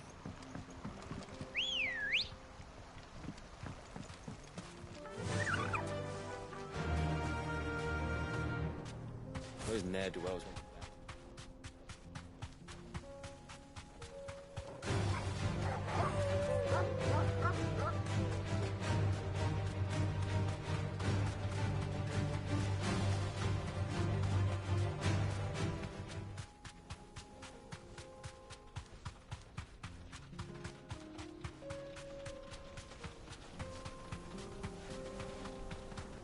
That must be the camp Victor mentioned. Come on then, Toggle.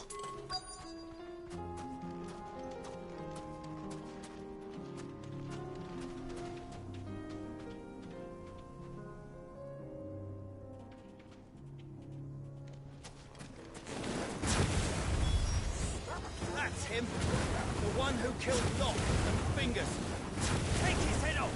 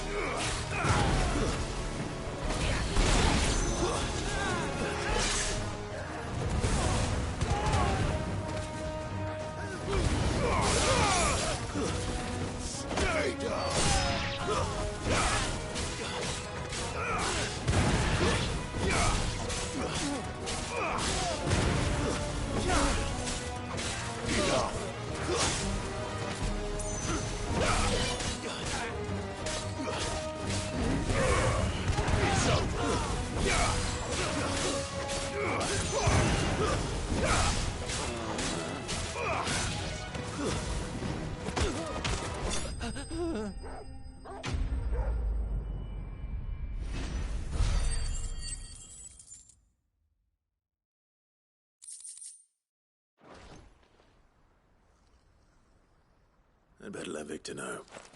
Sid, where are you? Ah, I see the bandits didn't pose you any trouble. No, but that's not why you're here, is it? No. Something's happened. We need you back in Dalimil. What is it?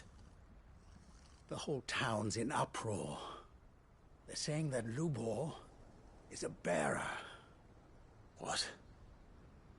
Seems that one of our parties wasn't as thorough as they should have been. They let one of the bandits escape, and his escape route took him right through Dalimil. Some of the children spotted him, and he was about to silence them. And when Lubor felled him with a bolt of magic, and without a crystal. But that's not possible. It is, if he's a bearer and has been hiding it all these years, which is what people are saying. If he has, well, I wouldn't blame him. No man is branded by choice. Still, all those people see is a man who's lied to them all his life. One who was made a leader of himself when the world believed he should have been a slave. Fuck. I don't know where we go from here, but I know one thing. Lubor needs all the friends he can get right now. You're right.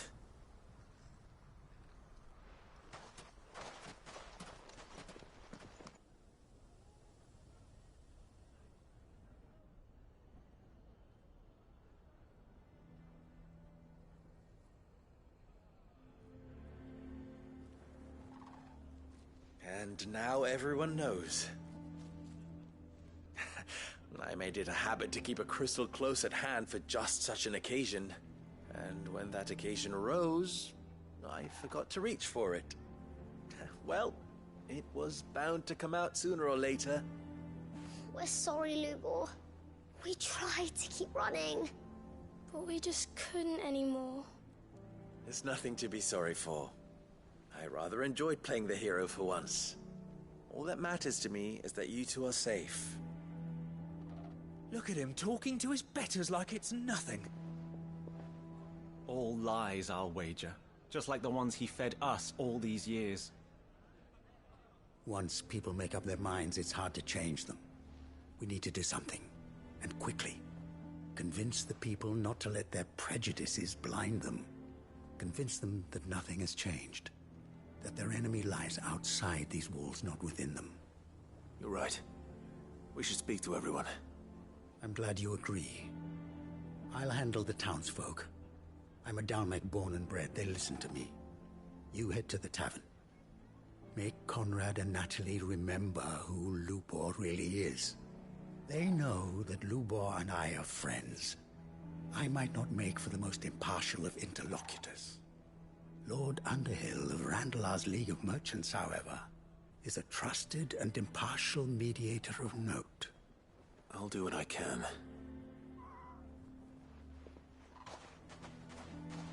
Lubor, stay here with the children. I can't promise anything, but we'll try.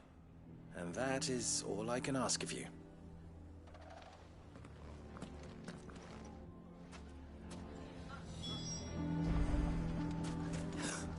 Why are you taking the bearer's side, Victor? Are you one too? Why do they always have to make such a fuss outside? It's driving away our customers. He knew all along that he was playing us for fools. And we fell for it. We fought.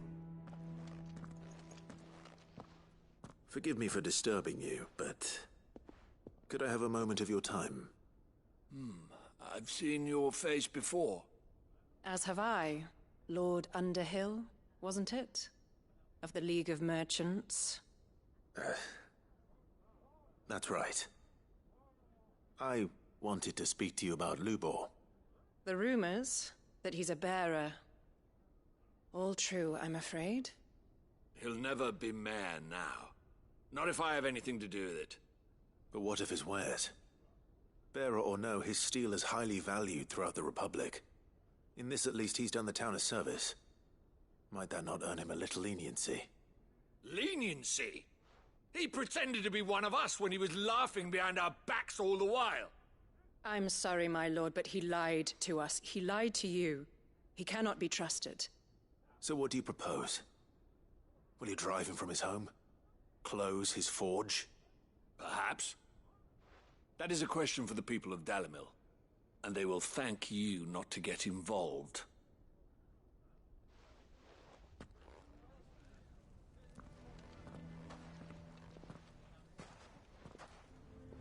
The townsfolk have made their minds up. There was nothing I could do. Nor I. Conrad and Natalie refused to consider anything but their own wounded pride. You never know. Once their anger is cooled, they might see things differently. For now, we should report back to Lubor. All right.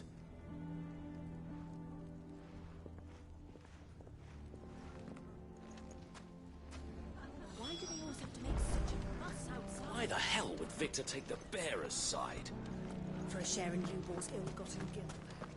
Go on, Sid. No sense stalling. The man with the sword was going to kill him. I don't care if Lubor's a bearer. He's still Lubor, isn't he? Why didn't he tell us? I assume the situation is hopeless? There's still hope. But...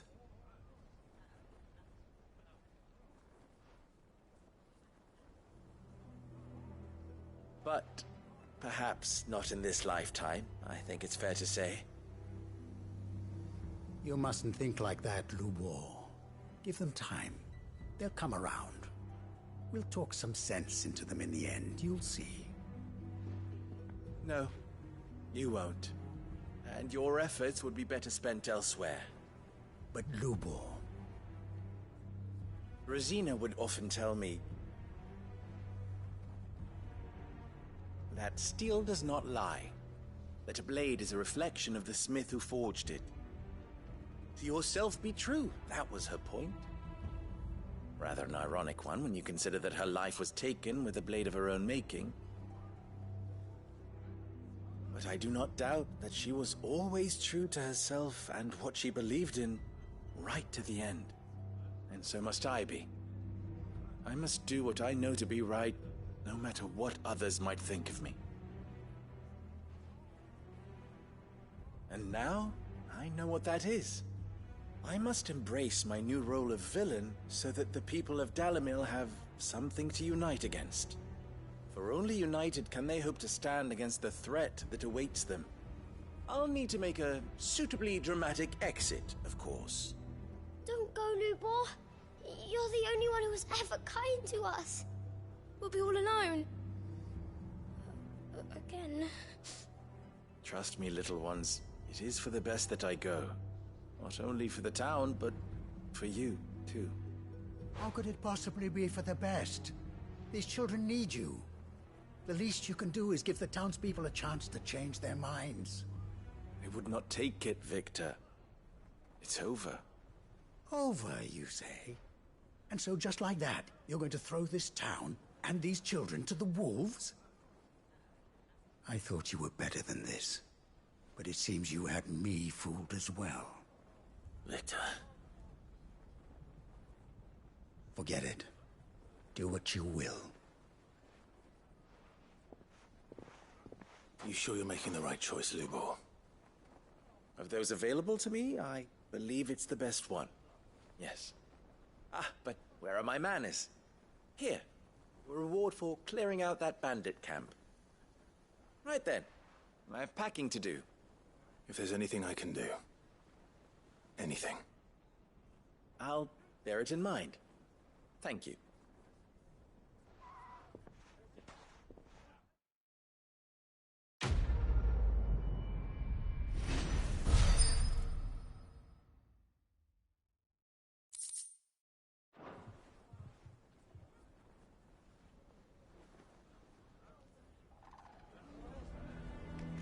Why is everyone being mean to Luke? I'm going to go with him. Why didn't he tell us? If you're going to try and convince me to stay, save your breath.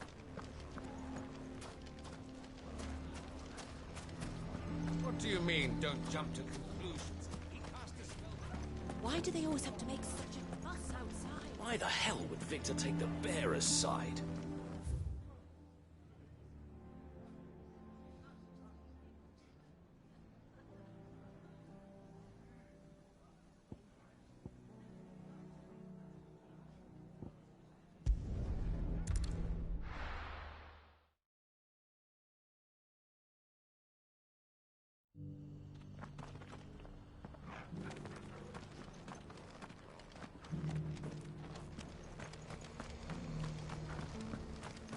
The bearer of the burning quill is within, my lord. Lord Rosfield, is there aught the Undying might assist you with this day? Perhaps. My brother said that your order was helping him with his quest to uncover Ultima's origins. Have you learned anything of note since last we spoke? Little and less, I regret to report. I see. Be assured, however, that we will not rest until the truth is known. Even now, our archaeologians scour ruins in every corner of the realm for traces of Ultima's touch. Fallen ruins, I take it. Dating back as far as Phoenix Gate. Indeed. Ultima's thralls are oft sighted among the remnants of the fallen civilization, as if protecting the secrets concealed within. Secrets we'd see unearthed. Should our methods be of interest, my lord, mayhap it would please you to observe some of our number at work. Would that be possible? Of course. A survey is being conducted not far from here. Perchance you are familiar with Kretov, a small hamlet built around a fallen airship. I was due to visit my colleagues there to collect their preliminary findings, but if you would consent to do so in my stead, I'm sure that they would be honored to relate any discoveries they have made to you directly. All right. I'll go and meet with them. They will be most gratified, I am sure. Might I suggest you take the road through Titan's Wake? It will lead you straight to the village after but a short walk. Thank you. I will.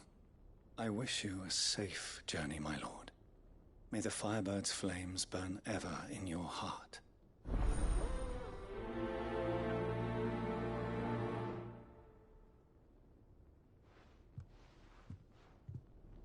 My colleagues await you in Kretov, my lord. A village built around an airship. Sounds like another lost wing. I hope the inhabitants are just as friendly.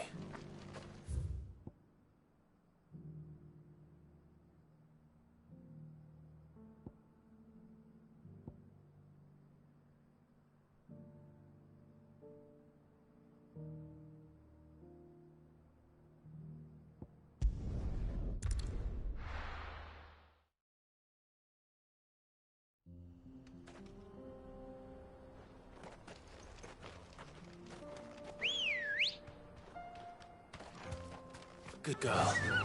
Run like the wind.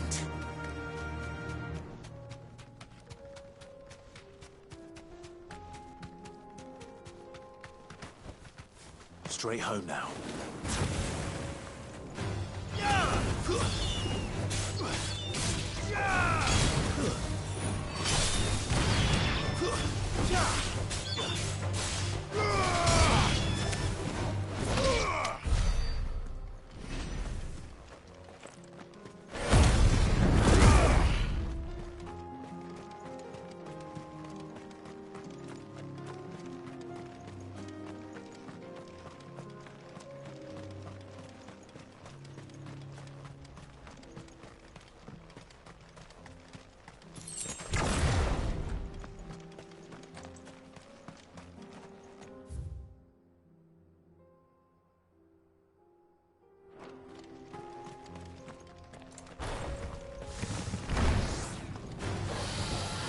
Easy.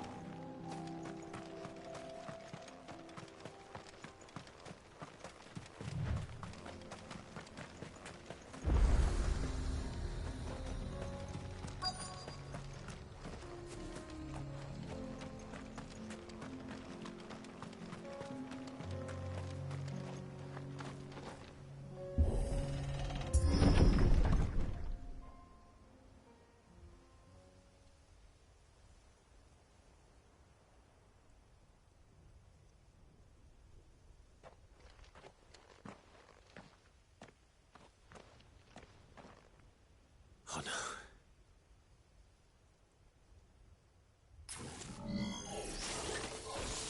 You'll pay for this. There may still be survivors.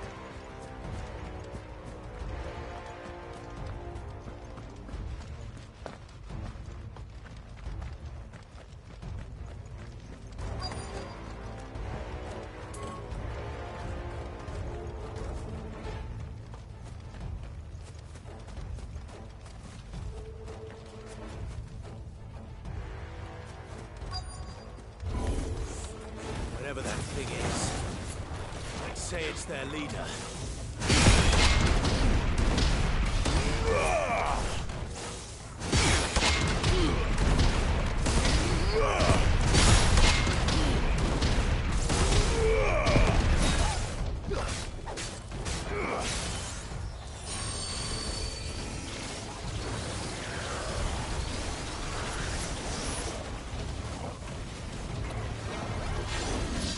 Nice try.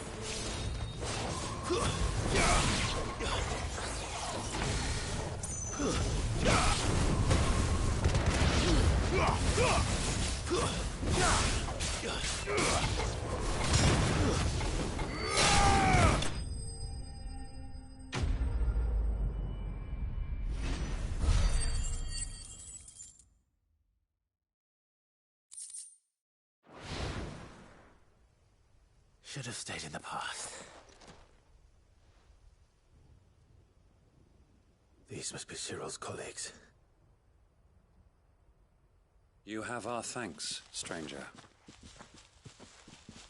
Who are you? Ah, forgive me, my lord. I did not recognize you. You are Lord Rosfield, are you not? We are archaeologians, tasked with surveying this site. When the echoes appeared, our brothers here occupied their attentions. Thanks to them, and to you, we were, for a mercy, able to see our duty to its conclusion. You call that a mercy? Your brothers might still be alive if you put their safety before your duty. Surely this survey wasn't worth dying for. We are charged with uncovering Ultima's origins. A duty of the highest import, as I'm sure you will agree. And you think your dead brothers would agree with you too? I know they would. They gave their lives for the cause, an honor to which all Undying aspire. Now, to what do we owe the honor of your presence, Lord Marquis? Cyril told me of your work here, and I agree to collect your findings in his stead. I see. That is most kind. Pray, take them then, with our humble thanks. May the Firebird's flame burn ever in your heart, as it does in ours.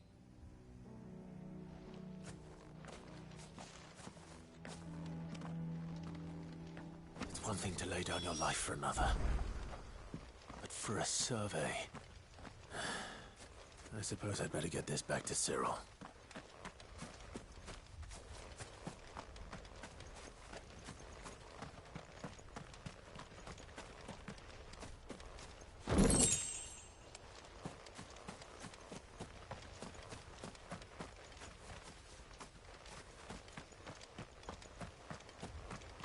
Think no more of us, my lord. Only deliver our findings to the bearer of the burning quill.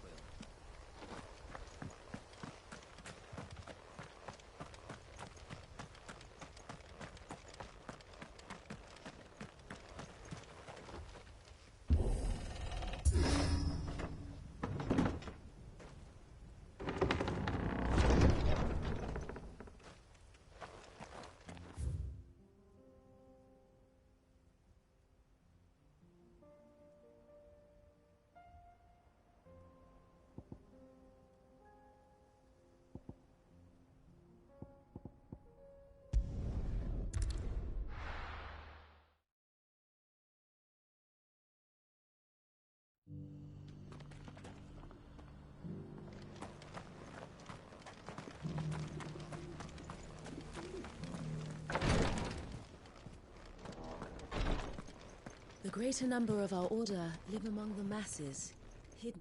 Ah, you are returned, my lord. I collected your colleagues' preliminary findings. Here, take them.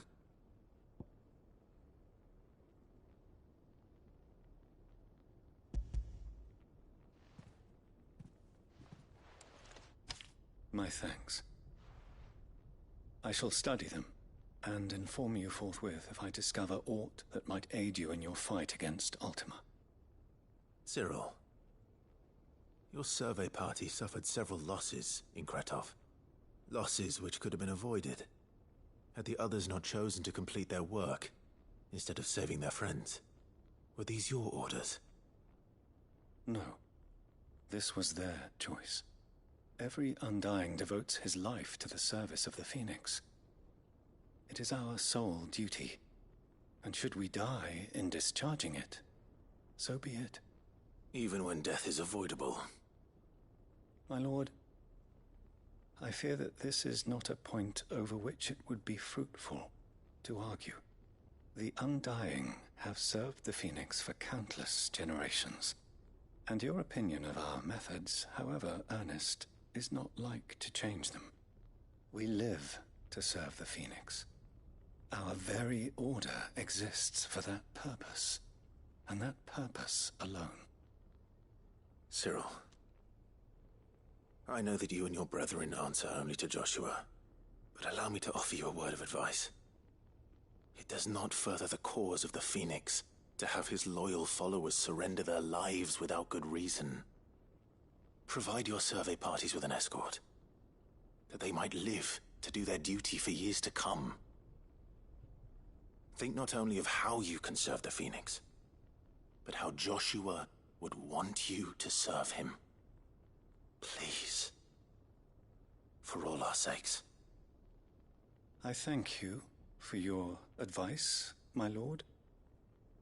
If you will permit me to respond, our faith in his grace, Joshua Rossfield, is absolute. And we of the Undying will do what we believe is right to fulfill our duty unto him. As first shield to the Phoenix, I am sure you understand what it means to do one's duty. I do. Then we are of the same mind.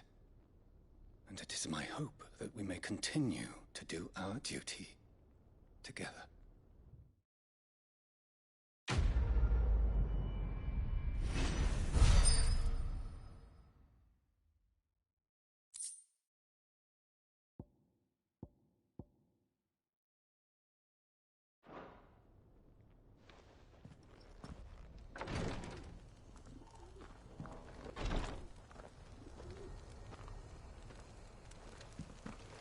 The bearer of the burning quill is within, my lord.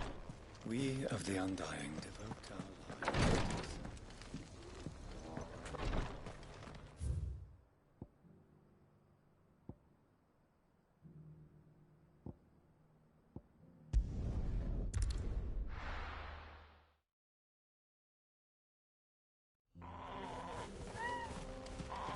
Oh, you're here. August waiting for you inside. So Dravost is still standing. For now, at least. If you can swing a hammer, you can swing a sword. I never thought I'd have to.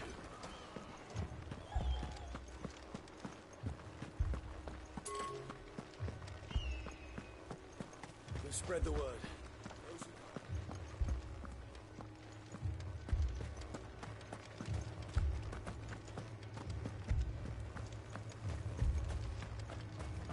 Promise you'll come back to me.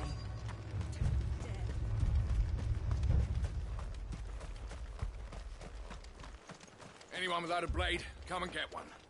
Sharpest edge in Dravost, guaranteed. The brass neck of that girl. Everyone's coming together to fight for their lives, and she hasn't lowered her prices a gill. Good day. Farewell, traveller. Clive! You're here! And the Akashic? Mostly off to the north still. But I spoke to Doris's scouts and it turns out things are worse than I thought.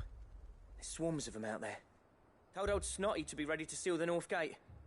That should buy us some time if we need it.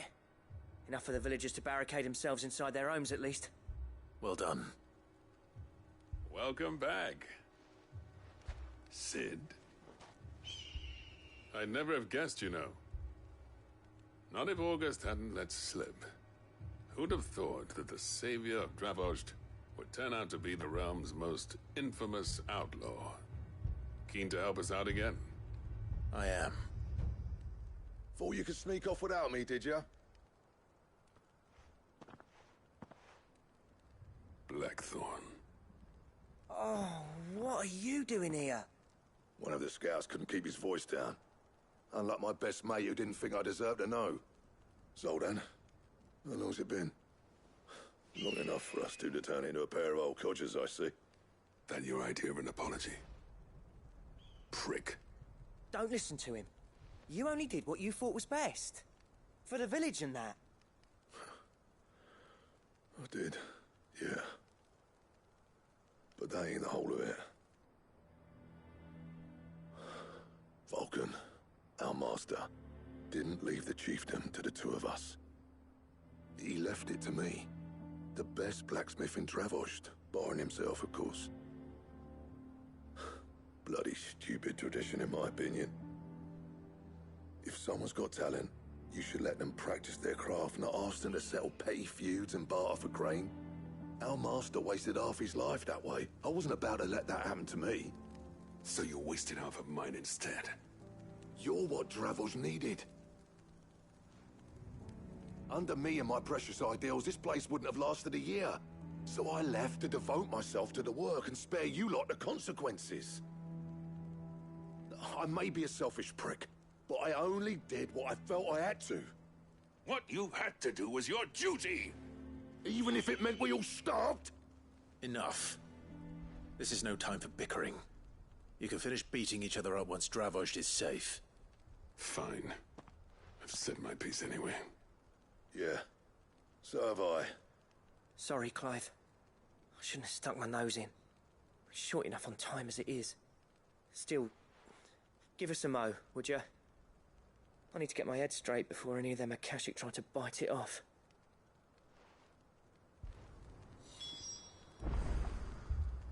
Prick or not, I won't abandon Dravos to a swarm of Akashic. Just say the word. The villagers know to keep out of sight when the fighting's done. You, ready for the off, then? We can't afford to waste any more time. Right you are. Might be worth having one last word with the scouts, though. Don't want any nasty surprises, do we? Oh, and Blackthorn, you and Zoltan might be better off staying inside the... Akashic on the move. How close are they? Within sight of the walls, and there are more coming up from the mines. What was I saying about nasty surprises? They'll wash right over us if we stay out in the open. We're pulling back behind the gates. Good idea. Get yourselves inside, but keep your weapons handy. Understood.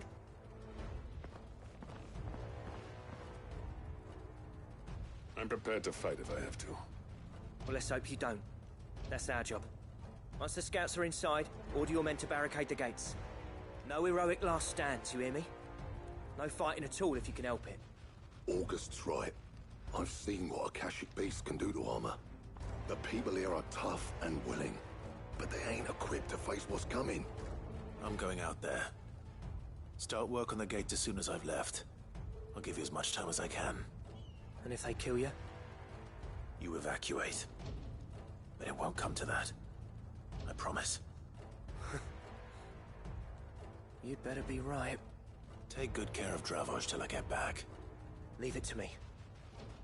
And give those things what for, yeah?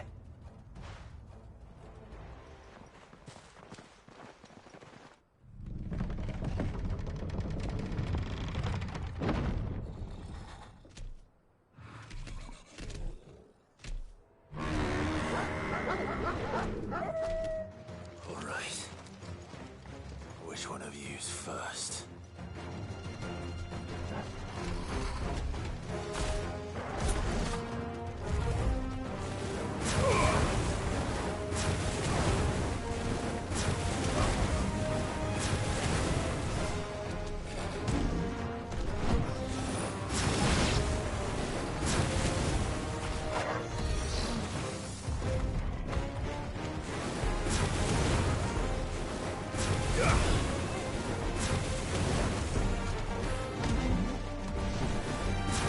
It's over.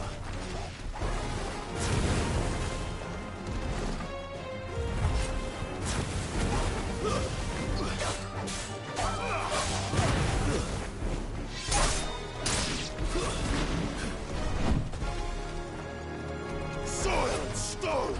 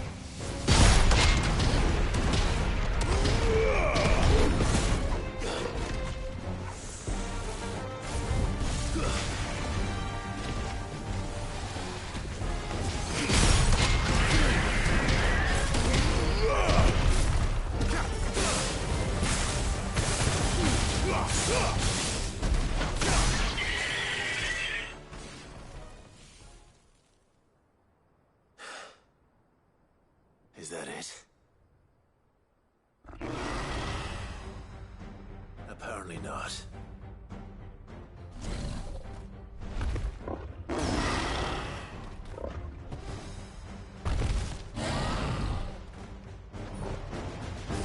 not getting past me.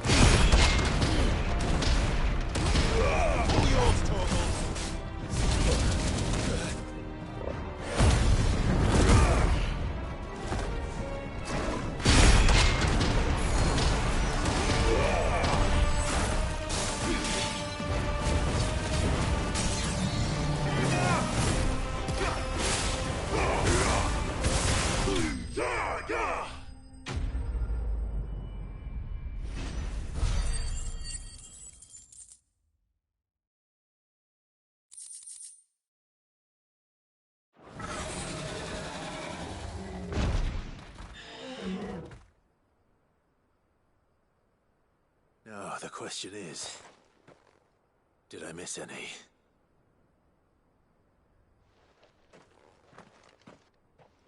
Man alive! You stood in one piece! I slew as many as I could. As many as I could, he says. The old bleeding lot, more like it. Well, almost. Only almost. Yeah, one or two did try to sneak over the wall. But we got the bastards, don't you worry. Good. Though you do know, more will come in time. In time, yeah. But we can think about them later. Let's get you back inside.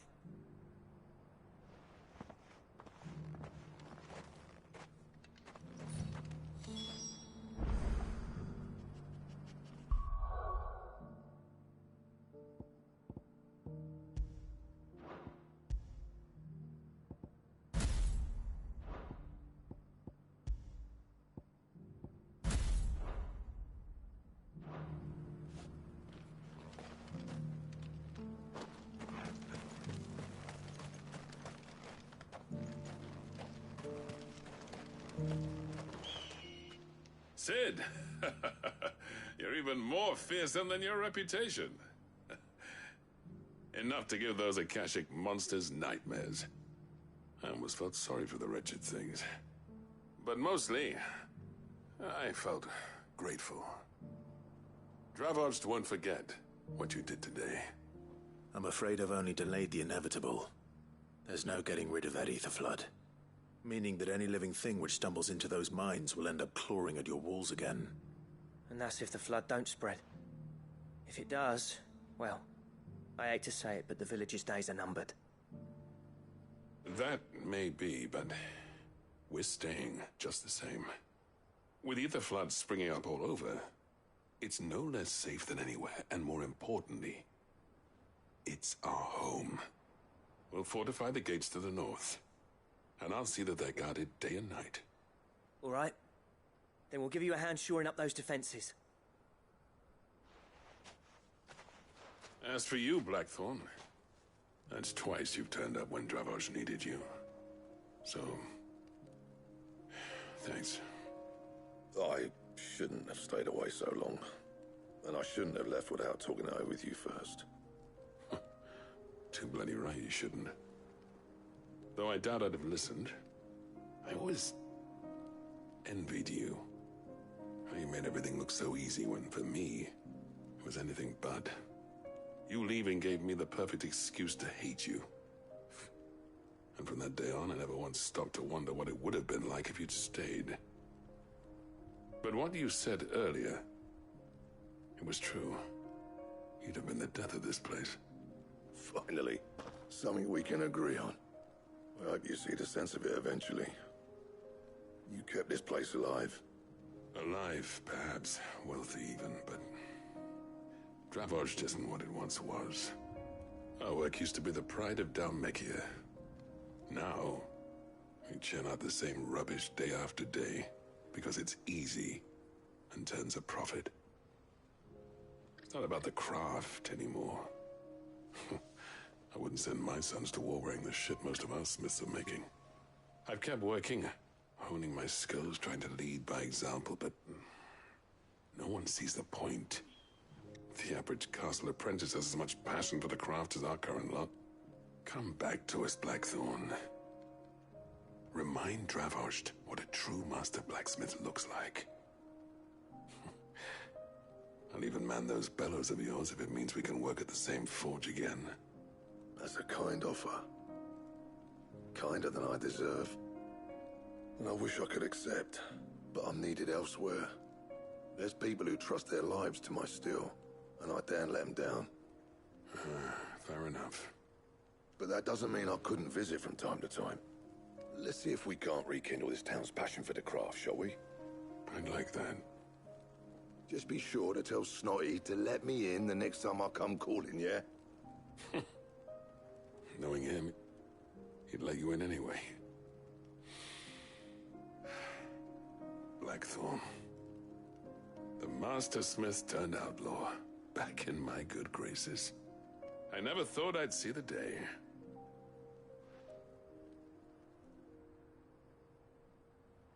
I'd say that went pretty well, wouldn't you? Even better than I'd hoped. Sid, I've got something for you.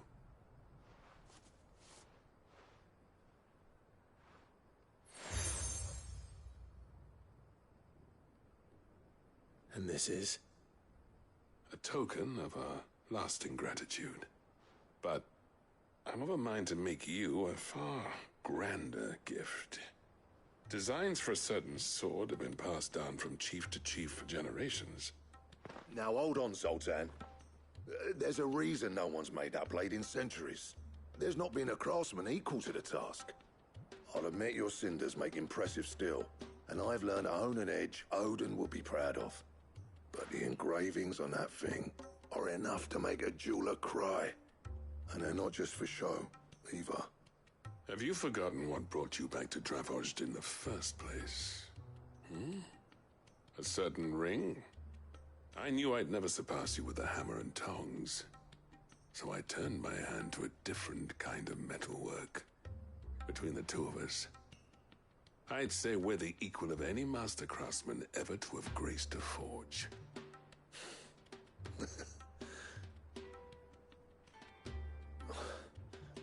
You know what? I think you might be right. Clive, you wouldn't mind if Zoltan came back to the hideaway, would you? He's more than welcome. As long as he can keep our secret. Right.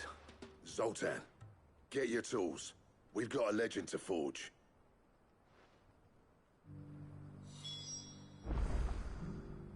With a little help from Blackthorn, I don't see why we can't. I'll get him back to the hideaway. I'll tell you what, Clive. If we pull this off, it will ruin every other... Thank you for your help, Sid. I don't know if we could have done it without you. But we did.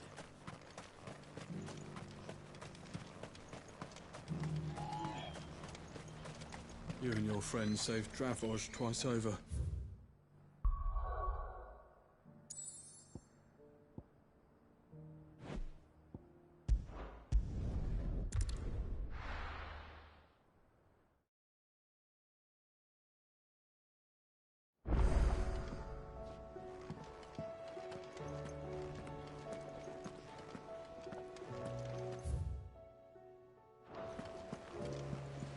Covered in nicks and I suppose you've got quite the tale to tell. It's a wonder they I'll let you get some nice warm stew in first.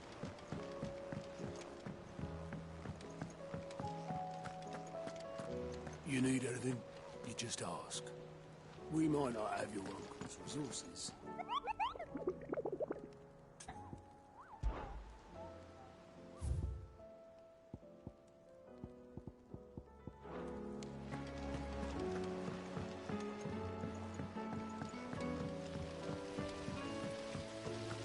Then again, why settle?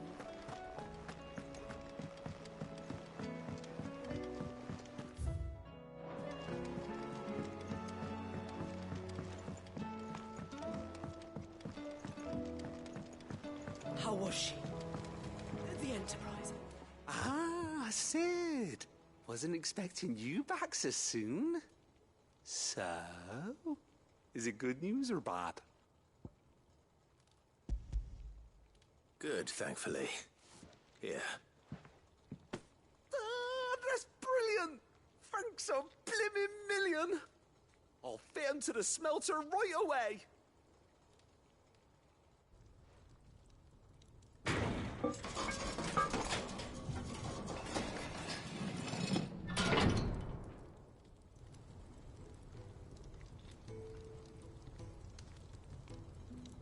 May I present to you the Telemon Furnace? Ain't bad, is she? She's a beauty. You saved my bacon again, Sid, and I ain't about to let your good deed go unrewarded. It's fine, really. My bag's flexible enough already. Oh, don't say that. I'm sure I can make a few improvements to it yet. You could just buy me a bigger... How about that clasp? Looks a bit stiff. Reckon you could loosen it up and make some more room? And I reckon I know how. With a new alloy we've been working on. The Telemon furnace was just what we needed to perfect it. It's a metal, see? So it's lovely and strong, but it's also, well, stretchy, if you can believe it. Stretchy metal. Well, if you insist. That is the spirit. You'll love it, I promise.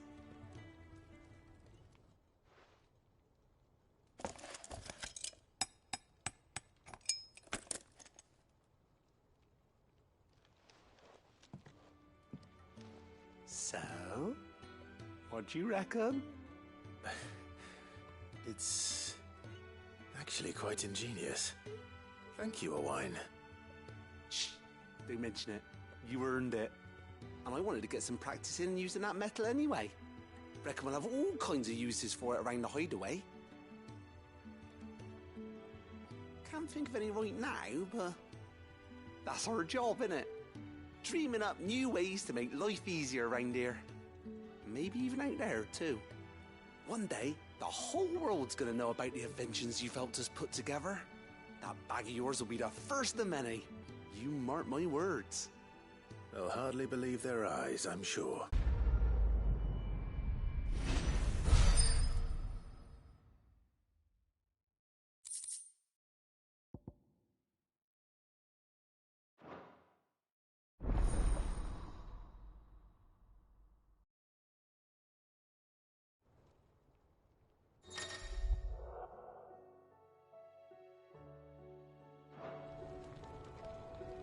Right then.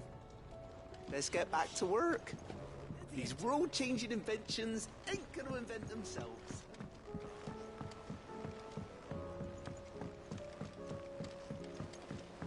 Miss, can we read Miss Editha's story for our lesson? Can the lost?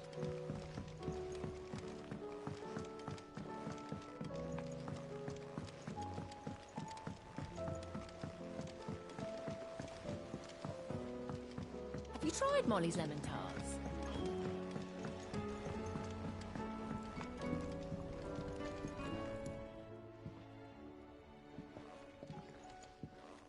Ah, the man himself.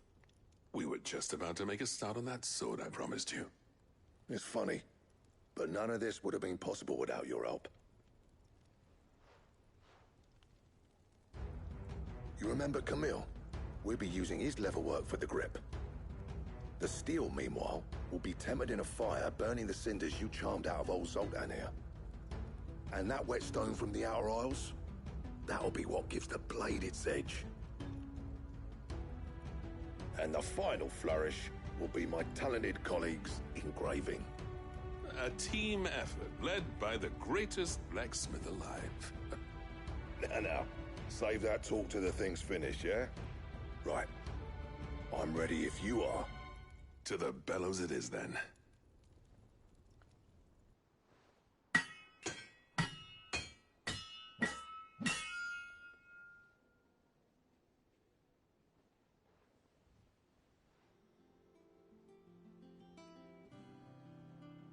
Well, bugger me. We actually did it.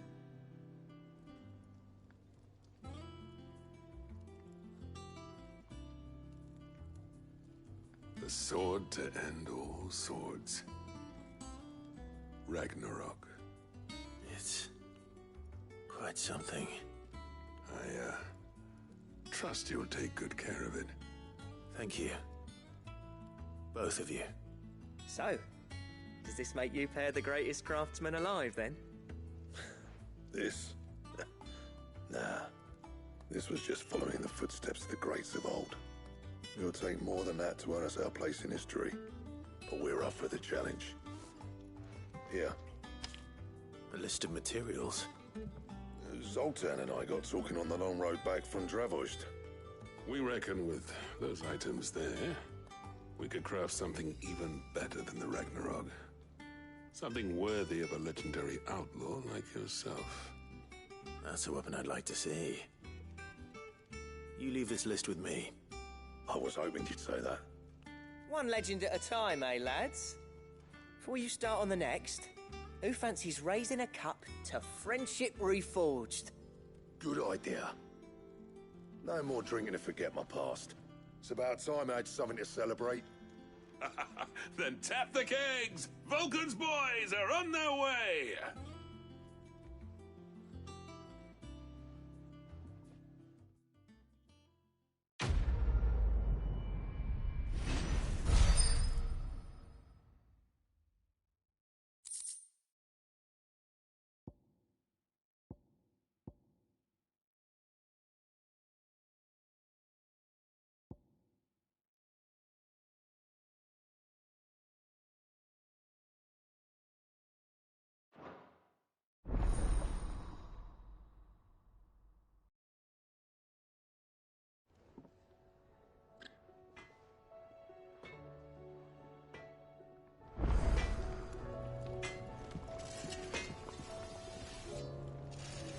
Trouble with your gear, or...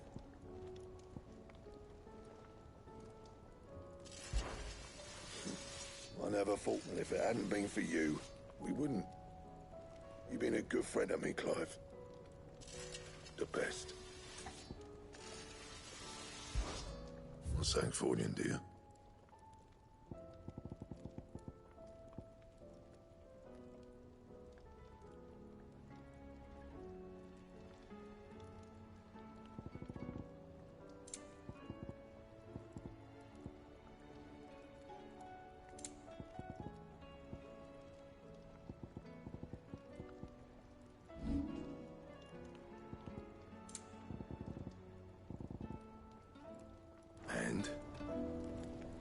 Do you reckon we finally got to the bottom of Blackthorn's troubles, then? No need to thank me for the sword.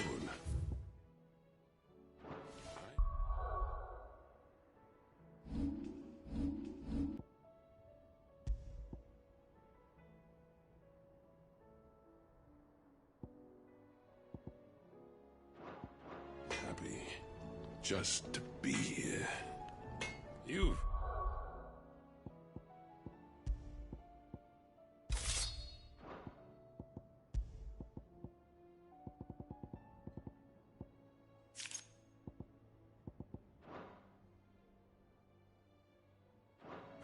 build a fine home for yourself.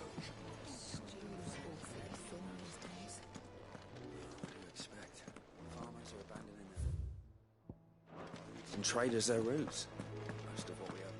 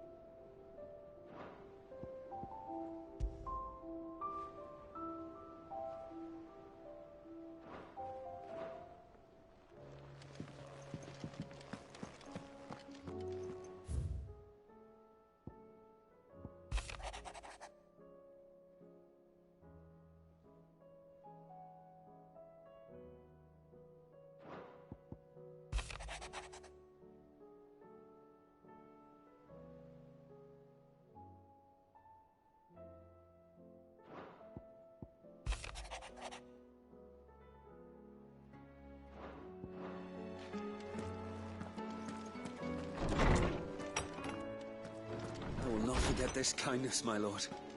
I shall go to Eastbourne.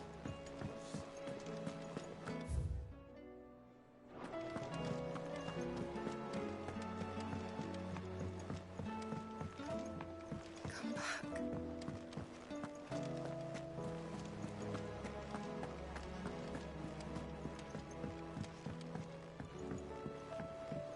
How do you split the sea? Oh, I wasn't expecting you back so soon. Your benefactors are a generous lot.